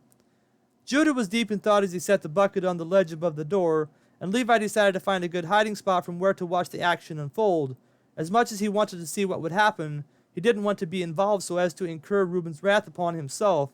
Reuben was just as hot-headed as Judah, and it was hard telling how he would retaliate. With the prank set up, Judah found himself a hiding spot as well, and rubbed Jacob's head with glee as Jacob came over to lie next to him on the concrete floor. Jacob smiled at Judah with pride, thinking he was about the best brother he ever had. Only Judah could pull off an idea like this, being the more courageous one of the Berkemeyer family. Although, Reuben was no slouch when it came to courage, and it was anyone's guess what he would do to try to get back at Judah. Jacob felt his backbone stiffen at the thought of Reuben's retaliation. It just so happened that Reuben did walk into the milk house to see what was new with the milkman, where Merle had also gone, and as the trio inside the milk house made their way toward the trap awaiting them, Reuben's voice could be heard loud and clear. Not knowing that Merle and the milkman was accompanying him as his voice drew closer to the trap awaiting him, Judah could hardly contain his excitement at the thought of getting Reuben back real good for the prank he had played on him earlier that morning. As the milk house door opened, the 5-gallon bucket of icy cold water teetered back and forth on the ledge, and the 3 spectators held their breath to see what would happen. The milk house door continued to open, and the water bucket finally tipped over. Several shouts ensued as the water bucket found its mark, and the grin on Judah's face got bigger and bigger. But his grin soon disappeared because the milk house door opened up to reveal that it wasn't Reuben who got doused with water, but instead, it was Dad. Chapter 18, Saturday Afternoon Hockey. Judah couldn't believe his eyes as Merle came stumbling out of the milk house, soaked through and through from the water, the bucket placed neatly over his head. Staggering into the barn, Merle grabbed the bucket with both hands and flung it off. The milkman was right behind him and had a stern look on his face, trying to keep from bursting out in laughter. Reuben didn't do quite so well as the milkman in containing his laughter, but one look from Merle sent his son scrambling in the opposite direction, making a beeline for the house. The milkman finally couldn't keep a straight face and gave a short chuckle. Merle shrugged off the incident, at least for now, and continued his conversation with the milkman as they ventured into the interior of the barn. In the meantime, Levi, seeing what had occurred, could be seen ducking out of the west end of the barn.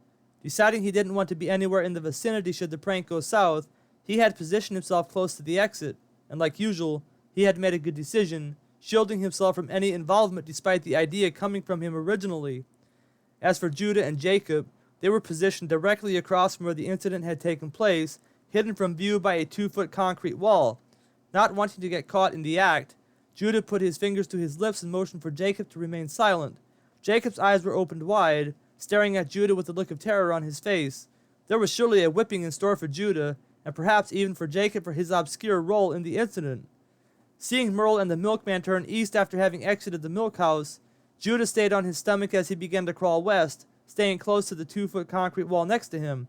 Judah was close on his heels, trying to stay low and make as little noise as possible, but they found themselves trapped when Merle and the milkman made another left, heading back toward the heifer barn. If they looked left when they passed by the aisle where Judah and Jacob were hiding, it would be impossible for the two boys to remain hidden from view. But Judah refused to give up, and motioning Jacob up beside him, slowly turned the corner into an intersection in the aisle as Merle and the milkman passed by the aisle. Had Merle looked, he would have seen 2 pairs of legs sticking out into the aisle, but he was busy talking to the milkman, and his 2 sons passed by undiscovered.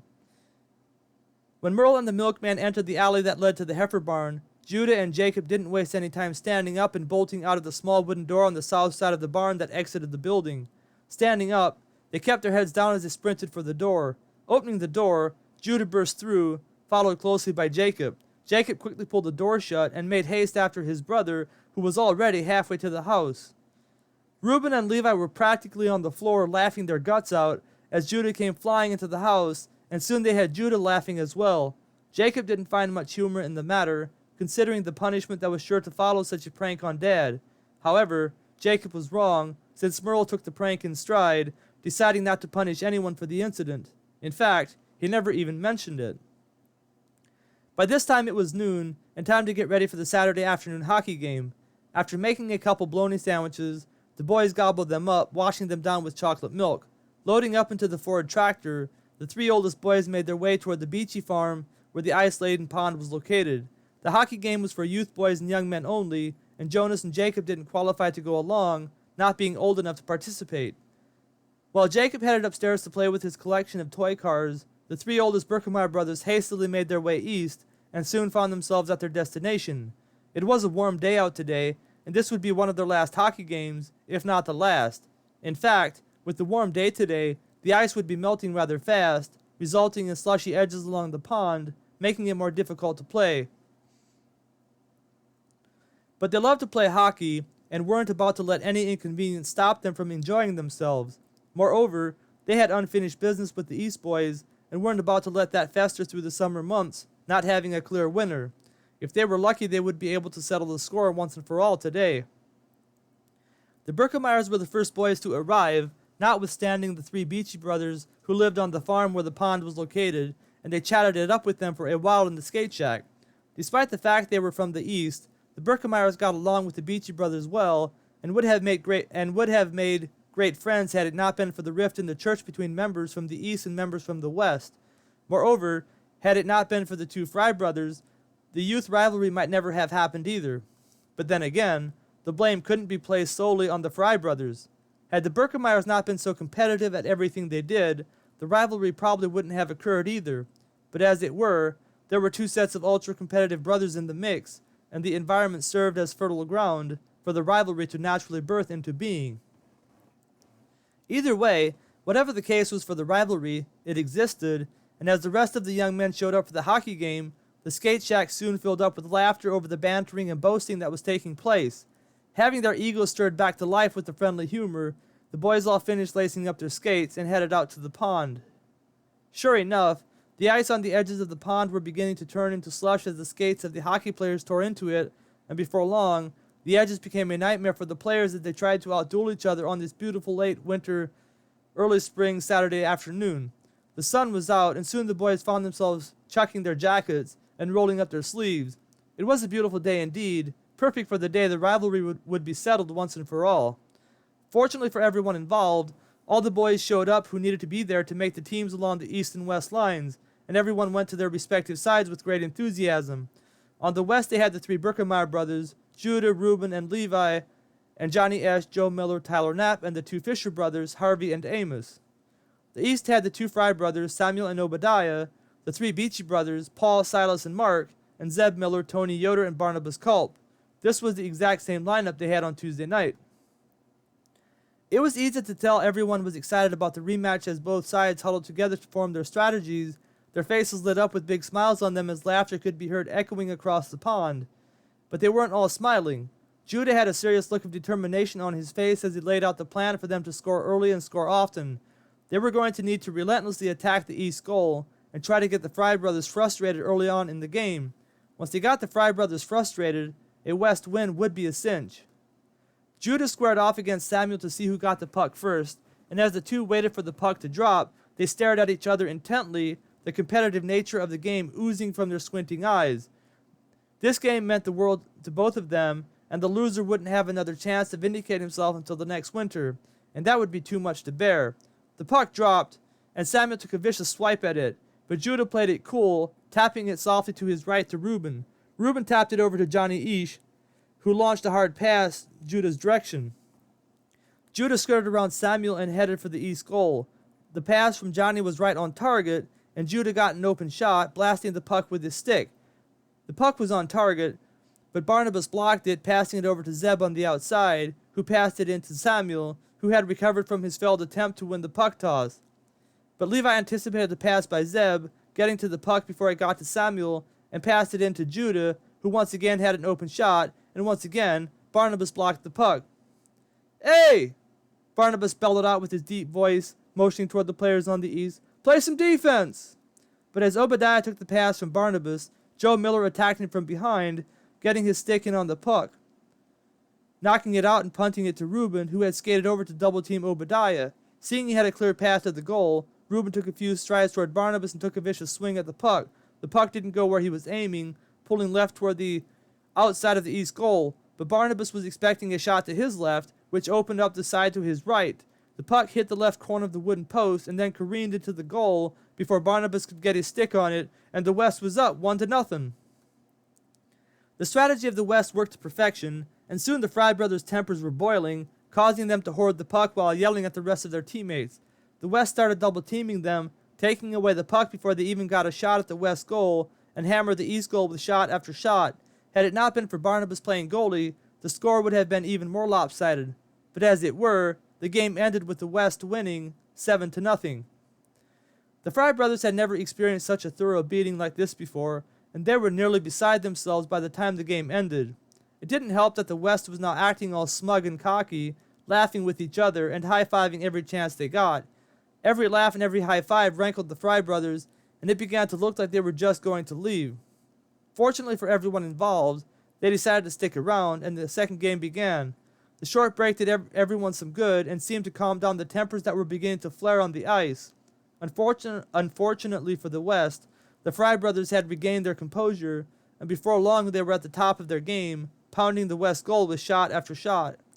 Amos Fisher did the best he could to defend the goal, but the onslaught was more than he could handle, and soon the East was up 3-0. But the West battled back, with the Birkemeyer brothers stepping it up on defense, and Harvey Fisher and Tyler Knapp stepping it up on offense. Tyler seemed to find his offensive groove, slapping a couple of on-target shots toward the East goal, with two of them finding their mark. Levi finally got an open shot as well, and made it 3-3. With the afternoon coming to a close and the game tied 3-3, Judah decided to finish the day at goalie.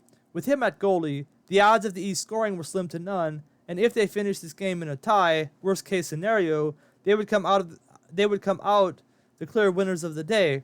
They would have outscored their opponents 10-3 on the day, giving them a real shellacking in the first game.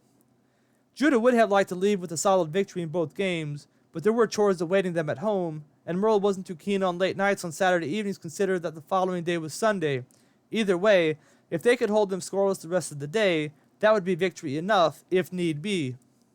But Samuel had other plans, and it seemed like he was just now finding his groove on the ice. He had played hard the entire day, but if you thought he was hard to defend before, it was nigh impossible to defend him now. The West tried to double team him, but whenever they did, he would pass to an open teammate who would take a shot at the goal. If they didn't double team him, he would find an open shot for himself and launch a rocket Judah's way. Judah never played goalie as hard as he did that last 20 minutes of the game. It felt like the East was always on the West end, and shot after shot came his way. Starting to get a little flustered with the inability of the West to take the puck to the East side, he started to yell at his brothers in frustration. But that just seemed to make matters worse as the Fry brothers got smirks on their faces as they turned up the heat, taking shot after shot at Judah. And they weren't just friendly little pot shots. No, the Fry brothers meant business, and the puck came sailing Judah's way time and time again. Judah was almost too exhausted to block any more shots when the West finally got the puck to the east side of the pond. After hammering away a few shots at Barnabas, who had stayed in at goalie the entire day, Samuel finally got a hold of the puck on a ricochet off Levi's stick and headed Judah's way. The West defense had played too far up toward the east goal, allowing Samuel to get behind them, and he came flying Judah's way, intending to end the game with one last shot. Judah hunkered down in a wide stance, eyes riveted on the puck as Samuel charged his way. Levi and Reuben were hard on his tail, but in no position to help Judah. As Samuel charged the goal, he lifted up his stick and took a ferocious swing at the puck, but he missed it intentionally, and as Judah flinched to his right, Samuel tapped the puck softly to his left, and the East had won the game, 4-3. Chapter 19, The Fire in the Storm. Judah couldn't believe what had happened when he saw the puck slide into the wooden goal on his left. It was a soft shot, not moving very fast, but he was out of position when it came, and by the time he was in position to defend it, the puck had disappeared into the wooden goal. Slamming his stick onto the ice in frustration, he watched in anger as the East gathered in a circle, high-fiving each other, shouting with joy. Judah wanted to extend the game, with the hopes of somehow pulling out a West win, but it was time for the boys to pack up and head home, having farm chores awaiting most of them. Not happy that the West had lost the game on Judah's failed attempt to stop his arch-enemy, Samuel, the Birkemeyer trio left the beachy farm in their Ford tractor, with dark scowls on their faces.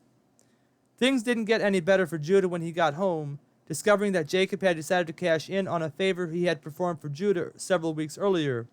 Jacob had done a favor for Judah under the condition that Judah would do his chores for him on any one given night of Jacob's choosing, and to Judah's great displeasure, Jacob decided to cash in on his favor this very night, the worst of all nights. Deciding he wasn't in the mood to do Jacob's chores, Judah decided to veto the motion and drag Jacob out into the barn to make him do the chores. But as soon as Judah let go of his arm and walked away, expecting Jacob to obey him, Jacob decided to make a run for the house. He had decided he wasn't going to help with the chores tonight, and that was that. But Judah saw him as he exited the barn through the small door on the south side of the building, and yelling furiously began to chase after him. Seeing that Judah was coming his way, Jacob broke into a run, yelling for Mom as he went. Despite the toll the birth of her two sons had taken on her body, Leah was a strong woman by nature, and having gotten out of bed earlier that day to begin taking over her regular duties around the house, she saw Jacob running for the house with Judah right on his tail.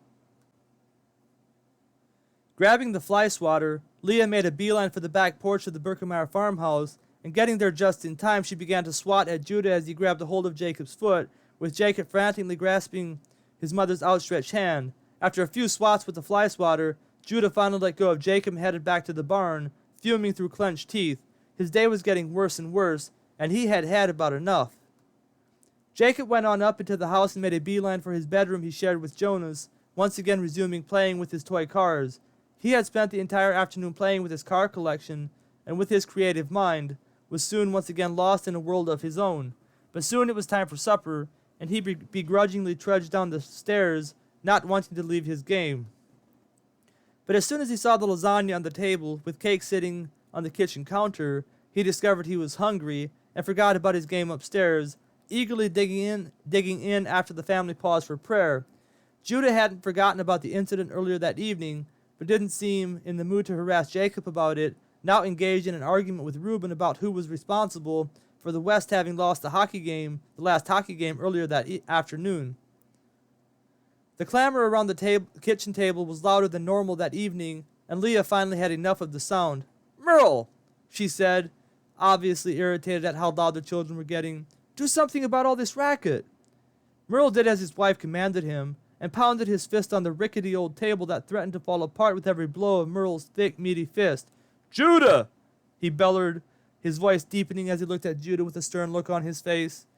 Judah was in the middle of loudly making his case why it was bad defensive play of Reuben and Levi that had cost them the game, when Merle's loud authoritative voice overpowered the clamor around the kitchen table, and he swiftly lowered his head, not making another sound.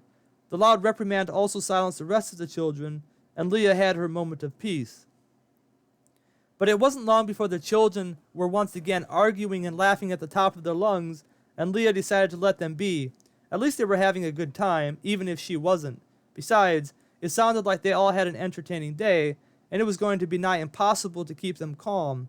If she kept pestering her husband about the racket, chances were he would lose his temper, and several of the children would be punished. The children were at the height of their racket making when suddenly a bolt of lightning lit up the kitchen, followed immediately by a scream from Beth, and then a mighty clap of thunder. The thunderclap frightened the family into silence as Merle hurriedly stood up and hastily made his way over to the window on the north side of the kitchen. He said quietly, stroking his beard as he looked out of the window, deep in thought about what he saw. The storm came out of nowhere. It didn't look at all like it was going to storm when I lit the fire. I hope it doesn't get too windy. Merle wasn't talking to anyone in particular, but the children could all see concern etched across his face as he stared out of the window. Leah stood up and walked over to him, looking out of the window as well. Soon the children were all crowded around their parents, straining to see what was happening. The wind was picking up, and the fire that was started earlier that day was now leaping into the air every which way, the wind stoking it as it burst to and fro through and around the fire. Merle had decided to start the fire earlier that evening, hoping to dispose of some of the trash that had accumulated over the past month. It was customary to do this once a month, and it usually didn't pose a problem, especially at this time of the year, but the warm weather had come upon them quickly that week, giving way to a freezing rainstorm, and the pile of trash tonight was bigger than usual, and as the fire blazed away, getting bigger and bigger, the flames began to get dangerously close to the barn. Not sure if the rain would come soon enough to dampen the fire, hopefully putting it out before the wind pushed it into the barn, Merle turned around and looked at his boys. "Boys," he said, "run out into the barn and find whatever buckets you can. Fill them with water and bring them out to the fire." Merle didn't wait around to make sure his boys followed his orders, but instead headed for the back porch, grabbing his jacket off the hook and heading out of the back of the house, breaking into a run as he made haste for the fire. Stopping by the barn, he disappeared into it for a minute, re-emerging with a shovel in his hand. The boys didn't waste any time doing as they were told, and soon they could be seen lugging large buckets of water from the barn to the fire. At least the older boys. Jacob was doing his best to help, using a 1-gallon bucket that consisted of an empty ice cream bucket the family saved for occasions like this when they might come in handy, although they didn't intend to need them for something specifically like this. But they did come in handy from time to time, and thus the family would save them. Pounding away at the fire with an intense ferocity, brandishing the shovel as a weapon, Merle ceased from his labors only long enough to grab the buckets his sons brought out to him, strategically pouring the water on the areas that seemed to be the most aggravated by the wind that was picking up velocity with every new gust. The leftover silage and hay that had gotten wet over the winter, molding as it dried, was just dry enough to make the fire burn with a dangerous intensity. Merle was making a little progress with the fire when he noticed the sky begin to darken in the southwest. Turning around, he stood in shock for a couple seconds at what he saw. The entire sky around the Birkemeyer farm was dark and cloudy, but it was toward the southwest that he saw a large black cloud forming into the shape of a funnel. It was a tornado. "Boys!" Merle shouted, turning tail to the fire and making a beeline for the barn. The boys couldn't hear him over the noise of the wind, which was now screeching as it relentlessly pounded the Birkemeyer farm, threatening to sweep it away into the unknown, family and all, and Merle nearly collided with them as he burst through the large set of doors on the west side of the barn. "Boys!" he shouted, panting as he bent over to catch his breath. "Boys, look! It's a tornado! We need to make a run for the basement! It looks like it could be bad!" The boys' eyes filled with terror as they looked up into the sky to see the tornado that had formed and was now headed toward them. "Run! Run!" Merle shouted, giving Jonas a push toward the house. Scooping up Jacob in his arms, Merle turned to run toward the house in pursuit of the older boys when he discovered Judah was missing. "Reuben!" Reuben had barely bolted for the house when Merle's voice stopped him in his tracks. "Reuben, where's Judah?" Reuben shrugged his shoulders, anxiously looking back at the tornado that was swiftly sweeping their way. I don't know. He was with us a minute ago. Wanting to believe Judah had already headed for the house, Merle knew better deep down and decided to go look for him in the barn. Here, he shouted back at Reuben. Take Jacob with you. Setting Jacob on the ground, Merle turned around and headed into the interior of the barn. Jacob feebly ran toward Reuben, the wind threatening to pick him up and fly him away. But before the wind could have any say in the matter, Reuben hustled back to his little brother and, grasping his hand firmly, bent his body into the terrific gusts of wind around him and slowly made his way toward the house, Jacob in tow. In the meantime, Merle broke into a run as he headed toward the back of the barn. Not seeing Judah at the water spigot where the boys had been getting water, Merle decided to check the heifer barn before making a mad dash to the basement in the house. To his utter shock, when Merle ran out onto the raised concrete platform of the heifer barn, he discovered Judah on top of his riding horse, dashing to and fro out in the pasture, trying to herd the heifers back into the barn.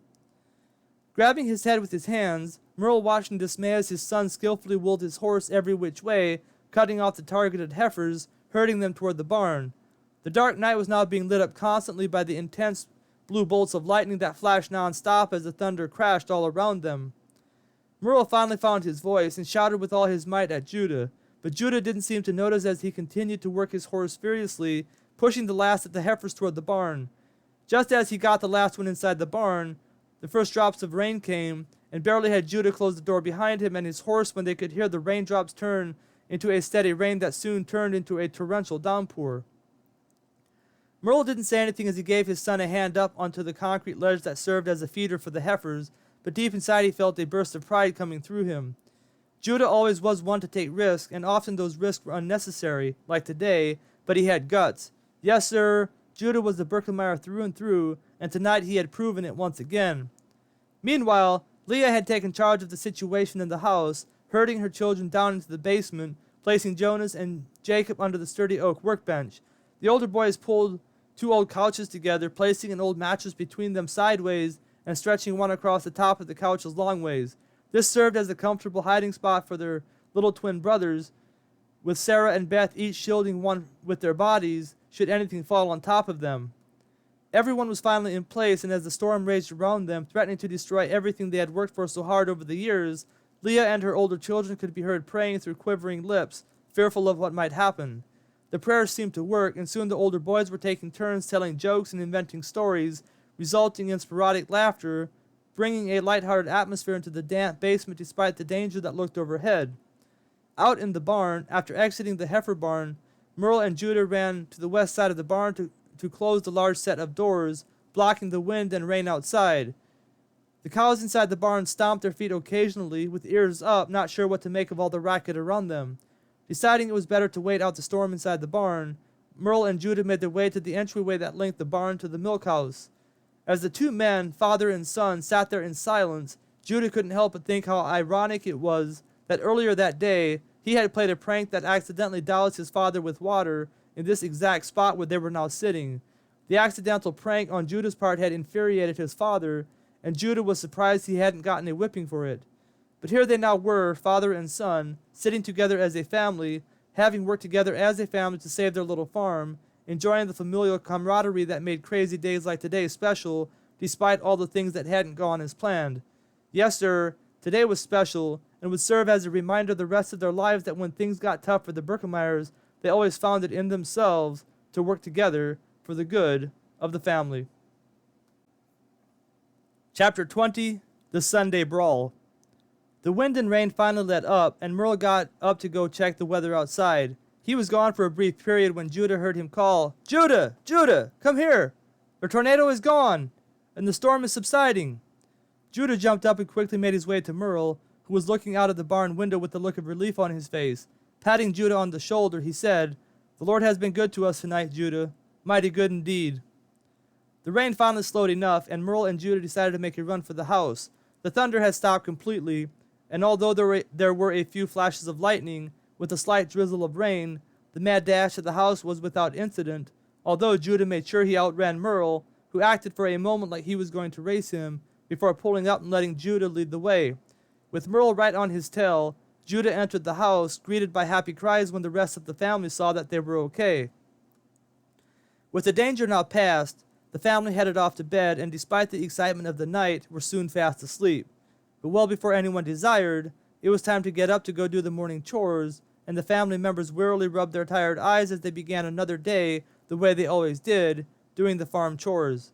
Beth was fortunate enough not to have to help with the barn chores, but she had plenty to do in helping Leah prepare the breakfast for the family, who seemed sources of bottomless pits whenever they came in for breakfast after having done the chores.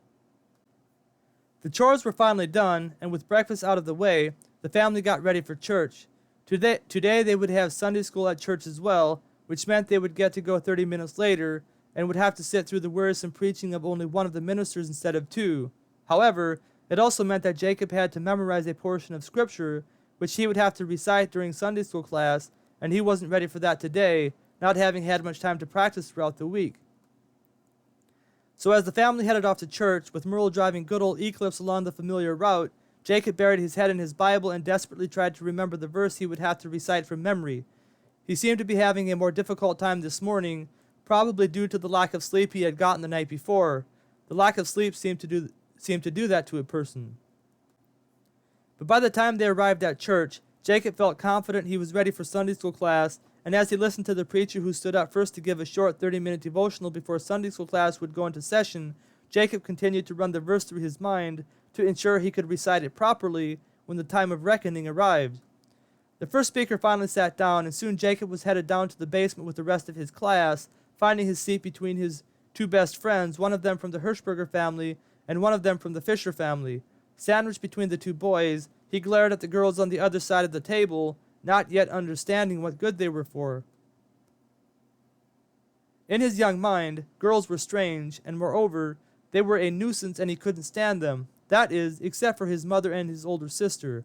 But as for the really young girls, like his sister Beth and the girls sitting across the table from him, they were pretty annoying, and he could have done just as well without them in his life. When the time came to recite his Bible verse from memory, Jacob felt his face flush with embarrassment as he tried to remember what it was. One of the girls across the table snickered as he stumbled through the verse, and Jacob felt his face turning red. Hanging his head in embarrassment as he finished, Sunday school class couldn't end soon enough for Jacob. But it was finally over, and after using the restroom, Jacob made his way to the stairs, longingly looking at the food the congregation had brought earlier that morning. Every month the church had a carry-in lunch, which was Jacob's favorite Sunday of the month. There was always more food than he could eat, not to mention the diversity of foods that were brought, each family contributing their unique dishes with different flavors and textures. Although, there were a few dishes Jacob didn't like, especially the one dish of corn he would accidentally put on his plate, not knowing who brought what corn. For some reason, the one dish of corn that one of the families brought had a burnt flavor residing in it, and it was awful to eat. He tried to avoid this dish, but occasionally got it, and had to force it down his throat, sometimes while holding his nose while he ate, in an attempt to camouflage the taste. But all in all, the food was excellent, and Jacob felt his stomach growl in hunger as he climbed the stairs on his way back to his seat beside his dad. The worst part of the morning came when the minister stood up to preach the only sermon of the day.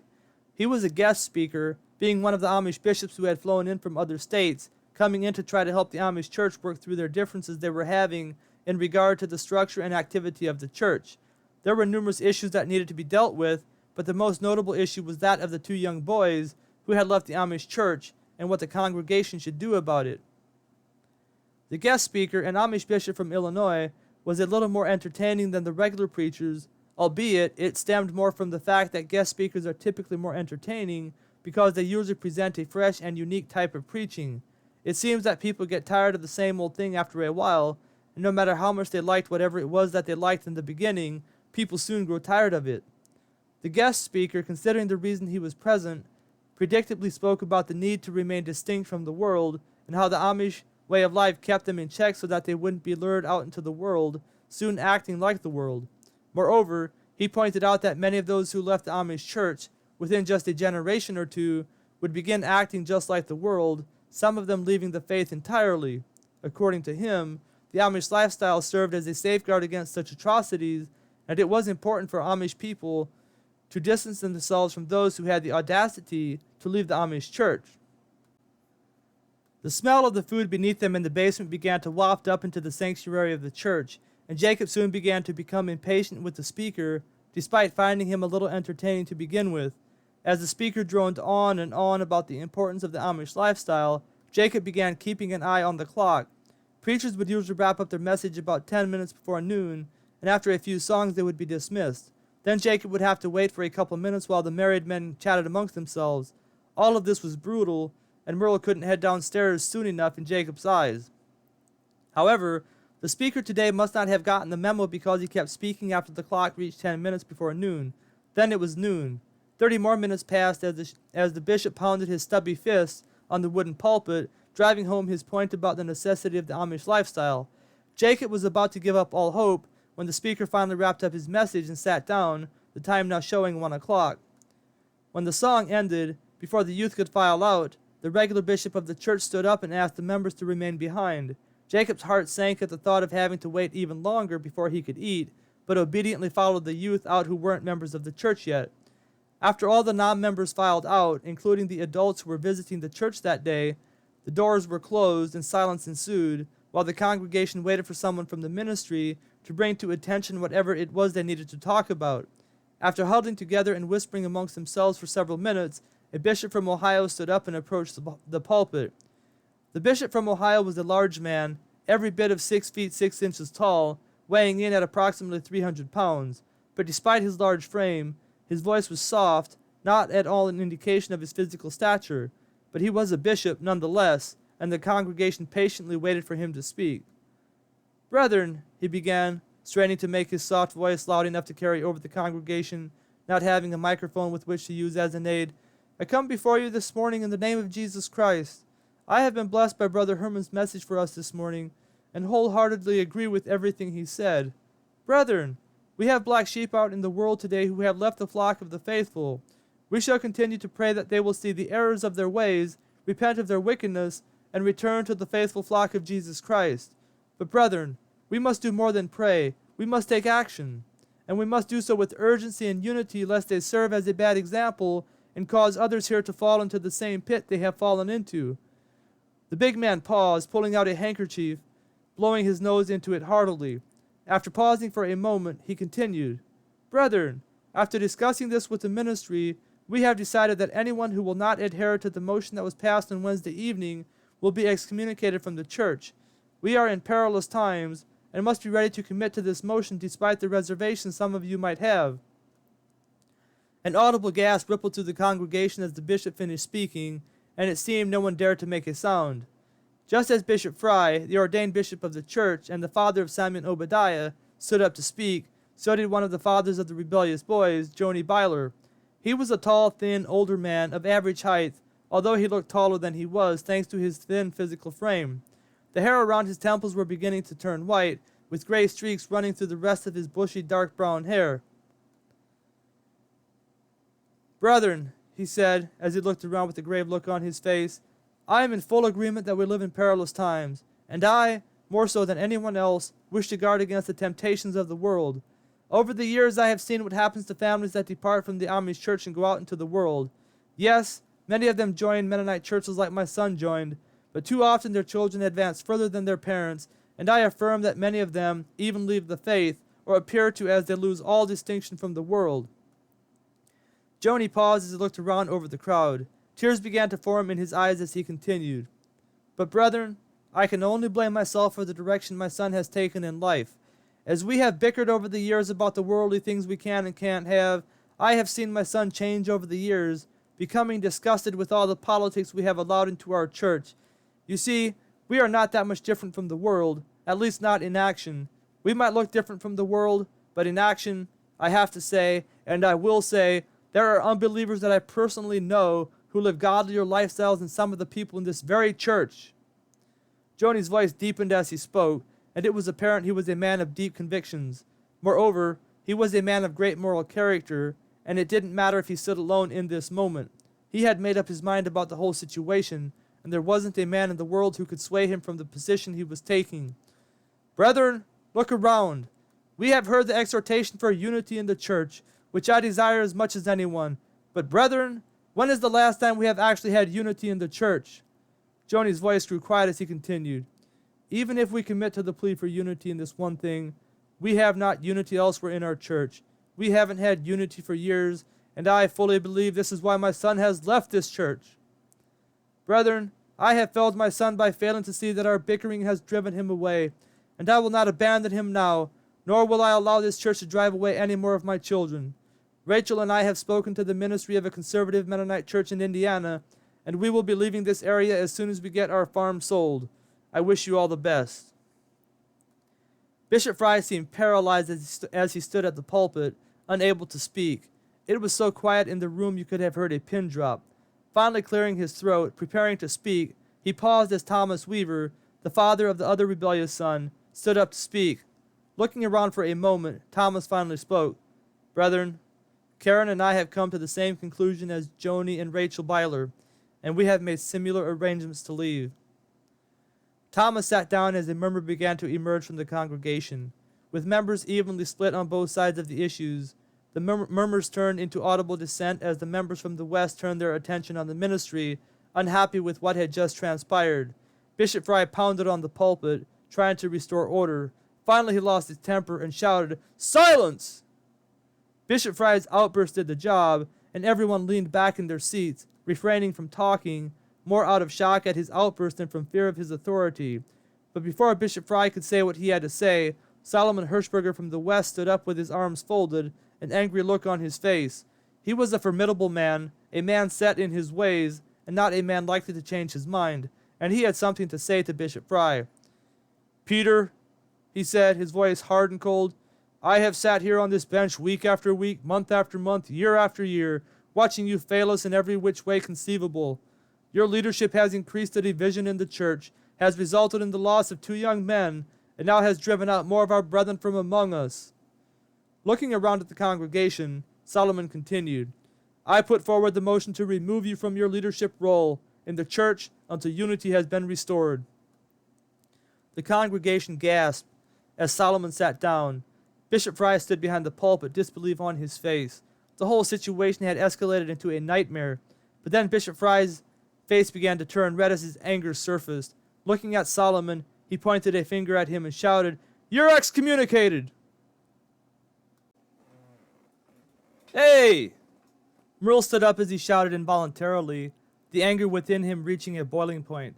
After Bishop Fry had shouted at Solomon, notifying him he was excommunicated, the sanctuary had frozen in silence for a few short seconds, but Merle had risen to his feet as if he were pulled up out of his seat by an invisible force, shouting out in protest at what had just occurred.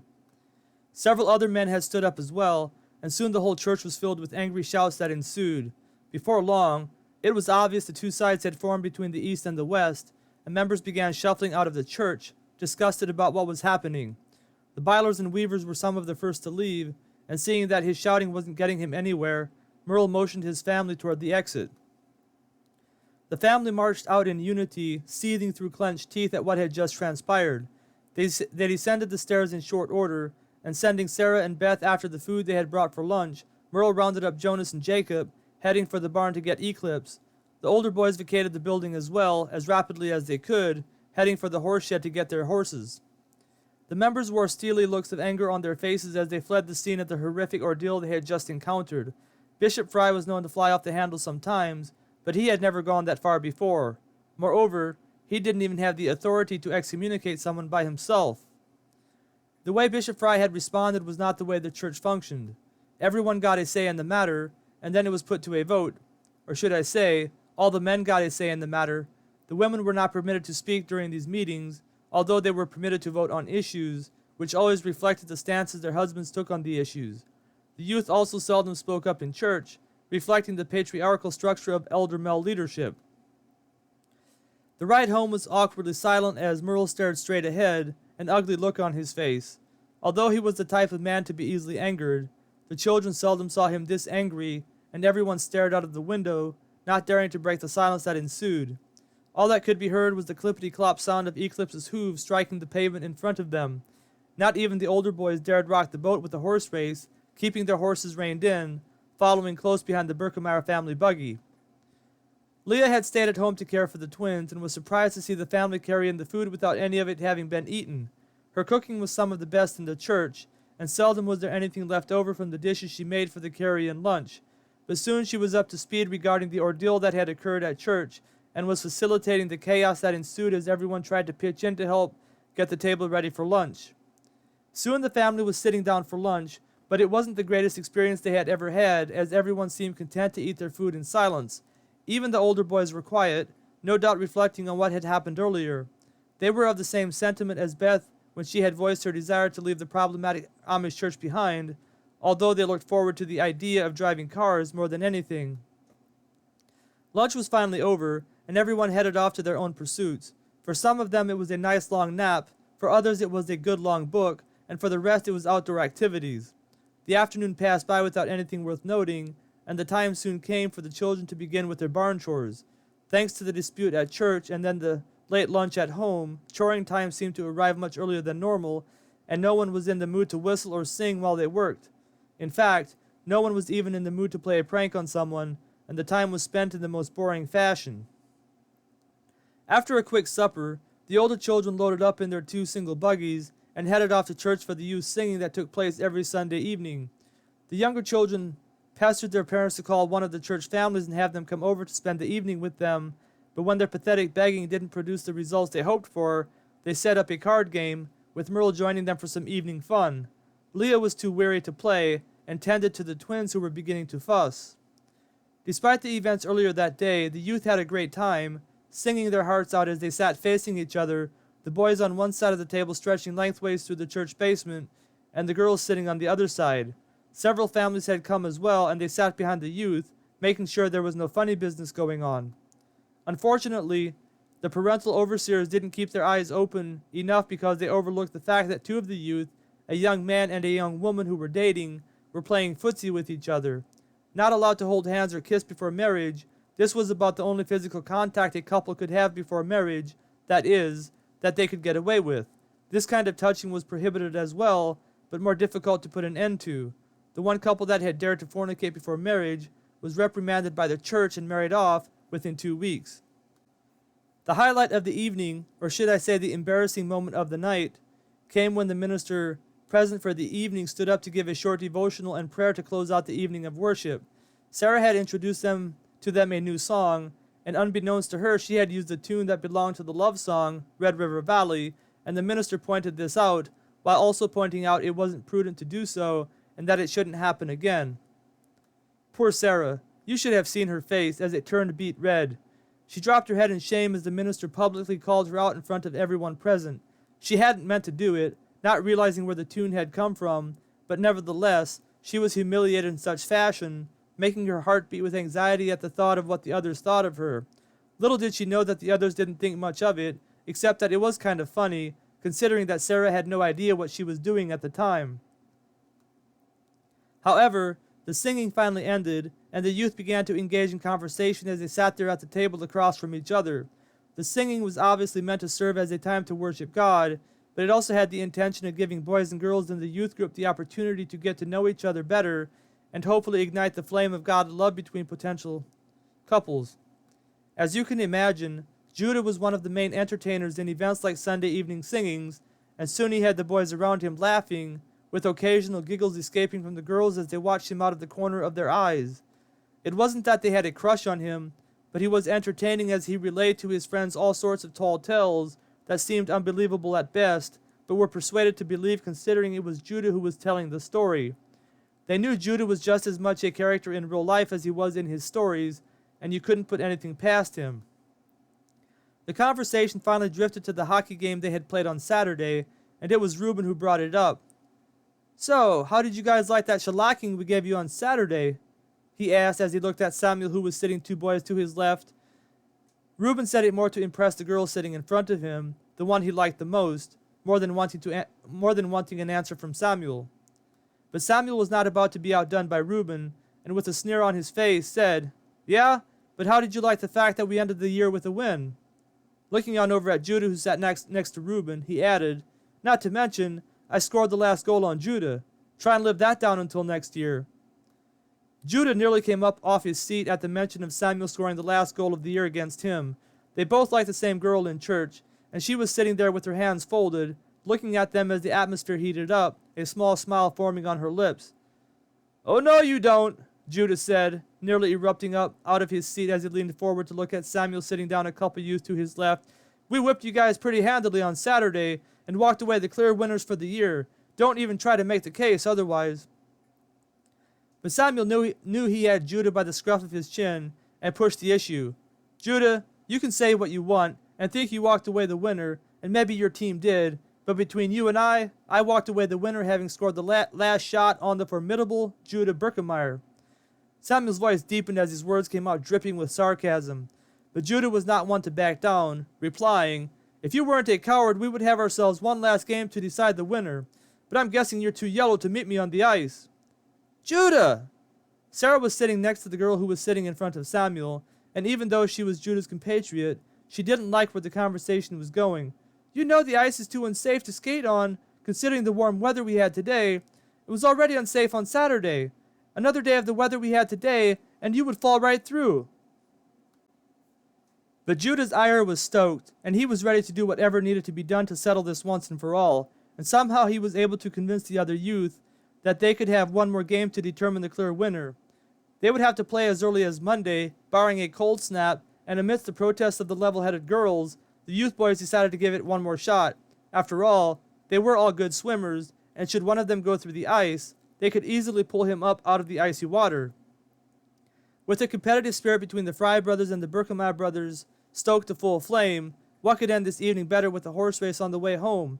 And to everyone's satisfaction, the Fry brothers were right ahead of Judah and Reuben as they turned out of the church driveway. Both horses were in the mood to race, and both sets of brothers were in the mood to compete. And as they rounded the corner onto the main highway, the young men began to wind out their horses for the main stretch in front of them. They had to get over the hill before anyone attempted to pass, since it would take a minute to get far enough ahead to cut in front of the other horse. So Judah strategically pulled back on the reins, letting Obadiah get a little bit of a lead as they made their way up the hill.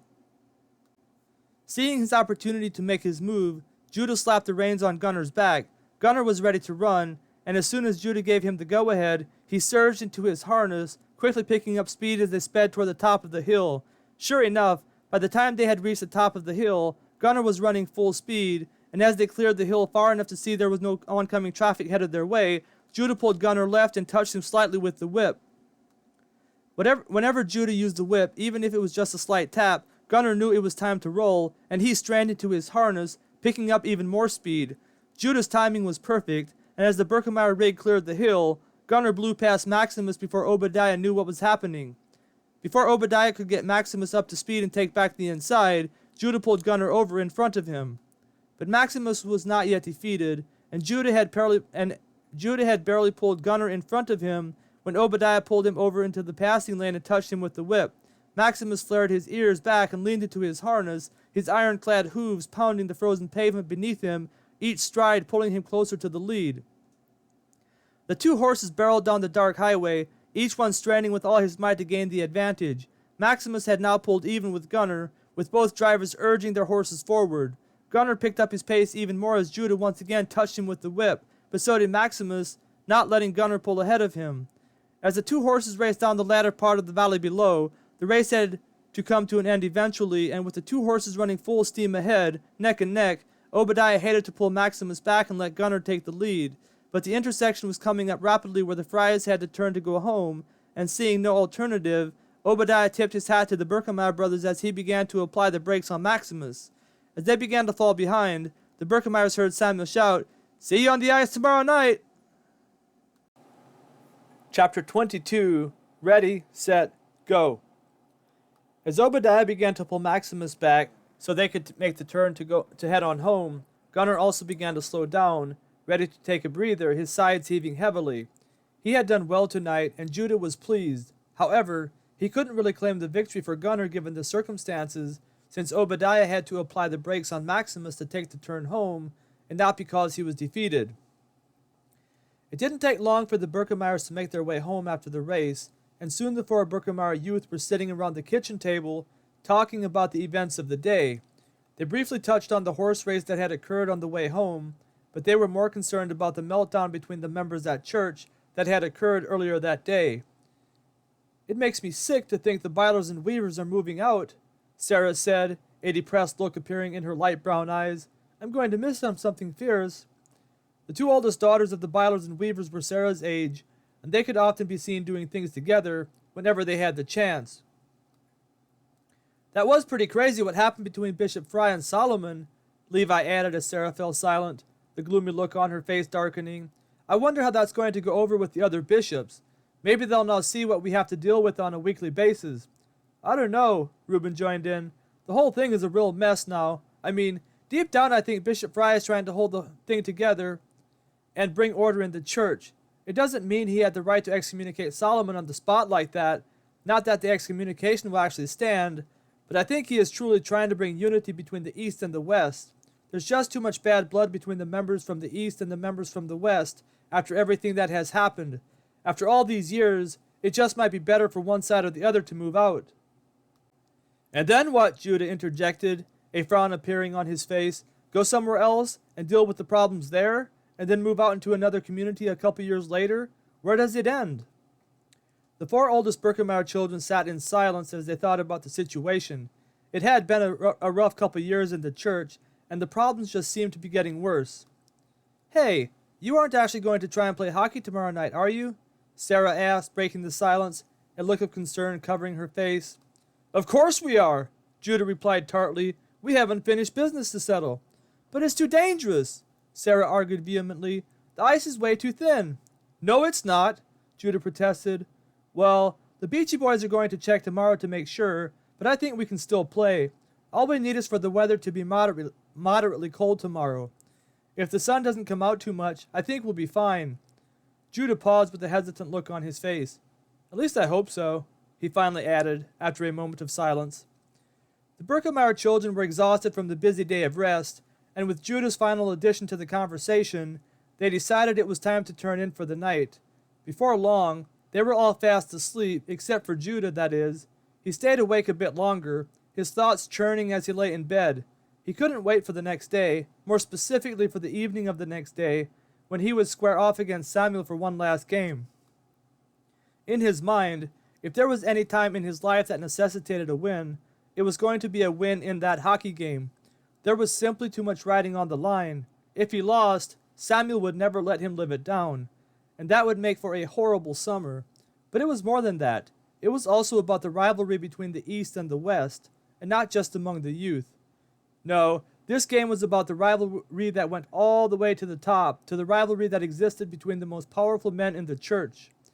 The East had been winning too long and seemed to have all the power, but this one game was a chance to put the East in their place, and with these thoughts in mind, Judah fell asleep, no doubt dreaming about the glorious victory that would be his in less than 24 hours.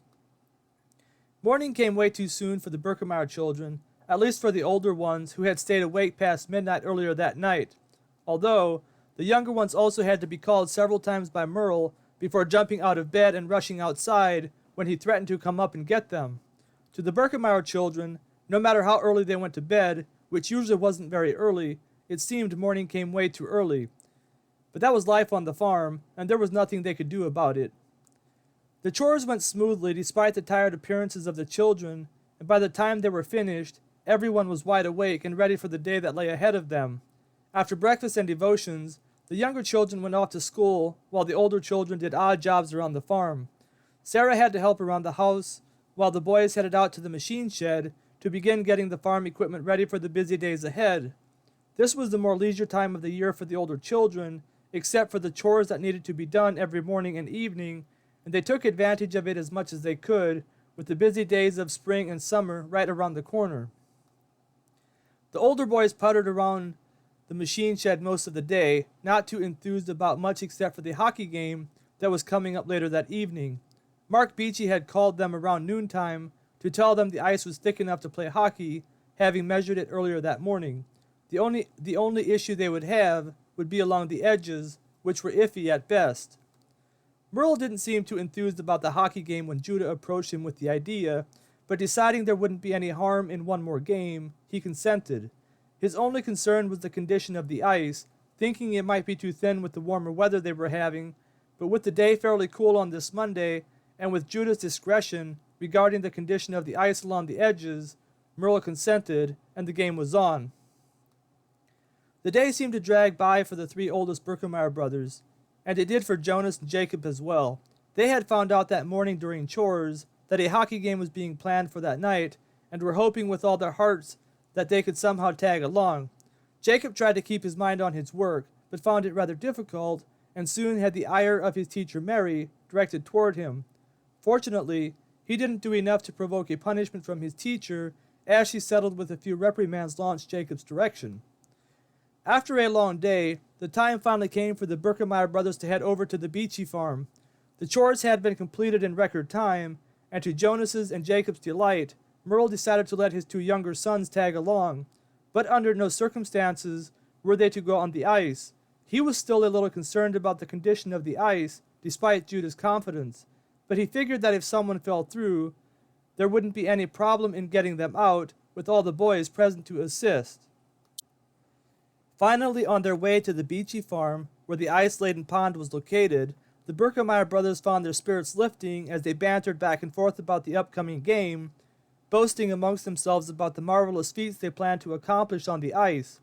If you could have heard them talk, you would have assumed they were generously endowed with the skill of professional hockey players, but as you probably suspect by now, it was the Birkemeyer in them doing the talking which made all the difference.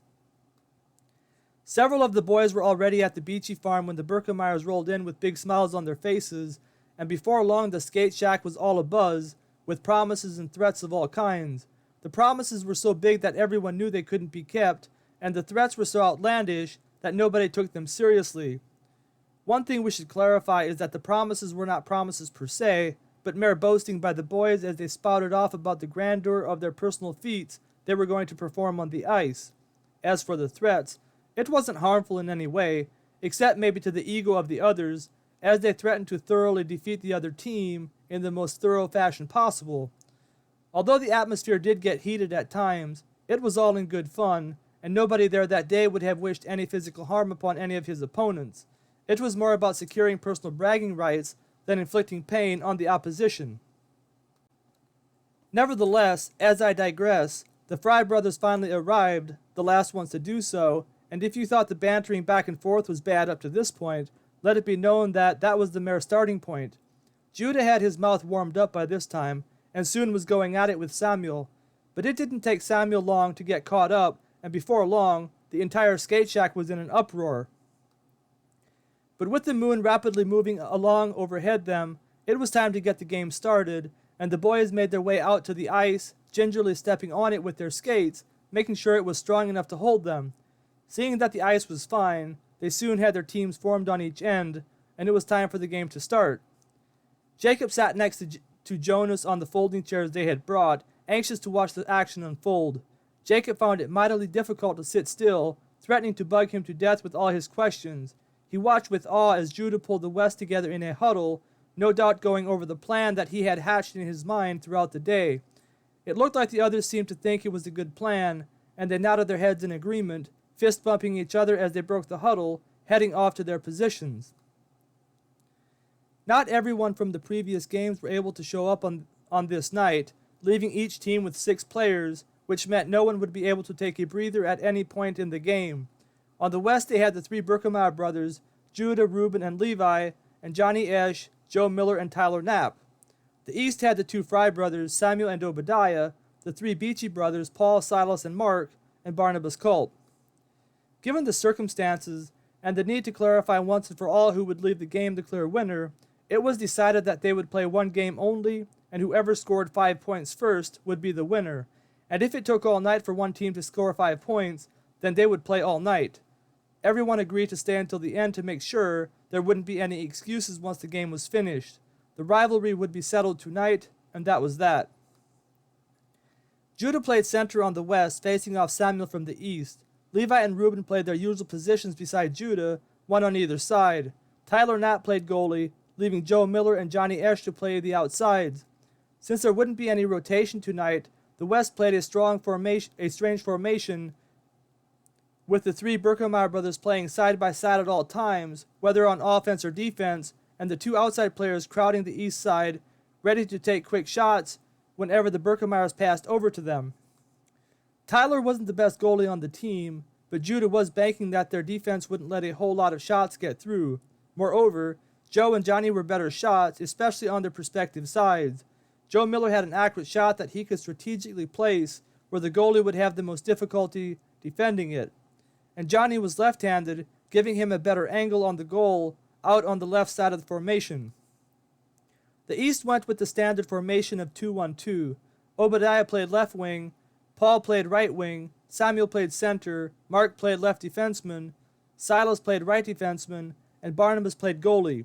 This was one of the best lineups the East could have hoped for, and they were banking on the fact that they could score 5 goals on Tyler before the West could score 5 goals on Barnabas. Unlike Tyler, Barnabas was a fierce defender at the goalie position, and getting 5 goals on him was going to be a challenge. It was going to take a lot of good shots to accomplish that feat, which is exactly what the East was planning to prevent. And by keeping the puck on the West end, hammering shot after shot Tyler's way, the game looked like an easy victory. With the team set, and Judah and Samuel facing each other off, the puck was dropped onto the ice and the game was on. This was a huge game for the young men that night. It wasn't often that they let their competitive natures take them this far, but now that they had, everyone involved wanted this win in the most rabid way. Chapter 23, the final game.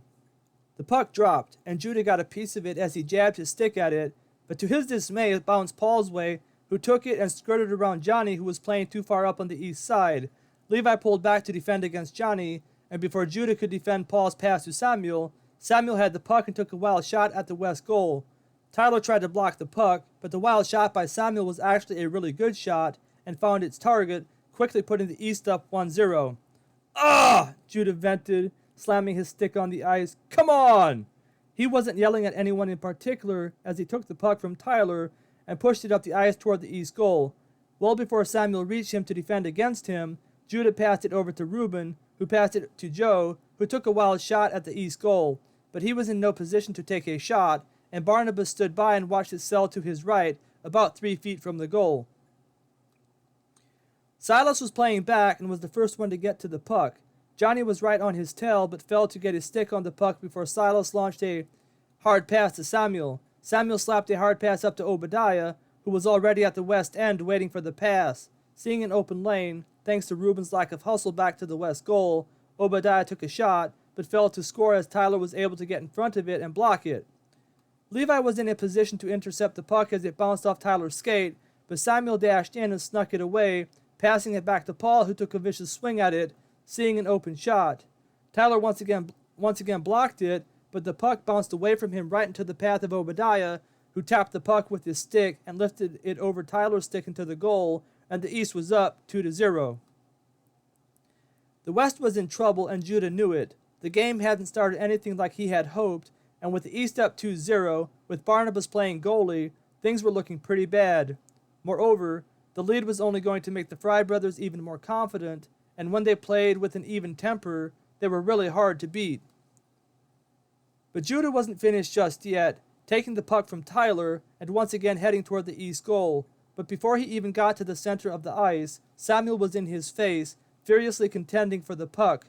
He almost got it away from Judah, but Judah was able to get a piece of the puck with the back of his hockey stick, sending it over to Reuben. However, Obadiah had decided to play in close towards Samuel and stole the puck before Reuben could haul in the pass. Catching Judah and Reuben out of position, Obadiah found an opening between the two and made a mad dash for the west goal. Fortunately, Levi saw what was about to transpire and skated to his right to take him on, but that left Paul open, who took a wild swing at the puck when Obadiah slapped it his way. Paul must have been too excited at the thought of taking a 3-0 lead on the West because his shot was wild, missing the left side of the goal by a foot. Levi and Obadiah raced that way, pushing and shoving as they vied for the puck.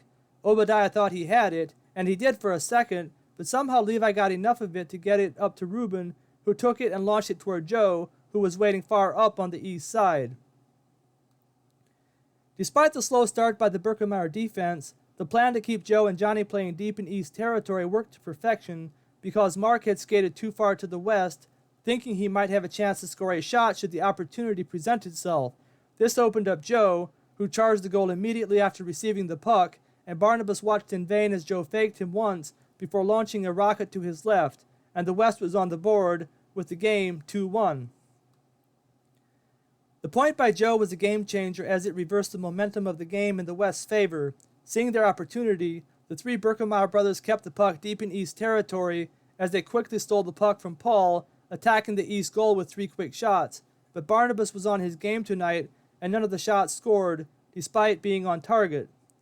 After defending against a couple more shots that failed to score, the East finally got a little momentum and pushed the puck toward the West side. The Birkemeyers had their hands full as the 2 defensemen from the East moved up to assist in the passing game, making it a 5-3 match, but Judah finally got a hold of the puck and launched it up to Joe, who passed it over to Johnny, who flipped the puck into the left side of the goal, and the game was tied 2-2. The tie game put a damper on the East players temporarily, but not for long as they quickly regained their composure and attacked the West goal with the puck. Judah almost got it away from Samuel, but Samuel was able to get past him after tricking him with a fake pass, and seeing a wide open shot, took a swing at the puck and gave the East back the lead 3-2. The move Samuel made on Judah to get around him with the puck was one of the best moves he had ever made, and even Judah was a little amazed by it, his eyes saying as much as he nodded his head towards Samuel with a rare compliment. "Not bad, Samuel, not bad." But not to be outdone, Judah took the puck from Tyler and headed toward the East goal, twisting and turning like nobody's business, somehow getting it through the East defense, staring down Barnabas as he flipped the puck over the top of his hockey stick. Judah's score made the game 3-3, and to Jacob's surprise, Samuel fist-bumped him as Judah skated back toward the West goal. The play by Judah had been a spectacular one, just as good as the play by Samuel just prior to that, and if there is one thing that Samuel and Judah could agree on, it was genuine respect for a great play made by another player. But the friendly sentiment between the two players evaporated rapidly as Samuel took the puck from Barnabas and headed Judah's direction. Judah skated out to meet him, and the most ferocious battle ensued that you ever did see. Judah and Samuel jostled each other as they vied for the puck whenever it was passed toward one of them, neither of them able to do much with the puck once they got it, and thanks to the mighty efforts of the two players, the puck never got close enough to one end or the other for anyone to get a decent shot at the opposing goal. But as the two dueled it out on the center of the ice, Samuel once again made a brilliant move, nearly toppling Judah over as he skirted past him toward the West goal. It was the perfect opportunity to do so, catching Reuben and Levi playing wide, trying to cover the outside, giving Samuel an open shot on the goal. Tyler never had a chance, and the East was ahead 4-3. With the game on the line, the Birkemeyer defense tightened up significantly, knowing they couldn't give the East another open shot at the West goal. Deciding to play it safe, they played back, launching rocket passes toward Joe or Johnny whenever they had the opportunity. The strategy worked rather well, but as Joe and Johnny blasted shot after shot toward Barnabas, it seemed he couldn't be scored on, effortlessly blocking the incoming shots.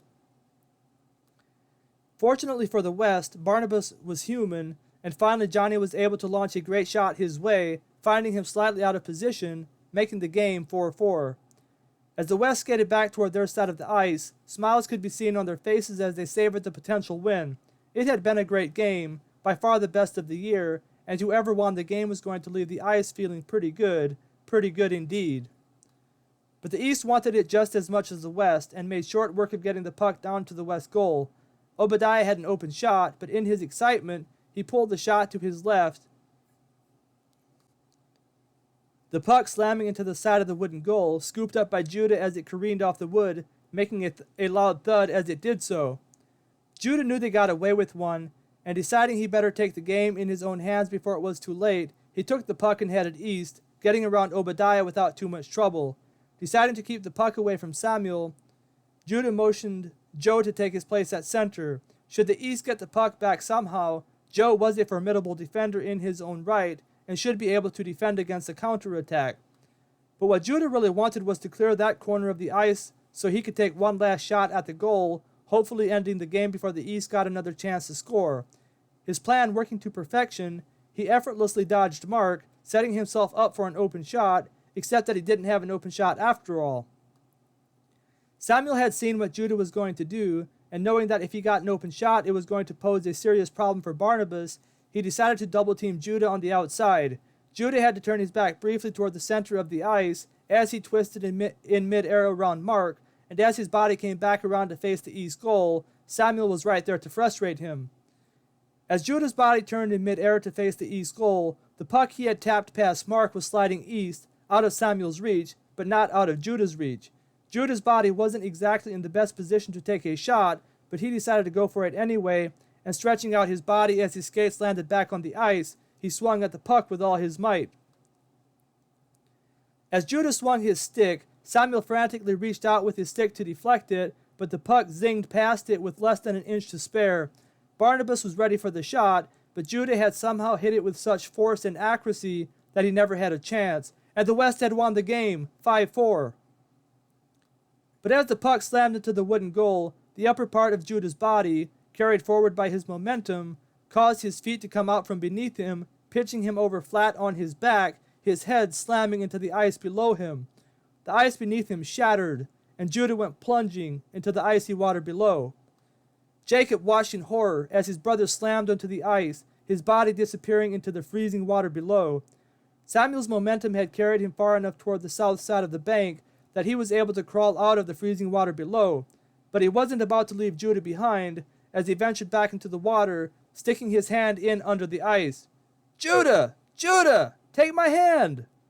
Samuel was now in the water up to his waist, yelling for Judah to grab his hand. The others went rushing toward the duo as fast as they could, careful to stay far enough away so as to avoid plunging through the weakened ice on the edge of the pond.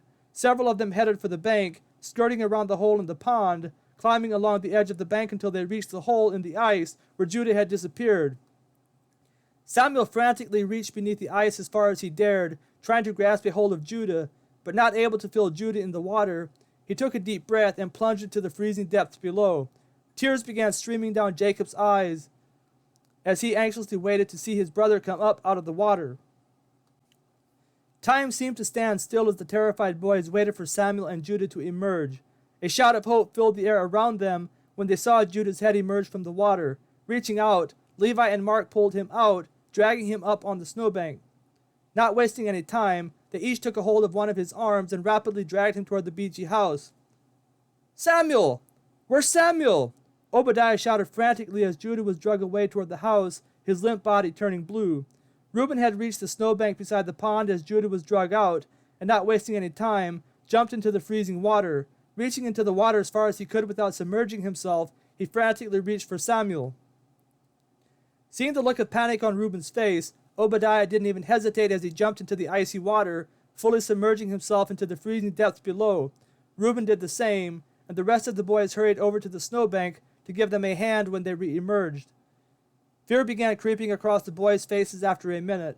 Then another minute passed. Then another.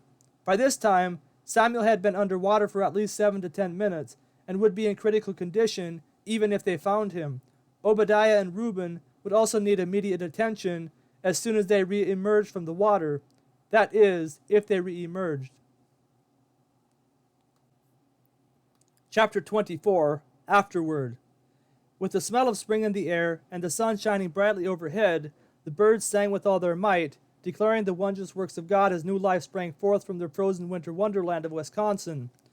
The past 3 days had been especially warm, nearly melting all of the winter snow that had once covered the brown, dreary landscape of Wisconsin.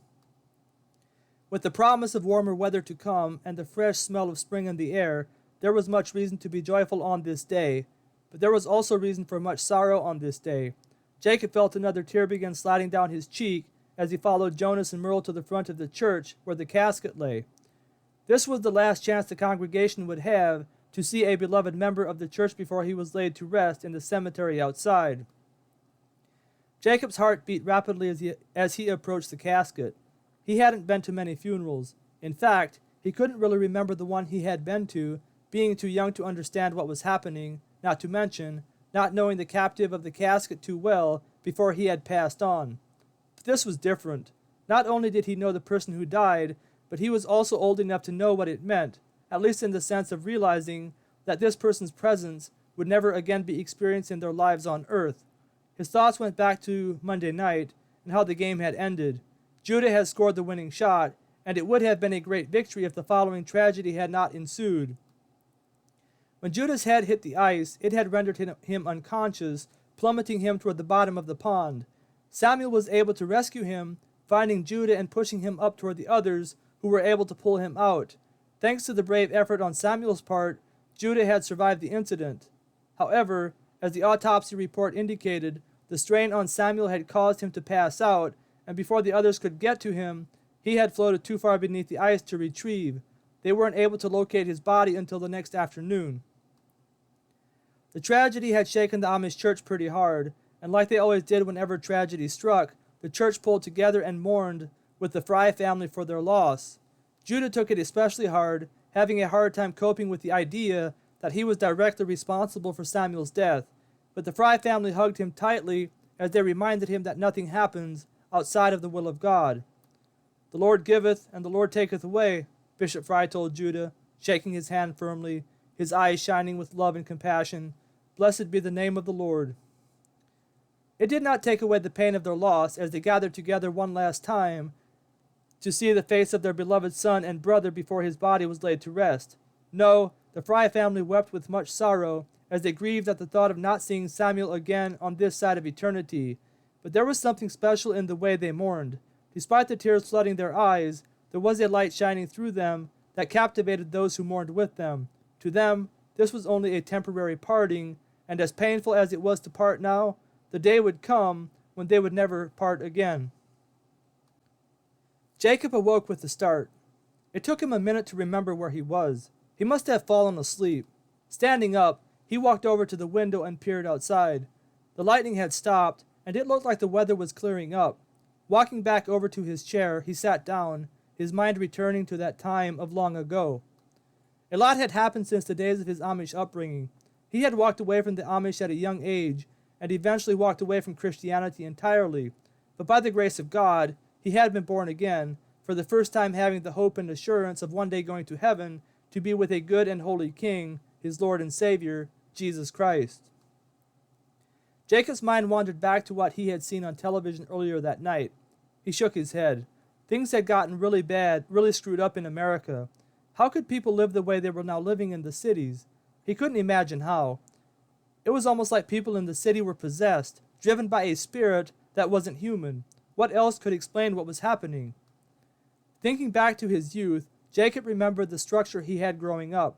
At the time, he thought it was harsh and overbearing, but now that he saw what happened without that kind of structure in place, he was glad to have been brought up the way he was. It wasn't that he would want to return to the Amish lifestyle, nor did he agree with their way of thinking, but it was obvious there was a lot of value in the structure they provided their children with. Amish children weren't saints, not by any stretch of the imagination, but the structure of the Amish lifestyle generally made them the kind of people who could be trusted. You didn't have to safeguard your valuables or lock your doors when Amish people were around. Whenever you needed a hand around the farm, you could expect to see them coming with their farm equipment, ready and willing to help. They were always doing things together, forming the kind of bond that is not easily broken. And whenever a tragedy struck one family, it struck the whole community. They worked together, they laughed together, and they mourned together. And if there was ever a need among them, that need was always met with love and joy. Sure, there were things that made Amish life difficult. For example, as you saw in this account, there is such a thing as Amish church politics, and some Amish church politics could create bitter division. But you who are quick to criticize, where have you gone that politics of some sort have not been present? You see, politics is a part of life. We all have beliefs that form within our minds as we go through life, and sometimes those beliefs divide us in destructive ways. We see this in every aspect of life. Everywhere we go, we are forming ideas and determining what it is that we believe. Why should it be different in the Amish church? After all, they are not any different than you and me, except that they have different beliefs that cause them to live a different way than we do. But there is an upside to being a people with a strong set of beliefs. Look around at people who go through life believing whatever is convenient at the time. Look at the cities. Is this a better alternative? I think not. In fact, the structure commonly found among Amish community could greatly benefit the unruly renegades in the city. As I look back at my own life, I find myself heartened at the positive effects such a childhood had on my future. Yes, there were many things that happened that I wish had not happened, and there was a time when I reacted poorly to the memory of my childhood. But when I see young people today who do not seem to possess an ounce of decency, cannot be trusted whatsoever, are hell-bent to destroy everything that is good because all they know is hate, and do not seem to have a conscience stopping them from doing things that causes you and I to shudder, just thinking about it, I find myself feeling grateful for the life I have had so far. As tough as I have had it throughout my life, some of it by my own doing, and some of it not by my own doing, the difference was that God has been present throughout my entire life in one form or another. Had it not been for the Amish environment of my childhood, I could be one of those young people burning down America because I grew up knowing nothing but hate, unable to respond except by hating everyone and everything that does not cater to my own selfish desires. But blessed be the God and Father of our Lord Jesus Christ, who has blessed us in Christ with every spiritual blessing in the heavenly places, even as he chose us in him before the foundation of the world, that we should be holy and blameless before him. In love he predestined us for adoption to himself as sons through Jesus Christ, according to the purpose of his will, to the praise of his glorious grace, with which he has blessed us in the Beloved.